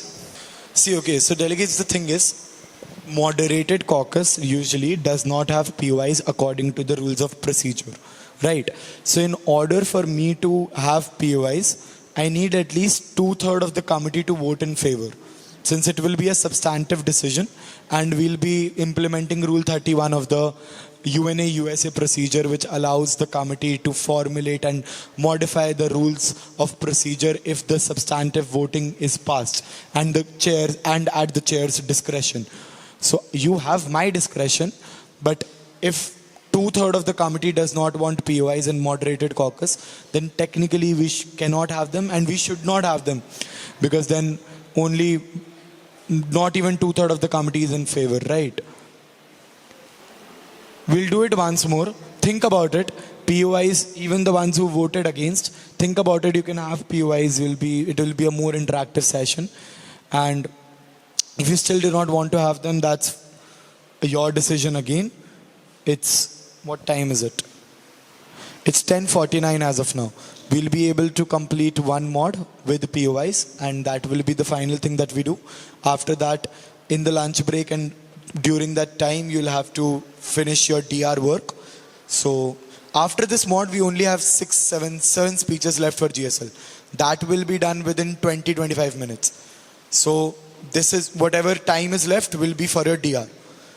With POIs, it will take around 1 hour, 15 minutes, I think, the moderated caucus. Without POIs, it should take around 40 minutes, 30 minutes. So decide accordingly, think about it, whatever you guys want. It's fine by me. I'll take another voting. Delegates in favor of having POIs in this moderated caucus, kindly raise your placards.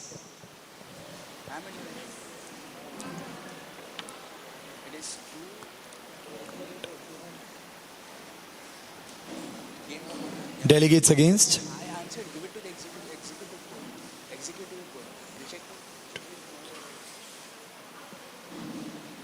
Delegate of Germany, behind you there is a blank country. They have no name.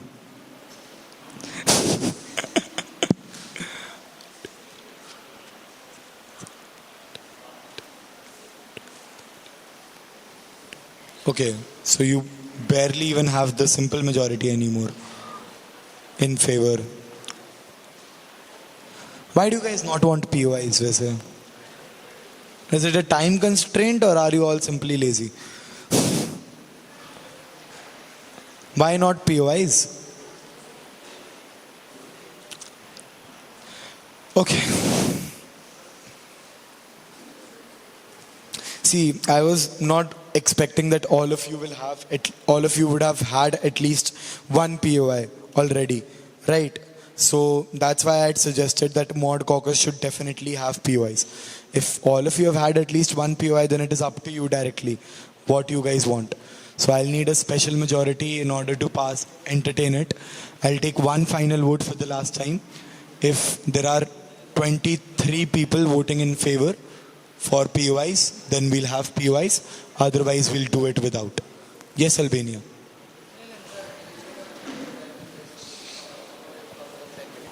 For an unmod, we have already entered a mod. Right. So, cool. Delegates in favor of having POIs, kindly raise your placards. Think about it. It will be interactive.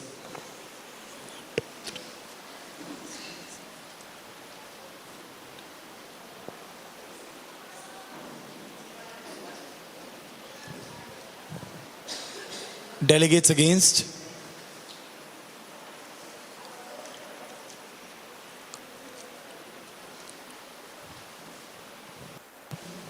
The motion fails. We will not have POIs. We should have had them, yaar. Chalo, koi nahi. Let it be, not a problem. Up to you guys. Cool.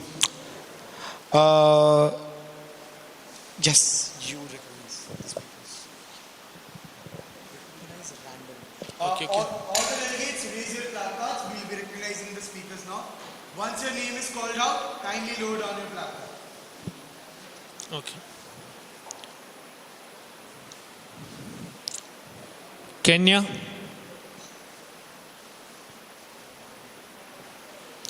UK, Albania, Belarus, New Zealand, Ukraine, Canada, Poland, South Korea, China, Turkey, Mexico, Armenia, France, Qatar, Belgium, Pakistan, Zimbabwe, Ireland, Australia, Saudi Arabia, India, Germany, Panama, South Africa, Japan, Nigeria, Zambia, UAE, Greece, Russia, Brazil, Thailand, Norway.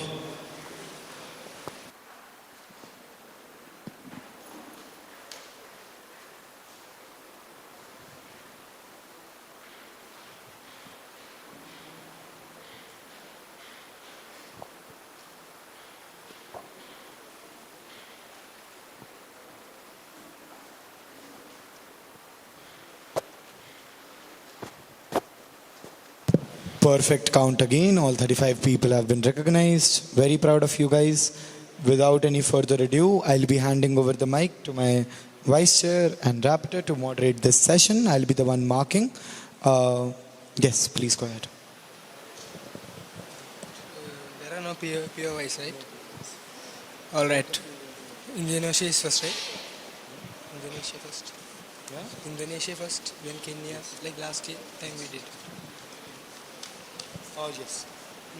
Delegates, the chits will be suspended for the duration of the moderated caucus. They will open after the moderated caucus is done. Okay? Okay. All right. We'll start with Indonesia. They're starting already? Indonesia. Then. Honorable Chair, cybersecurity is a pressing issue that affects nations across the globe, including developing nations like Indonesia. Firstly, it is crucial to acknowledge the fact that developing nations often lack the necessary infrastructure and resources to effectively combat cyber threats. Limited access to technology, inadequate legislation, and a lack of skilled professionals exacerbate the issue. Secondly, international cooperation is vital in addressing cybersecurity challenges in developing nations.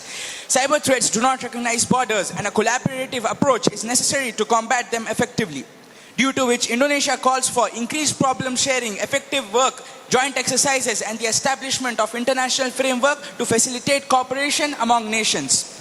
In conclusion, addressing cybersecurity challenges in developing nations requires a multifaceted approach. Only through collaboration, capacity building, information sharing, education, and sustainable development, we can create a safer and more secure digital future for all. The delegate of Indonesia urges all nations to join hands in this endeavor and work towards a safer and more secure digital future for all. Thank you, Honorable Chair. All right. Thank you, Indonesia. Next we have Kenya.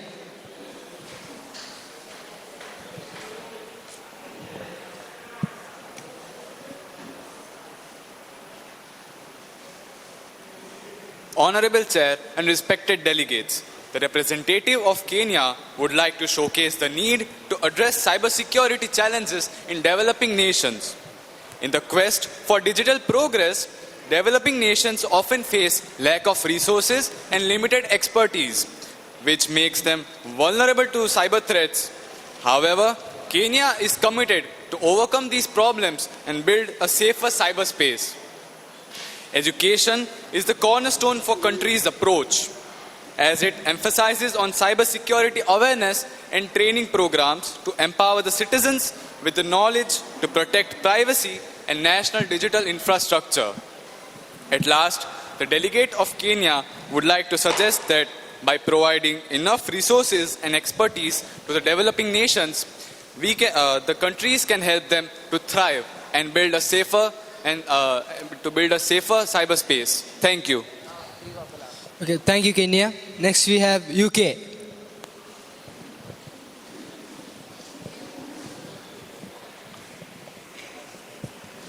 The delegate thanks the chair. Ladies and gentlemen, cybersecurity stands as a formidable challenge that affects us all. The landscape of threats and vulnerabilities has expanded exponentially, and it's essential to grasp the significance of this field. In this interconnected realm, no individual or industry is immune to cyber threats, is there? Because sophisticated hackers exploit weaknesses, and their motives vary from financial gain to espionage to disruption. Organizations of all sizes grapple with data breaches and ransomware attacks that can cripple operations and shake public trust. In conclusion, the phenomenal growth of cybercrime demands our immediate attention and collective action. Let us raise awareness about the risks, support robust organization, and protect ourselves from this responsibility. Thank you. All right, thank you, UK. Next, we have Albania. Board of Inquiry. Addressing the challenges faced by developing nations on cybersecurity.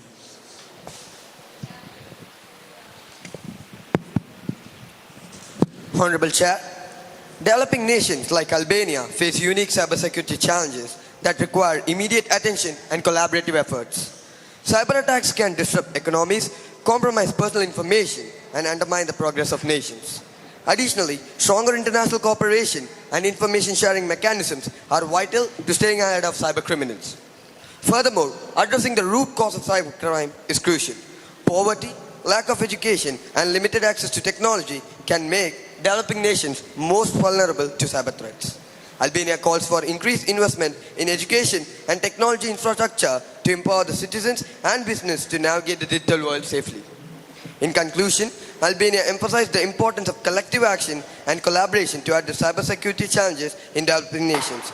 By working hand in hand, nations can create a safer digital environment for all, ensuring globe's progress towards a more secure and prosperous future. The delegate thanks the chair. All right, thank you, Albania. Next, we have Belarus.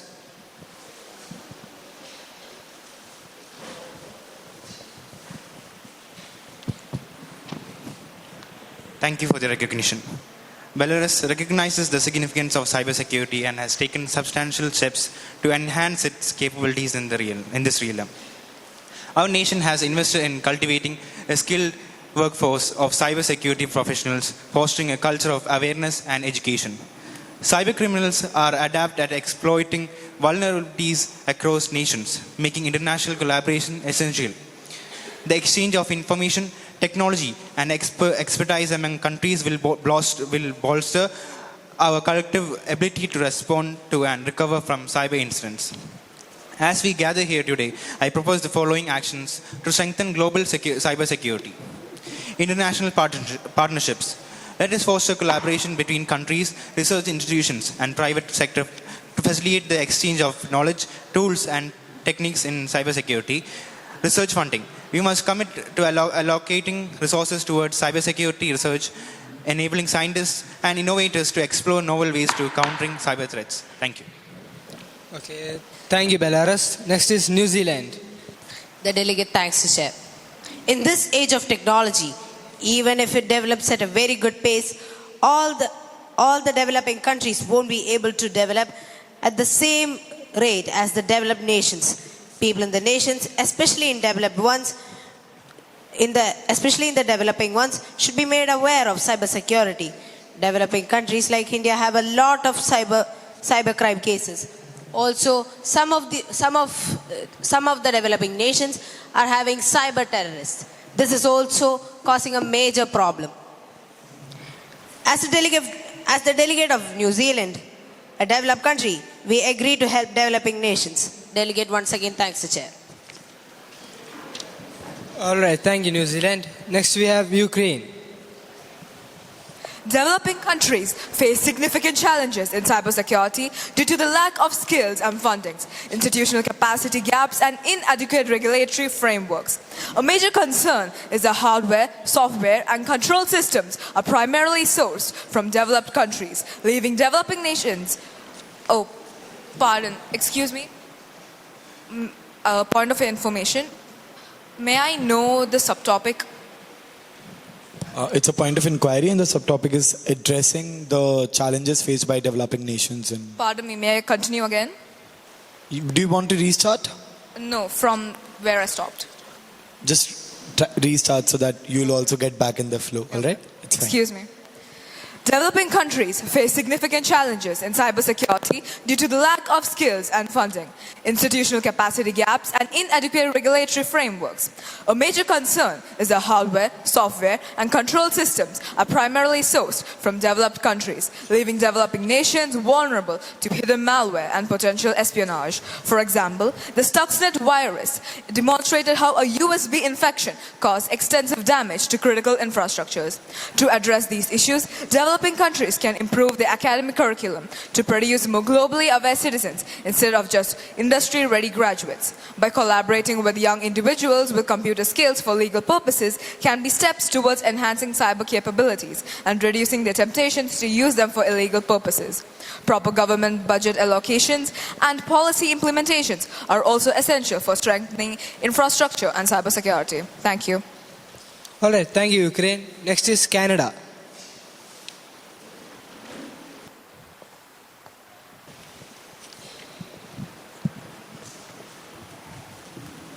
Let us turn our attention to a critical issue that transcends borders, addressing cybersecurity challenges in developing nations, including Canada's commitment to support these efforts. In an increasingly interconnected world, developing nations are embracing digital transformation to drive economic growth and societal progress. However, with progress comes vulnerabilities. Many of these countries lack the necessary resources, expertise, and infrastructure to defend against cyber threats effectively. By nurturing developed partnerships, sharing knowledge, and investing in capacity building, we can foster a safer digital environment for all, promoting sustainable development and inclusive growth in the interconnected world we share. It is important to note that cybersecurity is an ongoing and dynamic process. Canada, as being a highly developed country, is standing ready to support all the developing nations to address their cybersecurity challenges. As new technologies and threats emerge, the approach to cybersecurity must adapt and evolve accordingly. The delegate thanks the chair. Thank you, Canada. Next, we have Poland. The delegate thanks the chair. Good afternoon to the delegates and the honorable chair. One of the main cybersecurity attacks can come in various forms, such as malware, phishing, ransomware, and other cyber threats targeting government institutions, business, and individuals. Additionally, as technology continues to advance, protecting critical infrastructure and sensitive data from cyber threats become more complex and challenging. Ensuring the resilience of the country's digital infrastructure and strengthening cybersecurity measures remain essential priorities for Poland, as cyber criminals are continually developing more sophisticated attack techniques emerge, making it challenging to defend against and mitigate cyber threats effectively. Experts believe that the most important trends will be ransomware. Poland is utilizing AI and machine learning technologies to analyze large data sets and enhance the effectiveness of cybersecurity measures. The delegate once again thanks the chair. All right, thank you, Poland. Next, we have South Korea. Honorable delegates, as a representative of South Korea, delegate would like to discuss the pressing issue on cybersecurity challenges in developing nations. The importance of cybersecurity in the world is necessary as for privacy and as for countries' security. The government can empower the public by awareing them and organizing drills. South Korea believes in investing in cybersecurity education, as education is the foundation of resilience. With this, knowledgeable citizens can better defend against cyber threats. South Korea encourages collaboration for collective cybersecurity efforts and cybersecurity. South Korea advocates for enhanced international cooperation to combat cybercrime effectively. Thank you. All right, thank you, South Korea. Next, we have China.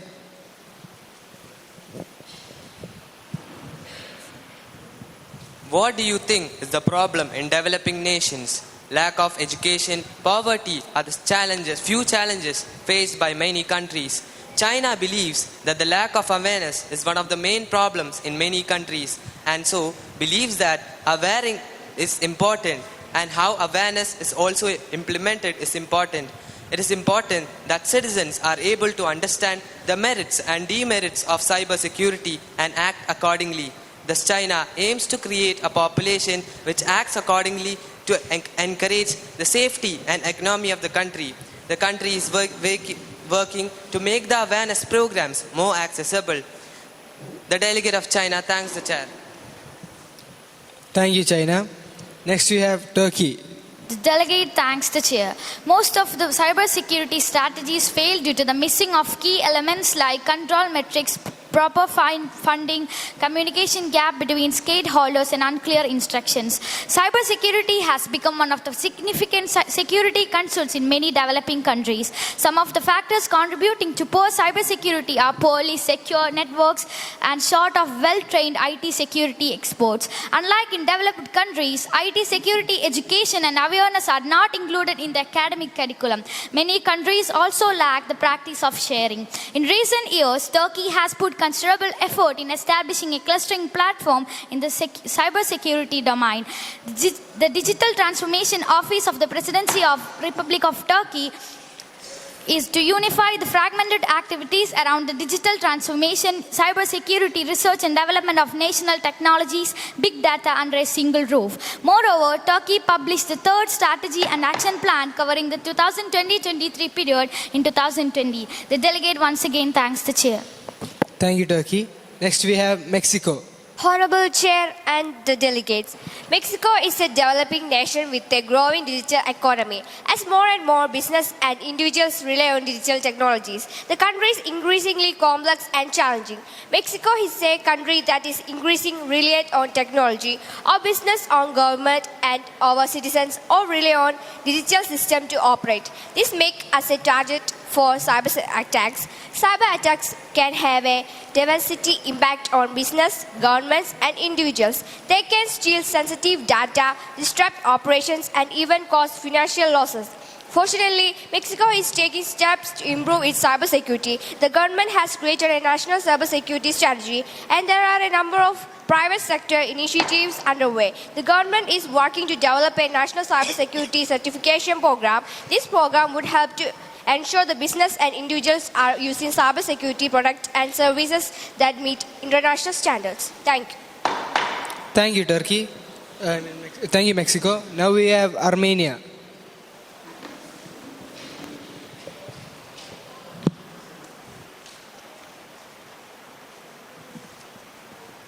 Honorable Chair, fellow delegates, in the fast-paced digital age, the internet connects people and nations like never before. Limited resources making developing nations increasingly vulnerable to cyber threats. To combat this, we must prioritize three key areas. Firstly, investing in cybersecurity infrastructure and capacity building is crucial. Establishing dedicated cybersecurity agencies, training skilled professionals, and implementing state-of-the-art technologies will safeguard critical infrastructure. Secondly, international cooperation is essential. Collaboration among nations to share threat intelligence and best practices will support developing nations in strengthening their cyber defense capabilities. Lastly, raising awareness is vital. Promoting cybersecurity education among citizens, businesses, and governments will foster a culture of cyber hygiene and resilience. In conclusion, by investing in infrastructure, international collaboration, and raising awareness, we can build a safer digital future for all. The delegate thanks the chair. Thank you, Armenia. Next, we have France. Good morning, respected chair and fellow delegates. This is Delegate of France standing before you to address the cybersecurity challenges in developing nations. So what are the main obstacles? Developing countries often struggle with a lack of cybersecurity skills and funding to strengthen cyber capabilities, gaps in institutional capacity, and inadequate governance, legal and regulatory frameworks in particular for the protection for their critical infrastructure.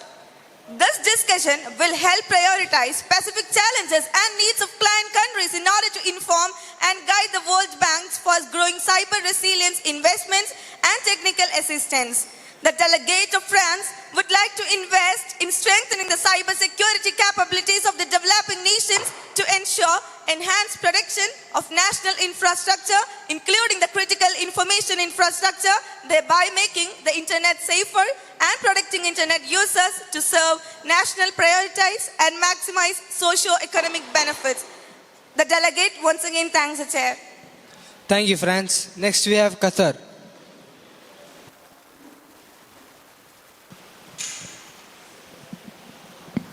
Honorable Chair, esteemed delegates, addressing cybersecurity challenges in developing nations is crucial for building a digitally inclusive world.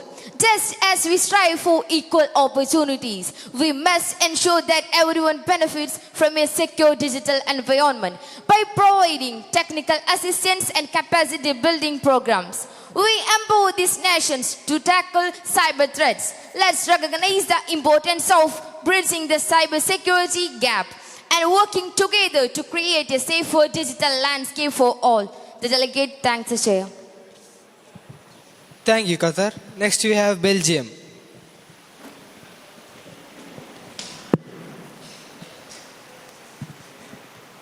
Honorable Chair, esteemed delegates, main cybersecurity related challenges that developing countries are experiencing as they become more digitalized, as well as policies, tools, best practices and resources needed to protect their digital transformation and mitigate related cyber risks.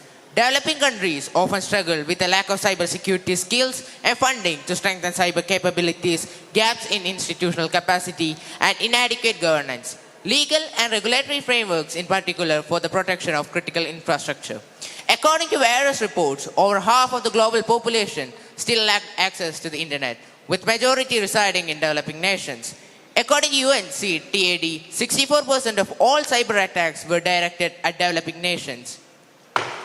To address these challenges, we must need international cooperation, investing in education, and finally, the creation of national CERT. The delegate thanks the chair.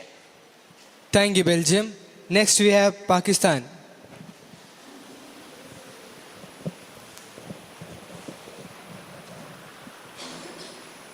Honorable Chair, distinguished delegates, the digital revolution in Pakistan has increased the country's economic and social growth. It has also exposed to the threats of cybersecurity, especially in developing nations.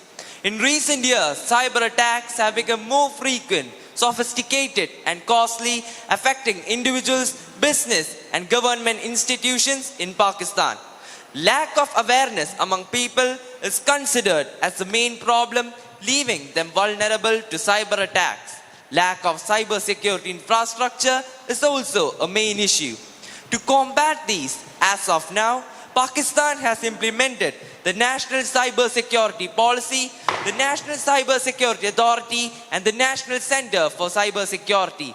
By enhancing collaboration, building cyber security capabilities, and developing cyber laws and regulation in Pakistan, Pakistan believes in having a cyber secure future. Thank you.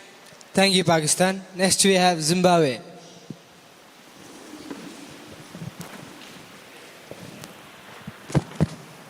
Honorable Chair and fellow delegates, in developing nations, cybersecurity poses unique challenges and opportunities as these countries experience rapid technologies advancement and increase in cyber attacks. Zimbabwe, like many other developing nations, faces many challenges to improve cybersecurity. The main issue in Zimbabwe is the lack of cybersecurity awareness and the lack of skilled professionals in our nation. Citizens of Zimbabwe are highly literate, but they are unaware about the issues of cyber attacks and the methods to implement cybersecurity. Due to the lack of infrastructure and facilities available in our nation, the young youth with IT skills move to other nations for better opportunities. International cooperation and partnership can play an important role in supporting these nations in need. By fostering international cooperation and adhering to agreed upon principles, the global community can create a safe cyberspace, deterring cyber warfare and promoting a secure digital system for all. The delegate of Zimbabwe thanks the chair. Thank you, Zimbabwe. Next we have Ireland.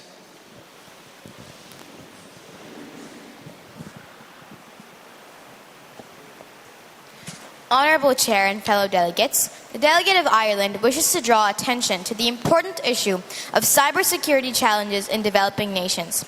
Digital threats transcend borders, but so can digital partnerships. Enhancing cybersecurity efforts in Nigeria and working with Uganda to improve its cyber threat response systems. Ireland is ready always to continue to share its expertise training programs and partnerships. However, cybersecurity is a team game. Ireland urges our fellow developed nations to extend their financial support, resources, information, mentorship programs with developing nations. The UN itself can help developing nations with its policy guidance to develop standardized cyber policies that suit their unique challenges. Thank you. Thank you, Ireland. Next we have Australia. Honorable Chair and fellow delegates. Now digital activities are increasing day by day, putting the spotlight on countries' understaffed cybersecurity index. But actually, does the factor developed and being developing matter? Of course no. Now there are parts where good ideas simply don't scale because of the latitude they are from. And this is termed as a mental latitude imperialism. Now many developing nations who have got a large amount of GDP but still lacks in making use of it for the nation's goodwill, but still makes lots of statues in their country, but lacks in addressing the common needs and the hurdling issues that the nation face. Now how to address this issue? Now students should be promoted to enhance their technical skills rather than making them sit in four corners just as we do in schools. Let's be blunt about the fact that small nations often don't get to express their own skills but rather live in the shadows of the ideas given by other nations. The most progressive, the most advanced solutions live here, but they are not addressed. Thanking the chair and fellow delegates. Thank you for the speech, Delegate of Australia. Also, can we please recognize the presence of the chairperson for UNICEF?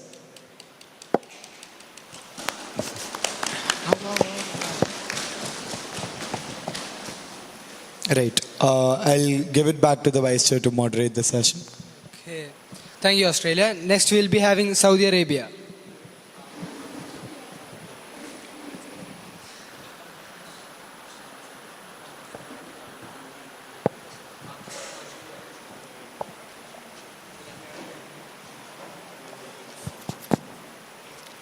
The delegate of Saudi Arabia would like to suggest that to address these challenges, we must focus on skill development and provide necessary training. Developing nations need to focus on educational programs and infrastructure to foster a cyber-aware society. This includes providing access of affordable and reliable internet connections and providing schools and universities with necessary resources to provide digital literacy. This can be done through partnerships with cybersecurity organizations offering technical expertise and resources, providing financial aid as well. The delegate of Saudi Arabia concludes by saying that by investing in cybersecurity education, promoting information sharing, and assisting the development of cyber defenses, we can empower developing nations to protect their digital environment. Thank you. Okay, thank you, Saudi Arabia. Next we have India.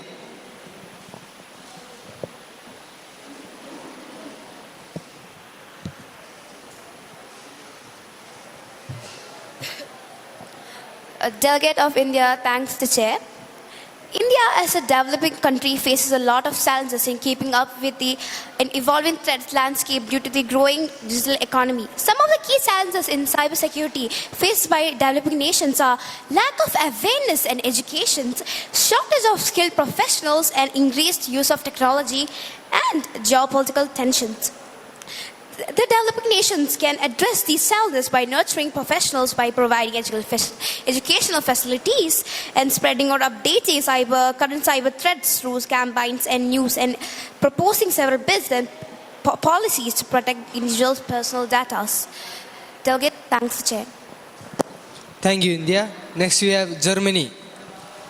Honorable Chair and delegates, as a developed country, Japan has been addressing cybersecurity challenges in a number of ways. Enacting laws and regulations. The Japanese government has enacted a number of laws and regulation to strengthen cybersecurity, including 2015 Cybersecurity Strategy. These laws and regulations set out requirements for businesses and organizations to protect their information and system from cyber attacks. Investing in education and training, promoting public-private partnership, building international cooperation, etc. There are only some of ways that Japan uses. Additional specific steps Japan is taking to address the cybersecurity challenges may include the government is strengthening laws and regulations to combat cybercrime. The government is promoting cybersecurity awareness among businesses and individuals. The government is working to improve the sharing of information about cyber attack between public and private sector. The government is the delegate thanks the chair. With the newfound connectivity comes a stark reality, the escalating cyber threats that developing nations like Nigeria faces. In the light of this, it becomes imperative to address that cybersecurity challenges confronting our nation and strive towards building a resilient and secure digital future. Nigeria, as a rapidly advancing nation, must acknowledge the unique challenges it faces in safeguarding its cybersecurity. Cyber attacks targeting critical infrastructures, data breaches in government institutions, and national fraud targeting citizens are a few of the pressing issues that require our immediate attention. Implementing national cybersecurity awareness campaigns targeting schools, universities, and businesses will foster a cultural and cyber hygiene and responsible digital behavior. Strengthening cybersecurity legislation will enable the prosecution of cyber criminals and severe as a deterrent against cyber offenses. As a cyber threat are borderless, Nigeria must actively engage with other nations to collectively combat cybercrime and improve global cybersecurity. The delegate thanks the chair. Thank you, Nigeria. Now we have Zambia. Security challenges in developing nation. Since the beginning of 20th century, we have been facing a new type of conflict worldwide, which is the control of cyberspace. As the internet is a borderless, globally connected network, cyber attackers can harm other countries by using computers in the countries where there is poor cybersecurity and remain anonymous. The problem with the developing countries is that they use existing popular templates rather than creating their own, and this makes it very easy for the hackers to get into the system and manipulate it. The openness of internet thus requires all nations to have effective cybersecurity policies to have a safe and secure internet. The establishment of National Cyber Response Center under the Federal Office for Information Security and National Cybersecurity Council and development of military cyberspace capabilities to gain strategic advantages, hosting of compromised computers and initiating malicious activity. Without the consent of the owner of compromised computer countries, like this should enforce the law to achieve a safer global cyberspace. Thank you. Thank you, Zambia. Now we have UAE. Esteemed delegates, since the beginning of the century, we have been facing a new type of conflict worldwide, which is the control of cyberspace. The main dilemma being faced in cyberspace is lack of universal understanding of definitions, norms, values, rules, regulations, and laws on the use of internet in general, and the prosecution of criminals in particular. Developed countries have started exploiting the vulnerabilities of cyberspace to gain supremacy and influence over their rivals. To be able to use the cyberspace, the developing countries rely on the products made by the Western world, and what's more important is that they use the technology developed by the same countries to protect their information. The obstacles faced by the developing and least developed countries are lack of cybersecurity strategies, policies, and legal and regulatory framework in some countries. Comprehensive data security solutions, whether implemented on premises or in a hybrid cloud, help you gain greater visibility and insight to investigate and remediate cyber threats. These solutions can enforce near real-time controls and help you manage regulatory complaints needed. The delegate thanks the chair. Thank you, UAE. Now we have Greece. Honorable Chair, fellow delegates, and each one of you present here, a warm good morning to all. In the fifth industrial era, where technology plays a pivotal role in every aspect of life, cyber threats can't be left unattended. Cyber threats are not just a concern of one country, but concern of all global nations. Therefore, providing helping hands to developing nations is a paramount to protect the nations from threats which hinder development. The country Greece has significantly contributed to the developing nation. Some of them are technical assistance and capacity building, knowledge sharing and collaboration, cyber security education, public-private partnership, regional cooperation, and many more. In conclusion, cybersecurity is not a challenge that can be ignored or taken lightly. Let us rise to the occasion, prioritize cybersecurity, and work together to build a safer and more secure digital world for everyone. The delegate thanks the chair. Cybersecurity inequality, a path to prosperity. Honorable Chair and esteemed delegate across the world. Equality is not just a matter of fairness, it's the path to prosperity for developing nations.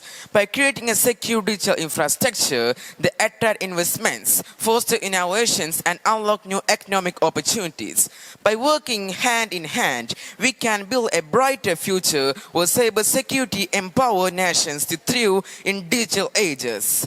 In conclusion, Russia addresses the cybersecurity challenges in developing nations, a global responsibility. By providing technical assistance, education, and cooperation, we can bridge the cybersecurity gaps and create a level playing field for all.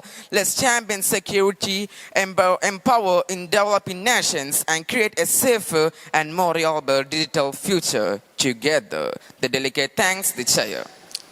Thank you, Russia. Now we have Brazil. Honorable Chair, esteemed delegates, as we advocate for equality and human rights, let's not forget the digital rights of those in developing nations. Addressing cybersecurity challenges is a global commitment that transcends borders.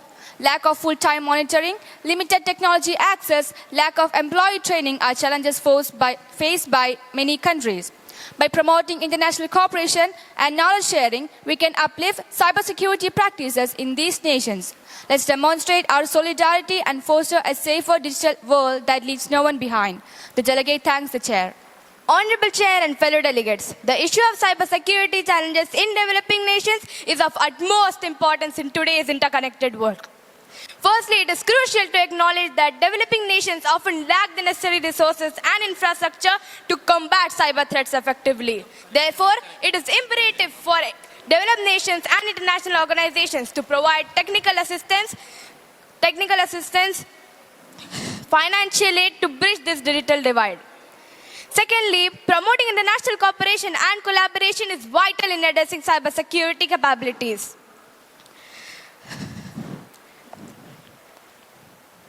Cyber threats do not recognize borders, and a collective effort is required to combat them effectively. In conclusion, addressing cybersecurity challenges in developing nations requires a multifaceted approach that encompasses technical assistance, international cooperation, awareness raising, and legal frameworks. Thailand urges all nations to recognize the urgency of this issue and work together to build a safe and secure cyberspace for all. Thank you. Delegates, think of a bursting metropolis in developing nation where progress and innovation are on rise. Skyscrapers touch the sky and technology fuels every aspect of the life. However, in the vast network of cyberspace that powers this urban hub lives a vulnerability and lurks, possessing a grave risk to the dreams of prosperity and growth. It is imperative that the global community recognizes cybersecurity as an essential right, accessible to all the countries, irrespective of the development status. To address this challenge, Norway firmly proposes the establishment of the Global Cyber Protection Accord. This comprehensive act will seek to collectively fortify digital defense. Thank you, Honorable Chair. Just give me 1 second. Yeah. You guys can have an unmod for 5 minutes. In those 5 minutes, decide amongst yourselves if how many DRs need to be there and how would you guys be making them? Will there be 1 block or will there be 2 blocks? Also, yes, France. The question I received from Albania is asking about the measures taken by Indonesia, and I'm the delegate of France. So should I answer this? Is it addressed to France? How does Indonesia plan to strike a balance between... No. In, from, and to, is it to return to France? Yeah, yes. Then, yes, yes. Acha, acha, okay. Never mind then. Let it be. Fine, it's fine. Cool. Right. So you guys decide amongst yourselves how many more, how many of the draft resolutions will be made and what will be the blocks, if there will be two or if there will be one block. Right. Take 5 minutes. Keep in mind also the fact that DRs will need to be submitted to me by 2. You guys will probably start making the DRs around 12:15 or 12:15. You will have around half an hour before the lunch break and half an hour after the lunch break. Within that time period, I will need the DRs by 2 p.m. max. All right? Cool. So take an unmute for 5 minutes. Accordingly decide if you want a single DR or 2 DRs. Okay? Cool. Go ahead.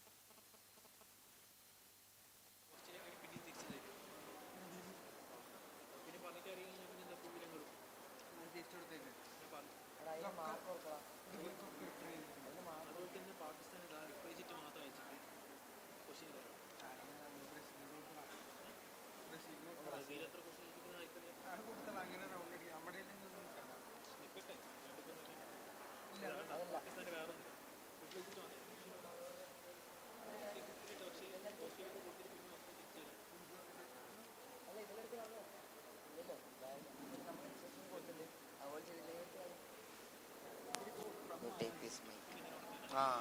That is 1 kg.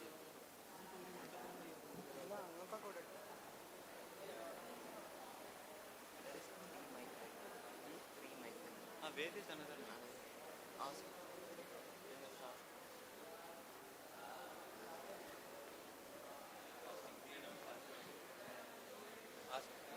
ഇതിന്റെ 3 മൈക്കില്ല. അല്ല, മൂന്നാമത്തെ ഏതാ? Here.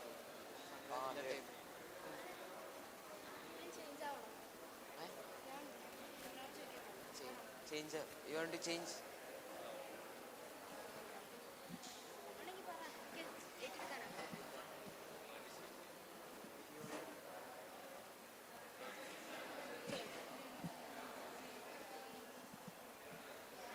Other mic. Where did he say?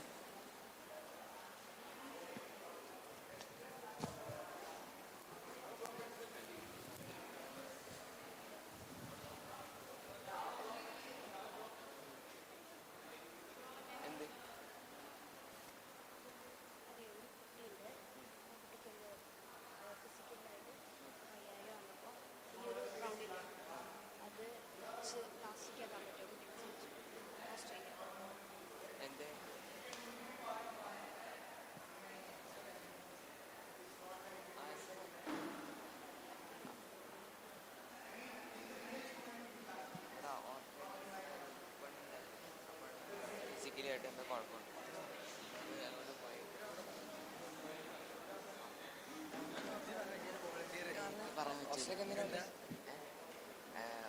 Physically in the corner.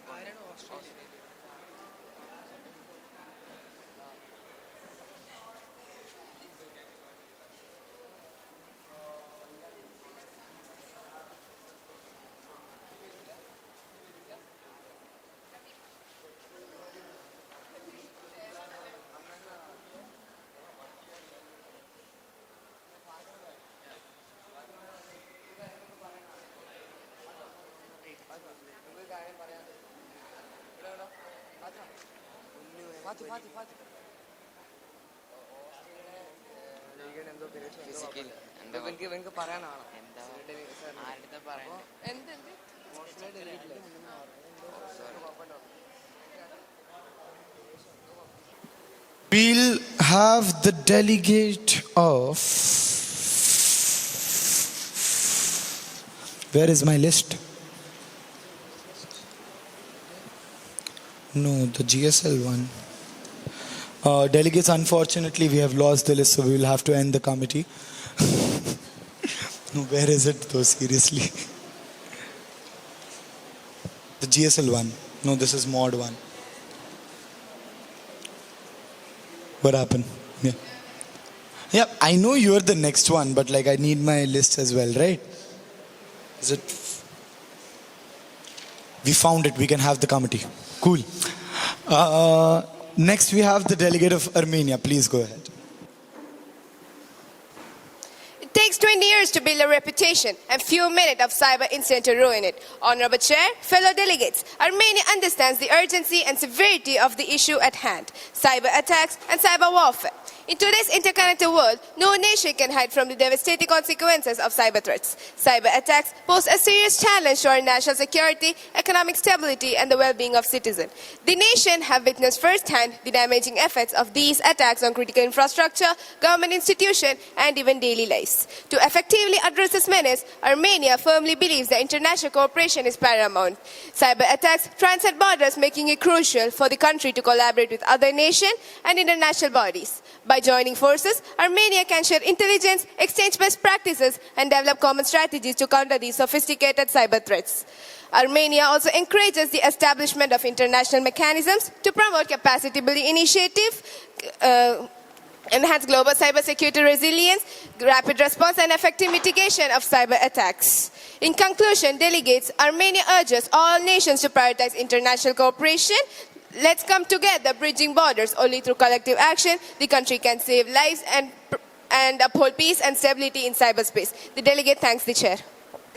As 2 POIs already. Kindly load on your placards.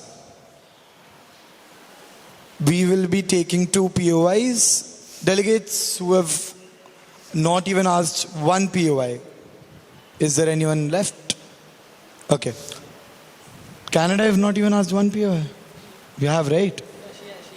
She has. You have asked a POI. You have not? Do you not remember? Yeah, okay, anyway. Cool. Raise your hands again. Delegates who wish to ask a POI. Who have not asked 2 POIs. Right. I'll take...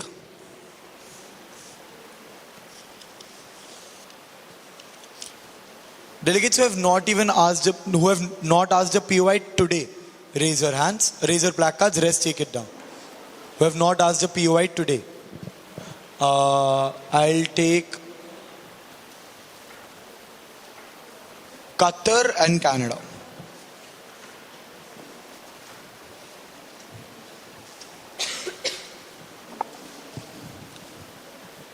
Qatar is not also... The delegate of Qatar would like to propose a point of information to the delegate of Armenia by asking that, how does Armenia engage in international effort to combat cybercrime and promote cyber security of global level?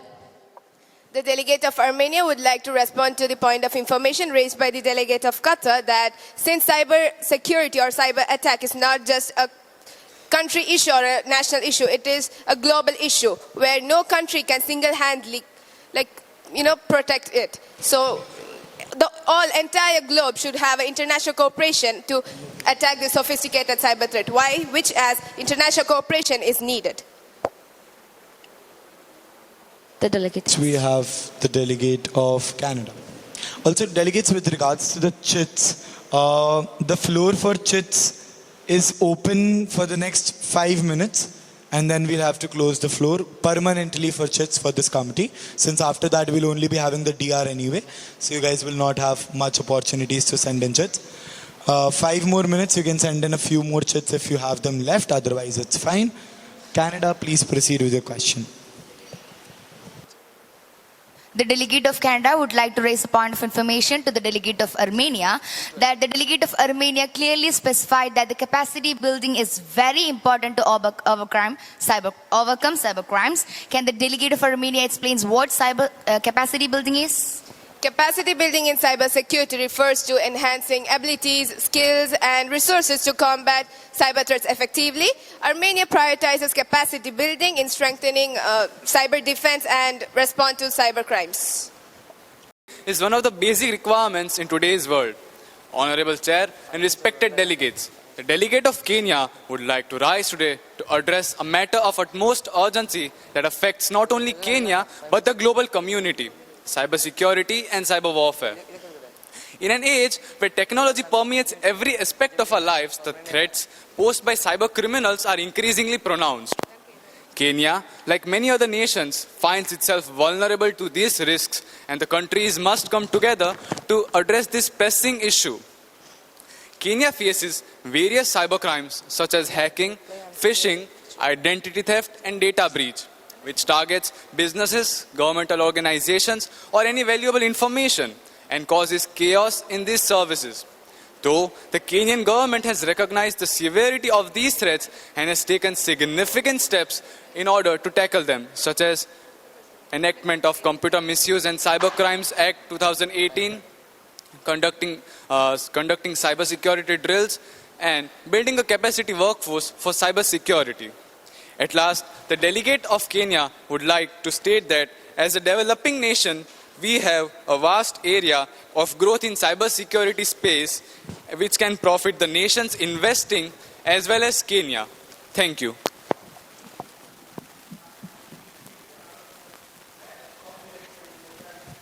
I would like to utilize the time by answering point of informations.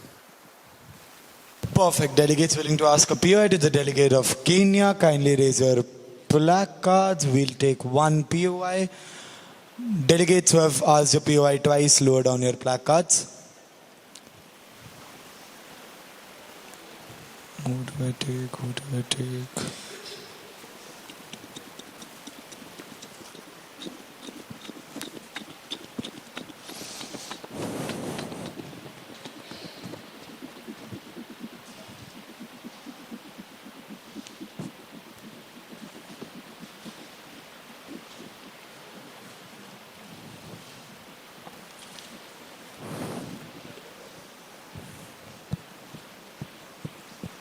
I'll take delegate of... Wait, give me a second.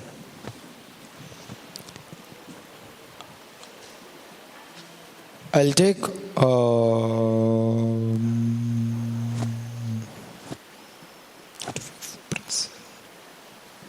I'll take delegate of Brazil.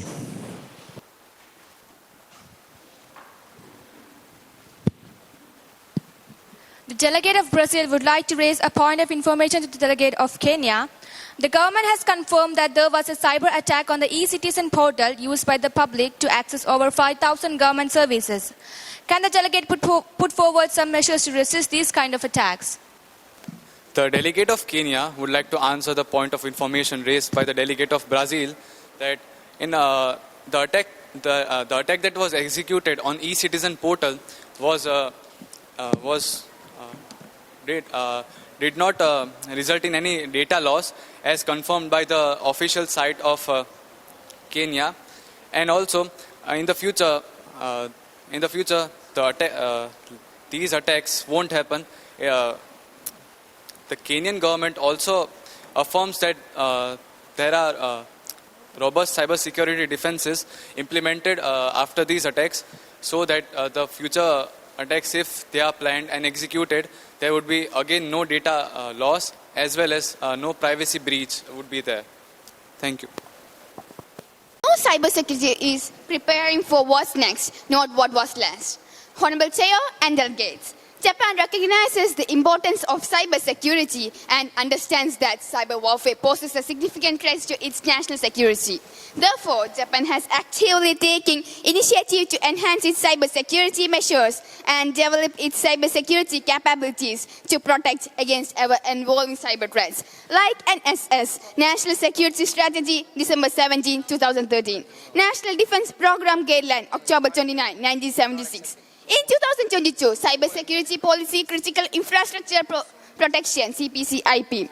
Furthermore, Japan has strengthened its legal framework on cybersecurity, including laws on cybercrimes, data protection, and privacy critical infrastructure. One among them is the Basic Act on Cybersecurity, is the fundamental law adopted on November 6, 2014. Japan also gave training programs for government officials, private sector employees. Despite all of these efforts, Japan faces significant challenges in cyber warfare, including the threats of cyber espionage and sabotage. In conclusion, Japan recognizes the seriousness of cybersecurity and continues to work forward, strengthening its cybersecurity posture. Thank you for the speech, Delegate. You have around 9 seconds left. How would you like to yield your time? Point of information. Delegates willing to ask a POI to the delegate of Japan, kindly raise your placards. Delegate who have asked 2 POIs, lower down your placards. I will be taking delegate of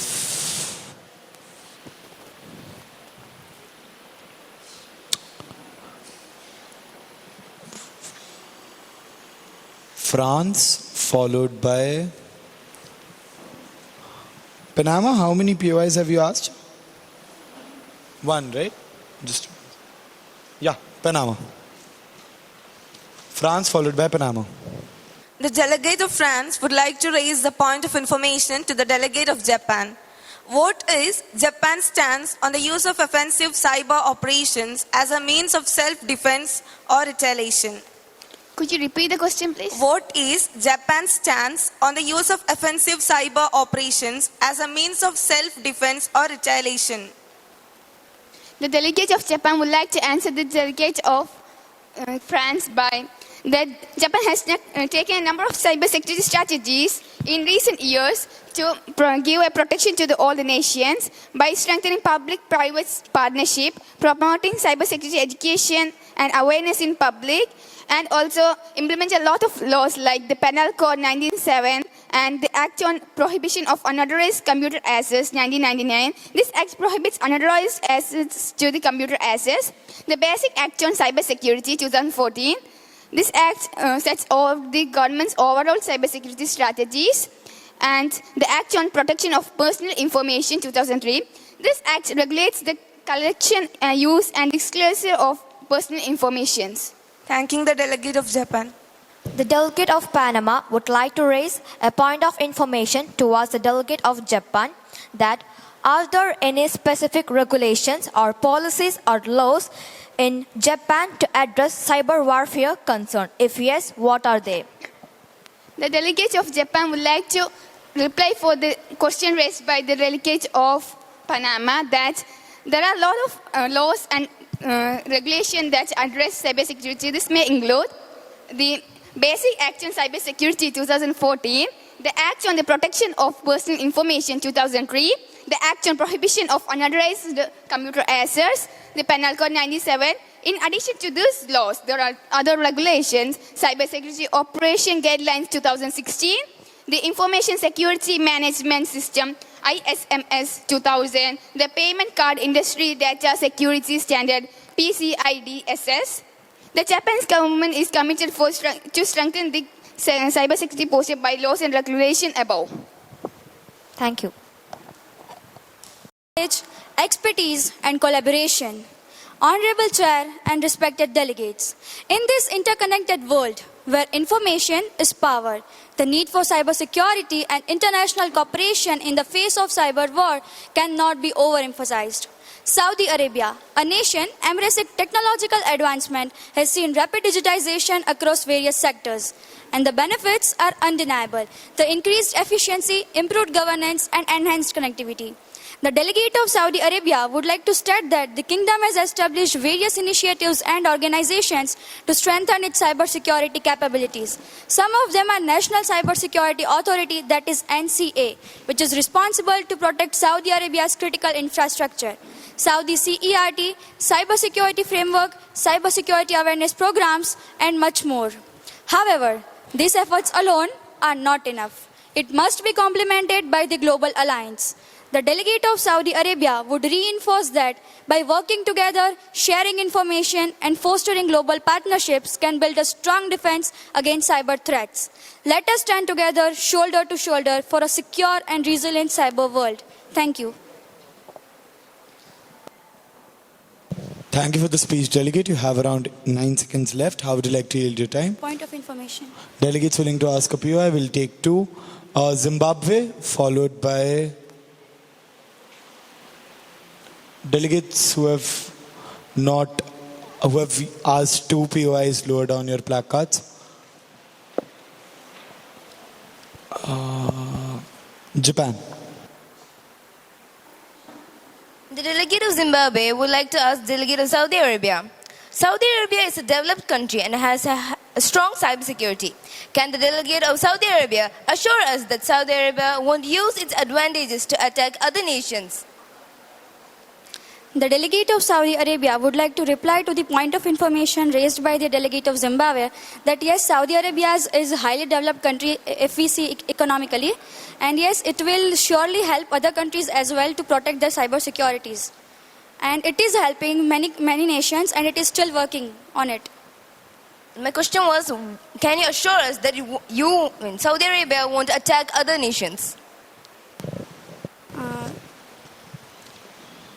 Delegate, technically there are no cross-talks allowed. Sorry. However, since that was a plea to follow up and I would have normally granted a plea to follow up as well, it's fine. But normally, you cannot simply ask another question. You ask for a plea to follow up from the chair, they grant it to you, and then you go ahead. Okay? Anyways, Saudi Arabia, please answer. So, as I am the delegate of Saudi Arabia, so I can't assure you, but yes, it is possibility that we won't do this. Saudi Arabia won't do this. Okay, thank you. Say it with certainty. Why are you unsure whether your nation will attack other nations or not? Sir, I didn't understand I'm saying that state it with certainty that no, you won't do it. Why are you unsure whether your nation will attack other nations or not? Even if it will, deny it, na? Here you will deny it. That no, of course we will not attack and we will make sure that no such action takes place because of our nation and hampers any other nation. Alright? In a public forum you wouldn't say that we will try our best or anything like that when the issue is about you attacking other nations. Right? You'll say that no, we won't.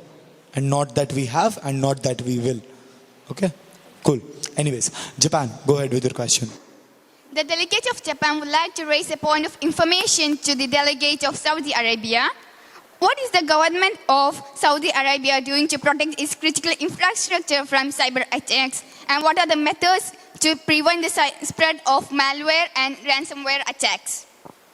The delegate of Saudi Arabia would like to reply to the point of information raised by the delegate of Japan that as mentioned in the speech, Saudi Arabia has established NCA, that is National Cybersecurity Authority, that is protecting Saudi Arabia's critical infrastructure, and also Saudi CERT. And there are many such strategies of Saudi Arabia as well to protect the critical infrastructures or cyber protect from cyber threats. Some of them are development of international cybersecurity norms, strengthening cybersecurity measures, and promoting cybersecurity research and development. Thank you. The question must also included the prevention of methods taken by... We just went over this. You do not simply ask another question. You ask for a plea to follow up. We just talked about it. But my question also included... Understood. But even for that, like either way, you address it to the chair first. There are no cross talks allowed in the committee, right? So you had the chance to ask a question. They had the chance to answer. These are two things you guys can do without my permission because I have already given you my permission. Other than that, in an MNC, I don't demark anyone for stuff like this. I don't personally, neither do I care. The only thing is you might go to MUNs in future and people actually demark you in decorum and in other instances for stuff like this. That is the only reason I'm mentioning it. Go ahead, ask it. It's Yes. a point of order. Cross questions are not allowed, right? Yeah. But It is not a cross question, it is a plea to follow up. I am granting the plea to follow up since one part of the question was not answered. Could you repeat? what are the methods taken by the Saudi Arabia to prevent the spread of malware and ransomware attacks? Actually, I didn't understood the last line. Pardon? What are the methods taken by Saudi Arabia to prevent the spread of malware and ransomware attacks in Saudi? Okay. So actually, I don't have the sufficient data for this to answer this question. All right, fair enough. With this, what happened in Nigeria? Yes.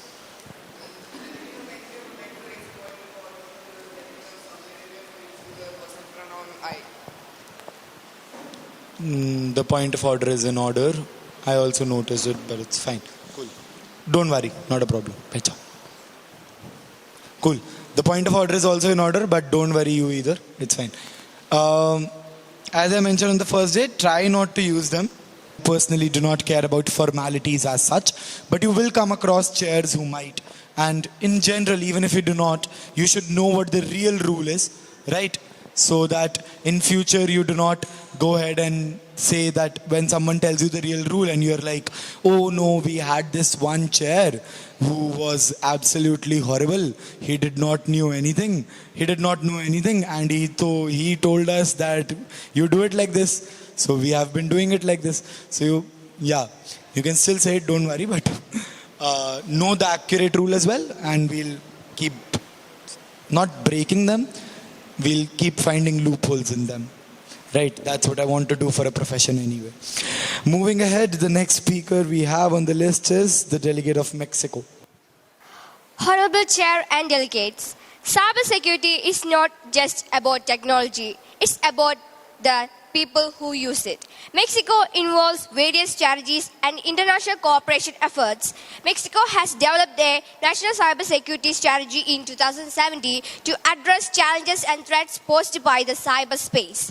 NCS for 2023 is a new strategy of the nation. This includes raising awareness of cybersecurity risks among citizens and business, as well as strengthening the country's cybersecurity infrastructure. Prevention, response, recovery are the focus to three main pillars in NCS. And promoting cybersecurity awareness, Mexico has established the Computer Emergency Response Team known as CERTMX to coordinate response to cybersecurity incidents. CERTMX acts as a central point of reporting cyber incidents as disseminating cyber incidents across the country. Mexico recognizes the importance of cybersecurity and actively engages in international cooperation to address cyber threats. The nation's aim to strengthen its cybersecurity posture and protect its critical infrastructure and citizens from cyber threats. Thank you. Thank you for the speech, delegate. You have around 15 seconds remaining. How would you like to yield your time? Point of information. We'll take 2 POIs. Delegates willing to ask a POI, kindly raise your placards. We'll take South Korea, followed by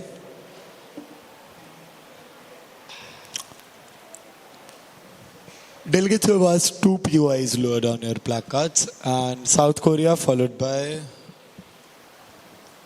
Zambia. Have you asked a POI yet? Zambia, how many POIs have you asked? 1 yesterday, right? You haven't asked any, right? Exactly. Zambia. Anyone else?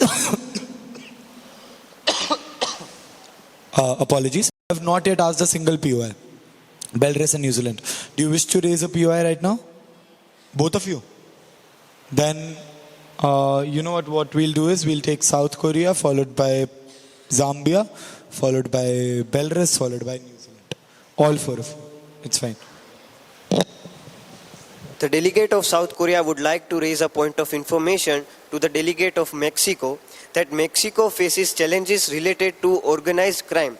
How does the country address the potential nexus between cybercrime and traditional criminal networks? Can you please repeat the question? Mexico faces challenges related to organized crime. How does the country address the potential nexus between cybercrime and traditional criminal networks? The delegate of Mexico would like to answer the question raised by the delegate of South Korea. During 2017, the private sector report called the cybersecurity assignment in Mexico. The need of having a national cybersecurity agency to coordinate strategies that is being defined, and it's create the critical governance path of the internet, and also contribute to promoting certainly the trust in the new digital ecosystem. The importance of refining the digital framework for cybersecurity and federal and state level legislation guaranteeing the protection of personal data and simulating information sharing, a framework to provide the policies force with adequate tools. The strategies being had of Mexico guarantee the protection of critical infrastructure, especially cyber resilience, under a risk management approach to have clear merchants and protocols available for cyber recovery. Thank you for the question. Thank you for the answer. Also, delegate, try to keep your answers a little bit short and crisp. All right. Next, we have the delegate of Zambia. Delegate of Zambia like to raise a point of information towards the delegate of Mexico. What all are the strategies initiated by your country toward the cyber crimes? The delegate of Mexico would like to answer the question raised by the delegate of Zambia. I already mentioned that Mexico has many strategies. During 2017, is a private sector report called the Cybersecurity Assignment, and NCS for 2023 is a new strategy of the nation. This includes raising awareness of cybersecurity risks among the citizens and business, as well as strengthening the country's cybersecurity infrastructure. Prevention, response, recovery are the focused three main pillars of these strategies. What happened in Norway? Go ahead.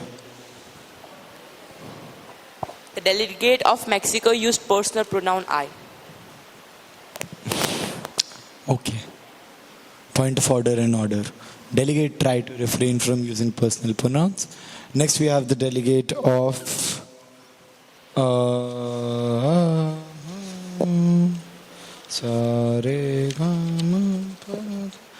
Belarus.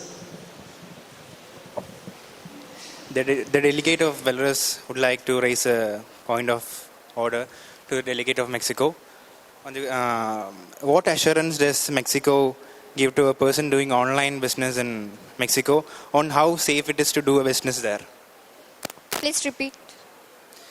What assurance does Mexico give to a person doing online business in Mexico on how safe it is to do business there?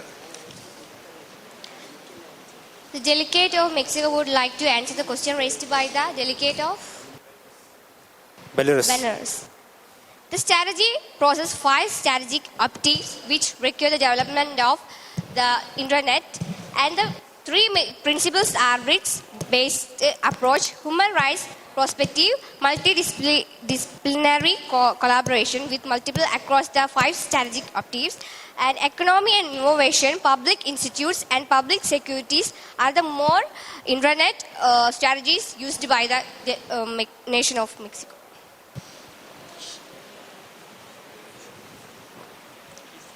Do you have a plea to follow up? Granted. Why were you standing like this, just looking at me disappointed or whatever, and like hoping I'll say something? My question was how safe it is to do. Like, how is my information of the public safe?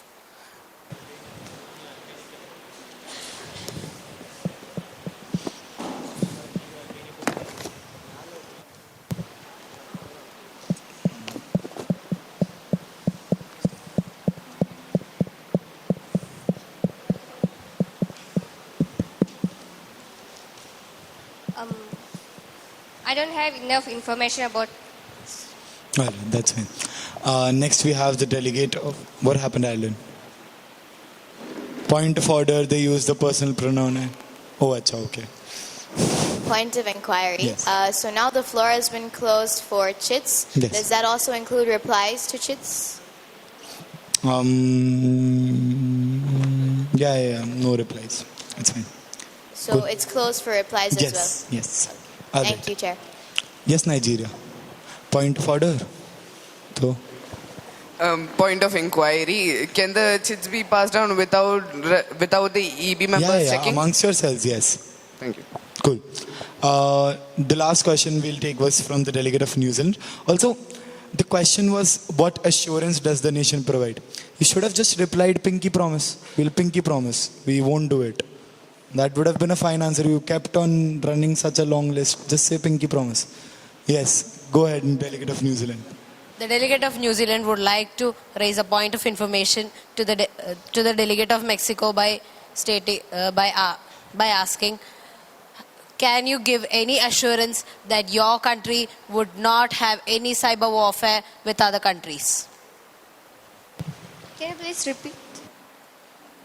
Can you give any assurance that your country wouldn't be included in any cyber warfare to other countries?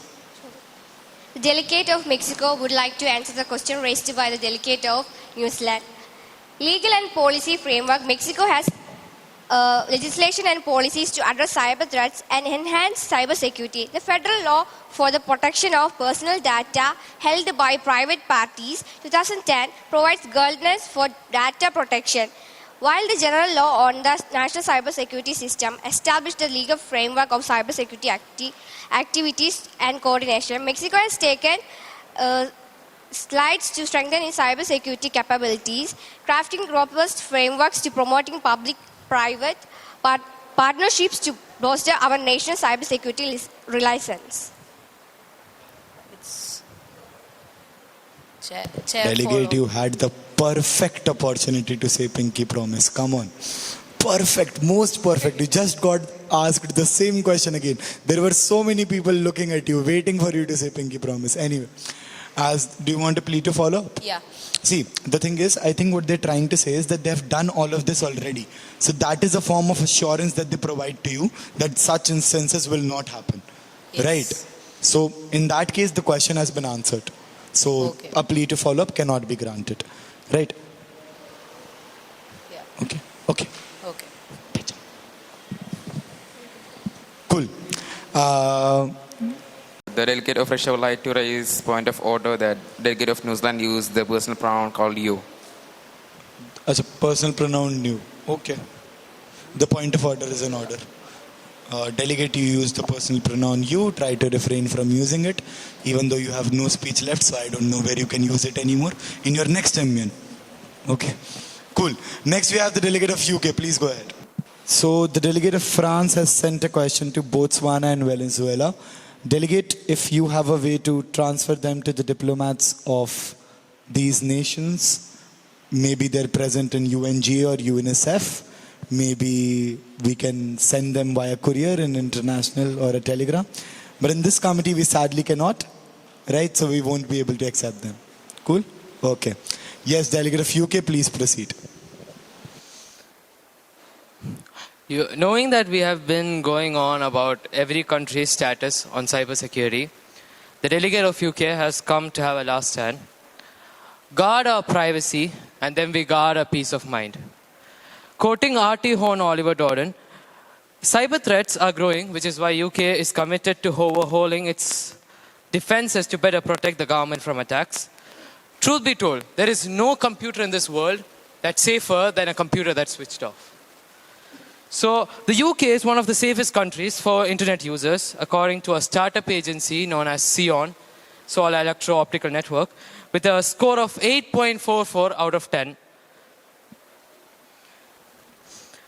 The words coming next have been in the delegate's heart for a long time, and the delegate wishes the chair, delegates, and the members to lend all ears for a few seconds. Every misstep can lead to severe reputational damage, but more importantly, to agonizing losses.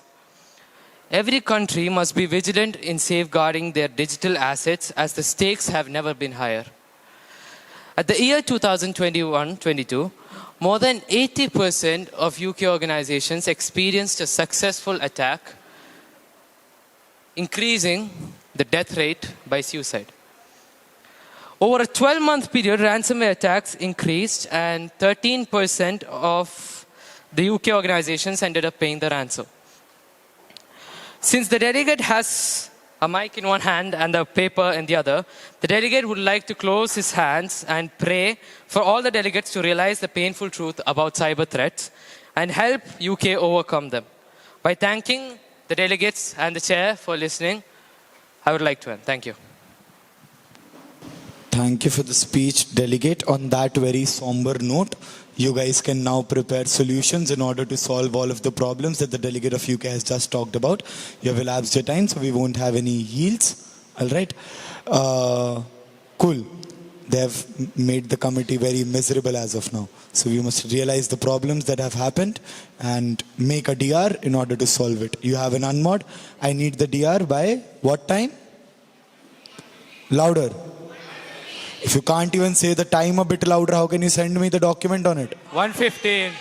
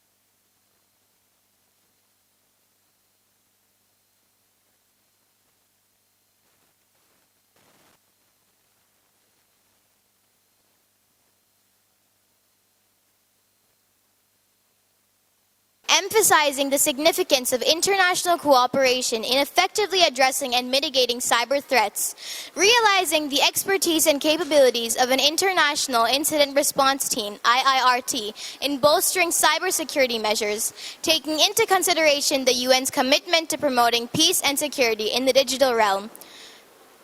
1. Establishes an international incident response team, IIRT, composed of cybersecurity experts from participating nations. 2. Mandates the IIRT to facilitate real-time information sharing and collaboration during cyber incidents among member states. 3. Encourages member states to allocate necessary resource and expertise to support the functioning of the IIRT effectively. 4. Calls for capacity building initiatives to enhance cybersecurity capabilities in developing nations through IIRT-led workshops and training programs. 5. Requests the IIRT to foster partnerships with private sector entities and relevant international organizations to strengthen cyber resilience globally. 6. Directs the IIRT to maintain a comprehensive database of cyber threats, vulnerabilities, and attack patterns to facilitate proactive measures. 7. Urges member states to ratify and implement international agreements and norms related to cybersecurity, reinforcing the IIRT's efforts. 8. Encourages the IIRT to submit regular reports to the United Nations General Assembly on its activities and progress in promoting international cooperation on cybersecurity and cyber warfare. Thank you. It's a point of information. Do we need to read the headers? Headers, as in topic, cybersecurity and warfare. Okay, thank you. Increasing job opportunities for AI-related jobs so that educated individuals do not use the information for illegal purposes. The implementation. Number 2, the implementation of special call centers for recording cyber crimes experienced by victims. Number 3, spreading of cyber awareness through press and television programs and cybersecurity awareness programs for the knowledge about cybersecurity. Number 4, international cooperation among different nations with assurance that the other nations do not exploit the trust of the committee to not enact the cyber warfare. Number 5, the government of the countries should implement comprehensive crisis plan to ensure preparedness for large-scale cyber incidents. Number 6, for developing nations to not completely depend on manufactured systems of hardware and software and instead allocate the budget of government to strengthening infrastructure and cybersecurity. Number 7, implementation of GDPR-like structures which obliges foreign legal entities. Number 8, emphasizing on following the GGE's norms, such as states should not knowingly allow their territory, and states should cooperate to increase stability and security in the use of ICTs and to prevent harmful practices. Number 9, having adopted the Budapest Convention is the first international agreement targeting computer-related crime, promotion of harmonization of laws, improving investigation, and enhancing international cooperation. The Information Technology Act 2000 is the primary legislation addressing cybersecurity, data protection, and cybercrime. Last but not least, NATO recognized as the fifth battle space at the 2016 Warfare Summit, and cyber attacks can trigger Article 5, treating an attack on one member as an attack on all. Thank you.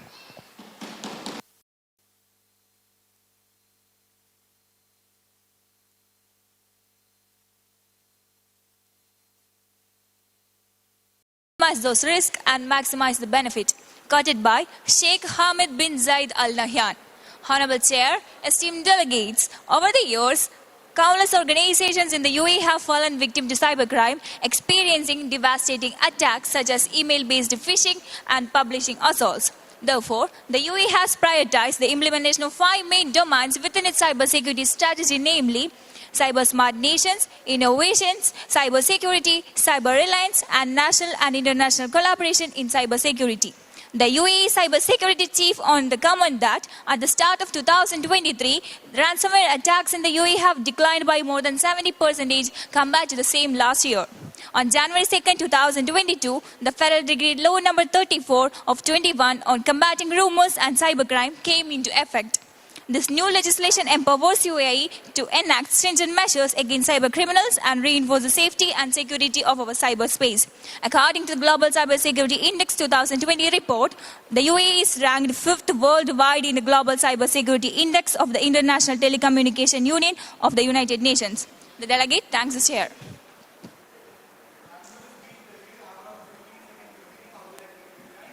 Points of information.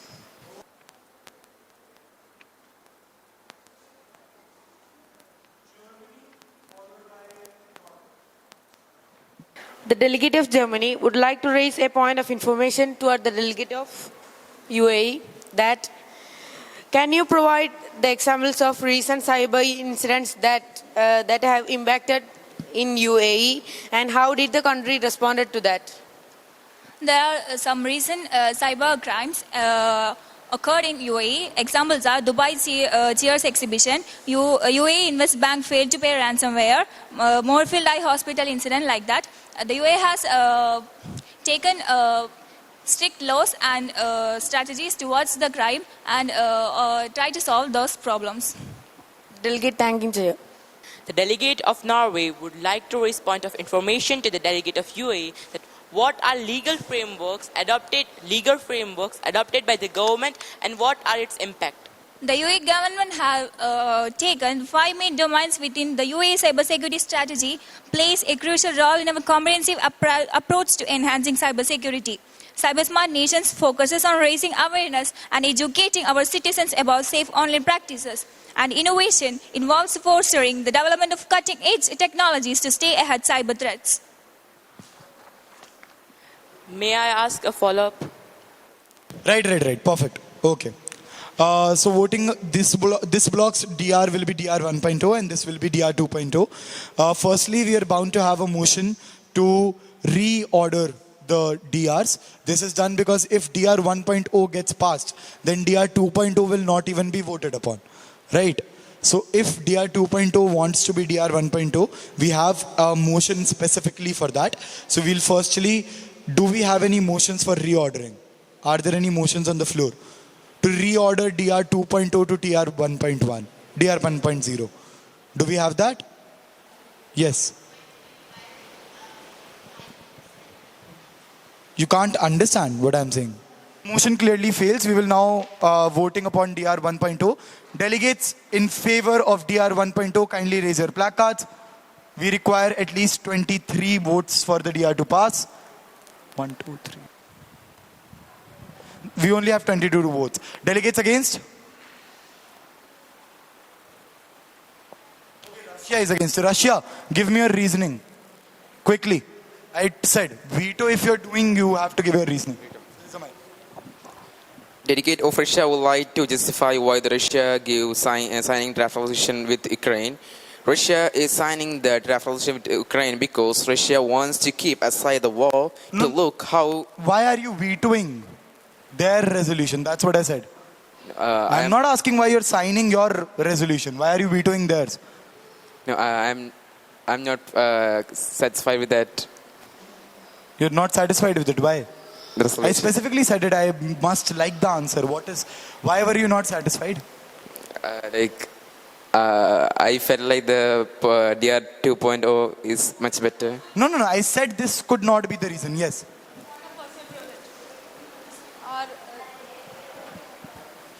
What's the personal privilege? Point of personal privilege. The delegate of Ukraine would like to raise a motion for point of personal privilege. The delegate of Russia... Personal privilege, yes, go ahead. Sorry?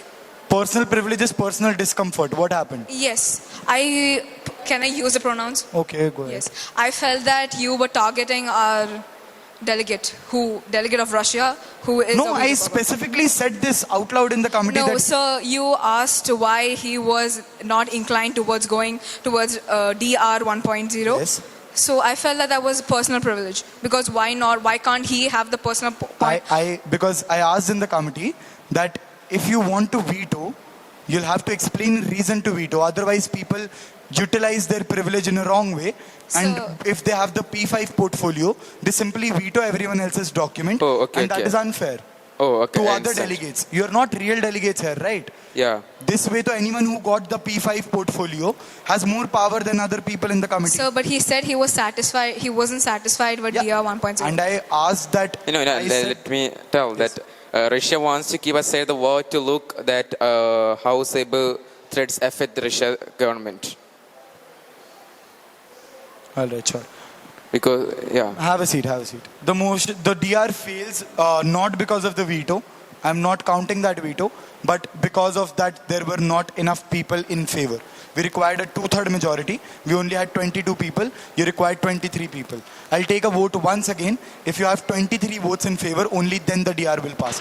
DRs pass on 2/3 voting. We talked about it on the start of the committee. It requires a substantive voting. Delegates in favor of DR 1.0, kindly raise your placards.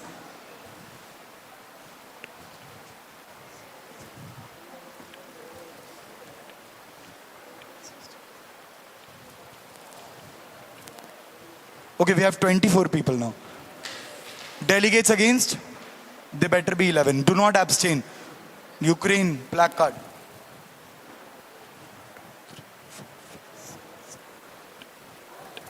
DR 1.0 passes. The committee has officially created a DR.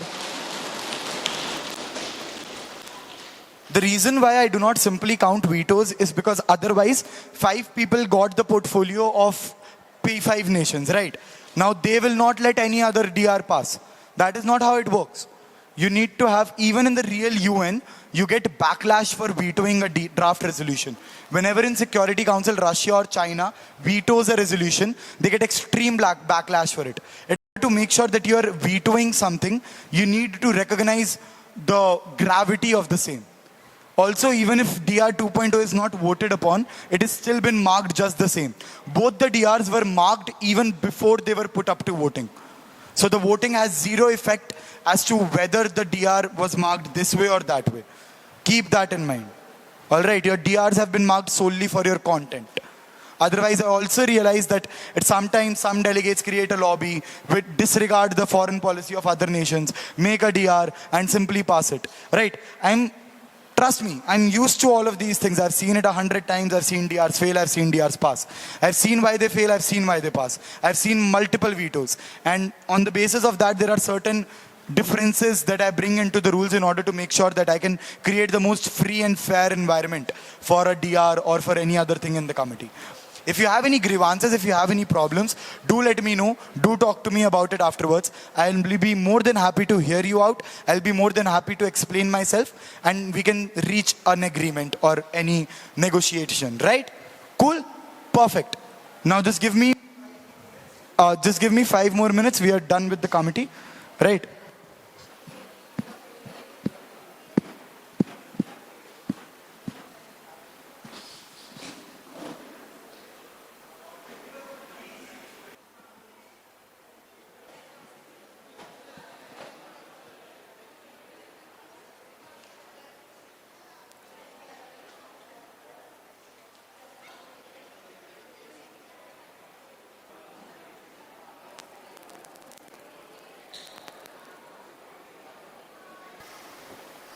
And I hate mics. But anyway, cool. So, as I was saying, you guys did well. There are a few aspects that, of course, you guys can work upon.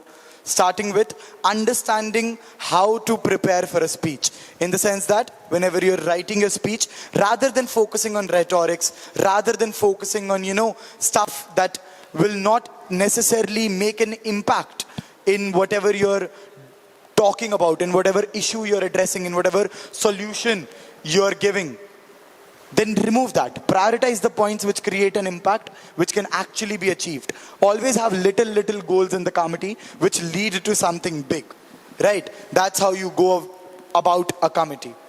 Rest, everyone, make sure you do more MUNs, whichever schools you're from. If you guys have your friends who also do MUNs, discuss about all of these geopolitical issues amongst yourselves. Right, you don't necessarily have to come to a proper MUN, inter-school MUN, in order to practice for these things. Keep discussing about geopolitical issues. Keep talking about the relevance of these geopolitical issues. Randomly, within your friends, you guys want to pass some time, talk about such issues. Do a simultaneous, simulation of an MUN, an MMUN, a model United Nations, right? Do these kinds of things so that you can keep up with such stuff. How many of you are in 10th or below? 10th grade or below? How many? That's brilliant. I don't see a lot of people in that young of classes doing MUNs. It's very nice. The zeal is very nice. Keep it up. You guys have the time. You guys can improve yourselves so much. I personally also did my first MUN in 8th, and I consider myself privileged because a lot of people do not get that opportunity. Right? So you have gotten that opportunity, you have gotten a hang of all of these things young. MUNs necessarily do not just help you with future MUNs, right? It's not like that. Your critical analysis, your reasoning, your understanding of the world altogether gets better. Once you realize that the real United Nations, for that matter, is not that good. You know why? I'll suggest you all to go ahead and read the UN Charter once you get home. You'll realize the language used in the UN Charter is so vague. You'll realize that most of those vagueness or those loopholes that you guys talk about have been brought about necessarily and deliberately. If we can figure out loopholes in the real United Nations and their conventions, could they not have? They could have. The only thing is they put them in deliberately so that other nations will sign it. Otherwise, they won't sign it altogether. International law is a sham. In very simple words, you have the opportunity and the privilege to whether you wish to sign and ratify a document or not. And if you don't ratify it, then no one can take you to court against that document. And even if you are taken to court and ICJ delivers a judgment against you in 23rd March 2022, you still will not withdraw your troops from Ukraine in 2023 July. August for that matter. So all of these things, yeah, sure. I sound like a cynic, I sound pessimistic, that UN is fake, this is that, this is that. But in reality, you need to know these harsh power imbalances in the world. What this does is, it increases your understanding of the world you live in. It increases the things that you used to think do not make sense. Why does this happen? Why is Russia not bombarded? Or why is Russia not criticized? Or why does the Ukraine news go away after a few months? All of these questions that normally you wouldn't understand, you'll start to understand. That okay, Russia is a powerful nation. Ukraine wanted to join NATO. NATO is a powerful alliance. Russia does not want Ukraine, which is its neighbor, to be a military base for NATO, which is why Russia attacked Ukraine, so that NATO does not accept Ukraine. Because if Ukraine is a member of NATO, then under the Article 5 of the NATO Charter, NATO will necessarily have to fight Russia in order to protect Ukraine. But NATO cannot afford to fight Russia because there is a logic of deterrence. Both of them have nuclear weapons. Logic of deterrence is something that if you study arts, you'll learn in 11th grade or 12th grade. It's simple, very simple. I am powerful, you are powerful. I will not hit you because even if I end up hurting you, I do not want to risk myself getting hurt that much. What does this mean? Russia has a nuclear weapon, America has a nuclear weapon. America will not drop it on Russia simply because then Russia will also drop it on America. Sure, Russia will be hurt, but so will be America. And America does not want to afford that. Which is why NATO will not fight Russia. Right? Does that make sense? Yes. And which is why Russia did not want Ukraine to join NATO. Because otherwise NATO will have a military base right next to Russia. So in the longer run, this gives them more leverage. This gives them strategic advantage over Russia. These are the kinds of things that you start to discover once you analyze these things. And they do not take a lot of time. The day I got the Russia and Ukraine news for the first time in February in 2022 to indicate and predict every single thing that would happen for the next 1.5 years. What is the course of events? Why will they happen? When will they happen? In which way will they happen? I immediately said NATO will never take Ukraine in. Russia will keep building their forces inside. The region in Donetsk will be their stronghold. They will utilize the local parties of Donetsk and say that we are trying to liberate them. All of these things are predictable. Geopolitics is the most predictable thing in the world. How does it become predictable? Once you keep learning about these issues. MUNs are a way to do it. They're not the reason to do it. Do you understand the difference? They're just one way to read about these things. They're not the reason to read about these things. The reason to read about these things is to be an aware citizen, not just at a national but at a global level. The position of you in your nation and the position of your nation, both are relative to the global world. We live in a globalized world.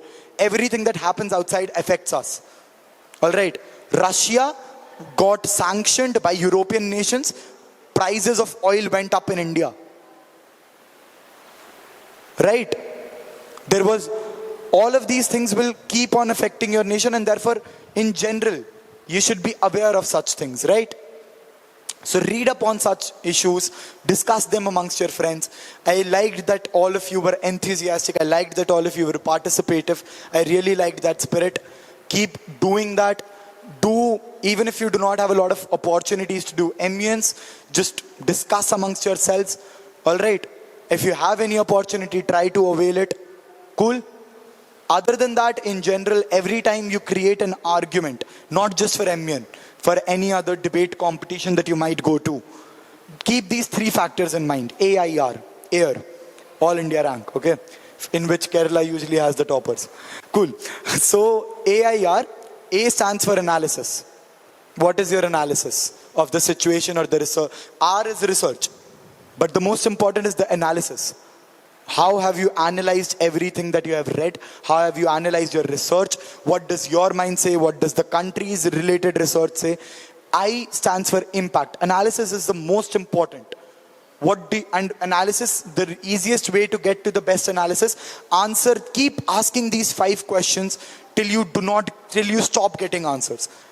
For example, if someone is saying that there are a lot of fishing events happening in your nation, then ask why. The why might be that there are less stringent laws. The why might be that there is less employment. A very big reason for higher crime rate is less employment. These are the kinds of why that you will keep getting. Why is there less employment? Because there is less education. Why is there less education? Because there is less infrastructure. Why is there less infrastructure? Because there is less budget allotted to those infrastructure. Why is there less budget allotted? Because more budget is allotted to the military of your nation. Why is more budget allotted to the military? Because there are more terror threats. Why are there more terror threats? Because there are more communal violences in your nation. Why are there more communal violences? Because there are historical reasons which have not yet been fixed in the nation and stereotypes still exist. Why do they exist? They exist because British came to your country and they destroyed a lot of communal relations between people. Why did they come? Because you had larger resources. Why? These are the kind of relations that you can keep drawing from one issue, and you can go back to this much. So try to keep going back as long as you do not get stopped. When you get stopped, that is where try more. But if you can't, that's fine. But keep asking yourself these whys. Why is the most important question in the world? Anything happens, you should know why. You should ask why. You should be curious about the why. Whichever field you wish to go into science, you wish to go into commerce, you wish to go into arts. I am a person who likes to read, right? You talk about science. Anyone saw Oppenheimer here? Oppenheimer. Anyways, Oppenheimer is more of a arts film than it is a science film anyway. It has very less to do with science. But ask yourself these questions. Why does atomic energy react that way? Why does nuclear fission happen? Why does uranium in particular act that way? Right? Or otherwise, ask yourself about geopolitics, ask yourself about economy. For example, okay, United States of America is the largest indebtor in the world, right? They have the most debt in the world, and they're also the largest importer. Importing more and exporting less is something that is devastating for your economy, okay? It makes your economy worse off. Having a lot of debt makes your economy worse off. Then why does United States of America have such a nice economy? Why is their value of their dollar priced so well when they're the world's largest indebtor and largest importer? There are a few do we have commerce students here? Anyone in commerce stream, right? So you guys must have read it, law of supply and demand. And otherwise, if you import more, your economy is worse off. Right, which is why India is trying to be self-sufficient. And if you have debt on your nature, your economy should be worse off. Why is it not? See, there was this one author, Kautilya, right? He's a very problematic author with a lot of things. He has very misogynistic and racist comments. But you keep those aside, he talked about politics and economics. And he said that in order to understand economics, you have to understand politics better. And in order to understand politics, you have to first understand economics better. To the extent that he wrote 2 books, Chanakya Niti and Arthashastra. Arthashastra converted into English means economics. But that book talks about geopolitics and international relations. And Chanakya Niti converted talks about Chanakya's politics. But that book talks about economics. So he did that on purpose. So in order to understand why United States of America does not get their economy worsened off, I'll explain it to you very simply. So ma'am, do we have 5 more minutes before wrapping up? Is there anyone here? Do we have 5 more minutes? We have it? Okay, perfect. Do you guys want to listen? Am I boring you? Are you sure? Okay. So there is a thing called SWIFT. Okay. SWIFT is the way the international world trades with each other. Every country trades with each other, and the international currency, global currency that we all recognize as US dollar, that much is clear, that much everyone knows. The US dollar is the global currency, right? Now, whenever we trade, we always trade in US dollar. India wants to trade with Europe. India will change its currency into dollar. Then that dollar will be changed into Europe's particular country's euro, and then they will receive that euro. So it changes into dollar, then it changes back into euro. This is how we trade, majority of the world, right? So whenever we change our country's currency, it gets put up into the relativity index of the currencies. That one currency got changed into another. So this is now in relative to each other, comparison to each other. This was changed into this, then this was changed into that, right? This much makes sense, that they're being compared in one way or the other. The ones who cannot understand proper economic rules try to understand at least the basics, that they're getting compared with each other. For example, if you're getting homeschooled, right? You're the only student at home, and if you get 9 marks, those are still high marks, right? But at the same time, let us assume there are 2 classes, class A, class B. Class A, the highest marks was 8. And class B, the lowest marks was 8. The lowest marks was 8. Out of 10, class B, lowest marks 8. Class A, highest marks 8. But in class A, the person who got 8 is still the topper. And in class B, the person who got 8 is still the lowest marks. So he's still a failure. That person will at his home get praises, that you are the class topper. This person, however, on the other hand, will be ridiculed, that you did not get anything, you are the failure, even though they have the same marks. Right? Why? Because comparison, relativity. Make sense? Perfect. Similarly, when a currency gets changed into other currencies, it gets put up into the relativity index. Right? Now, for the US dollar, if they're trading with any nations, which currency do they give the amount in? How do they pay? US dollars. So their currency is not getting changed. Right? So it is not getting put up on the international relativity index, because it is not changing into anything. They're simply paying, right? They're not changing it. When you change it, then it gets onto the relativity index. Since it's not being converted, it is not getting into the currency exchange rate. So therefore, at the same time, in debtor, whenever they're in debt, in which currency do we pay back the debts that we owe? US dollars. All international debts are repaid in which currency? US dollars. Now, all of our nations have to pay something back in US dollars, right? So we can't print more money in our nation to pay back the debts, because then the more we convert our money into debt, the more lower our currency's value gets. The more your currency is converted into another currency, it drops your country's value. Therefore, we can't take a lot of debt, because when we will try to repay that debt and our currency will get converted, our country's currency's value will go down. Does that make sense? Right? Yes? Does that make sense? Now, same goes for every other nation. If they have to repay debt and they have to first convert their currency, then the more they keep converting in order to pay back, the more it will affect them. Which country does not have to convert their currency? They can simply keep printing as much money as they want, keep repaying the debts, or do not repay the debts, because the debts that they owe are within US dollar currency as well. So they can simply keep bonds of them. They can put those debts into bonds. This is a little advanced topic, right? Now, I was a student of arts. I had humanities. I had no commerce subjects. I had no science. Thing is, you like to read, you like to ask why, you find out about things like this. So keep these 2 things alive. Keep curiosity alive in you. That's all I mean to say. And read. Please read. Don't use AI. Don't use ChatGPT. The problem I have with AI is that you get dependent on it. You know, people back in the day, not too much back in the day, right before calculator was invented, they could have done 3-digit into 3-digit multiplication in their head easily. Why? Because they were used to it. Do one thing. Ask your parents how much directions they used to remember when they were our age and how many directions we remember. They would remember 1,000 times more directions. That this go, you go here, you go left, you go right. You look at your dad ever, and he's telling someone the way, and he will tell the way of another state like, oh, you take the second flyover, then you come down, then you take the second left, and then you skip the 2 cuts, and then from the 3rd cut you take a right. Very randomly, very casually. Why? Because they didn't have maps. They had to remember it. So when you have to do something, your brain gets adapted to it. Your brain is used to doing it. As soon as you get maps, even auto drivers do not remember the directions exactly a lot of times. If there is an Uber auto driver, he will not remember the directions as well as a normal auto driver who does not have Google Maps.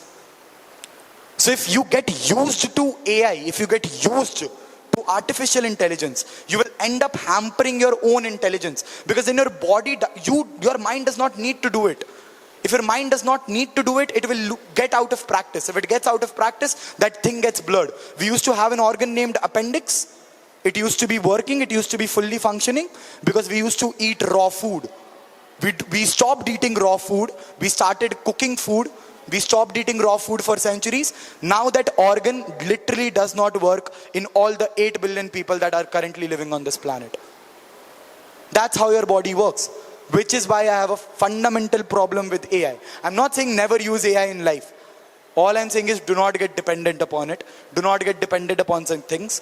Be curious. Keep these things alive. You guys were enthusiastic, which is the only reason I'm sharing all of this with you.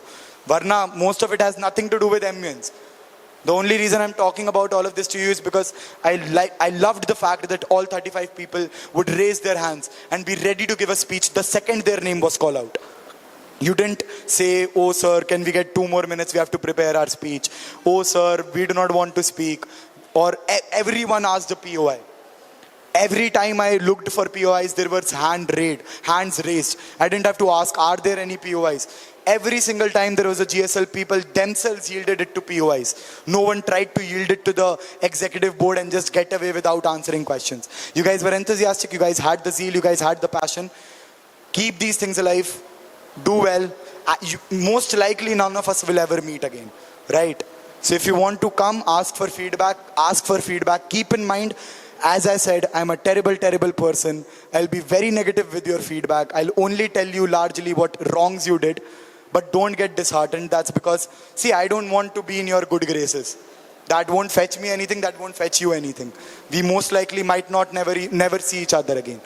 What I can do is I can tell you what you did wrong so you can correct it, and it might help you somehow, someday, some way. Right? With that, on that note, I, as Advait Upadhyay, the chairperson the president for this committee, declare the committee adjourned. Thank you so much for being delegates. You guys were wonderful. Right. To leave for the audit. Yeah? Cool. So delegates, shake hands with each other and then proceed towards the auditorium. Right? We'll have the closing ceremony over there.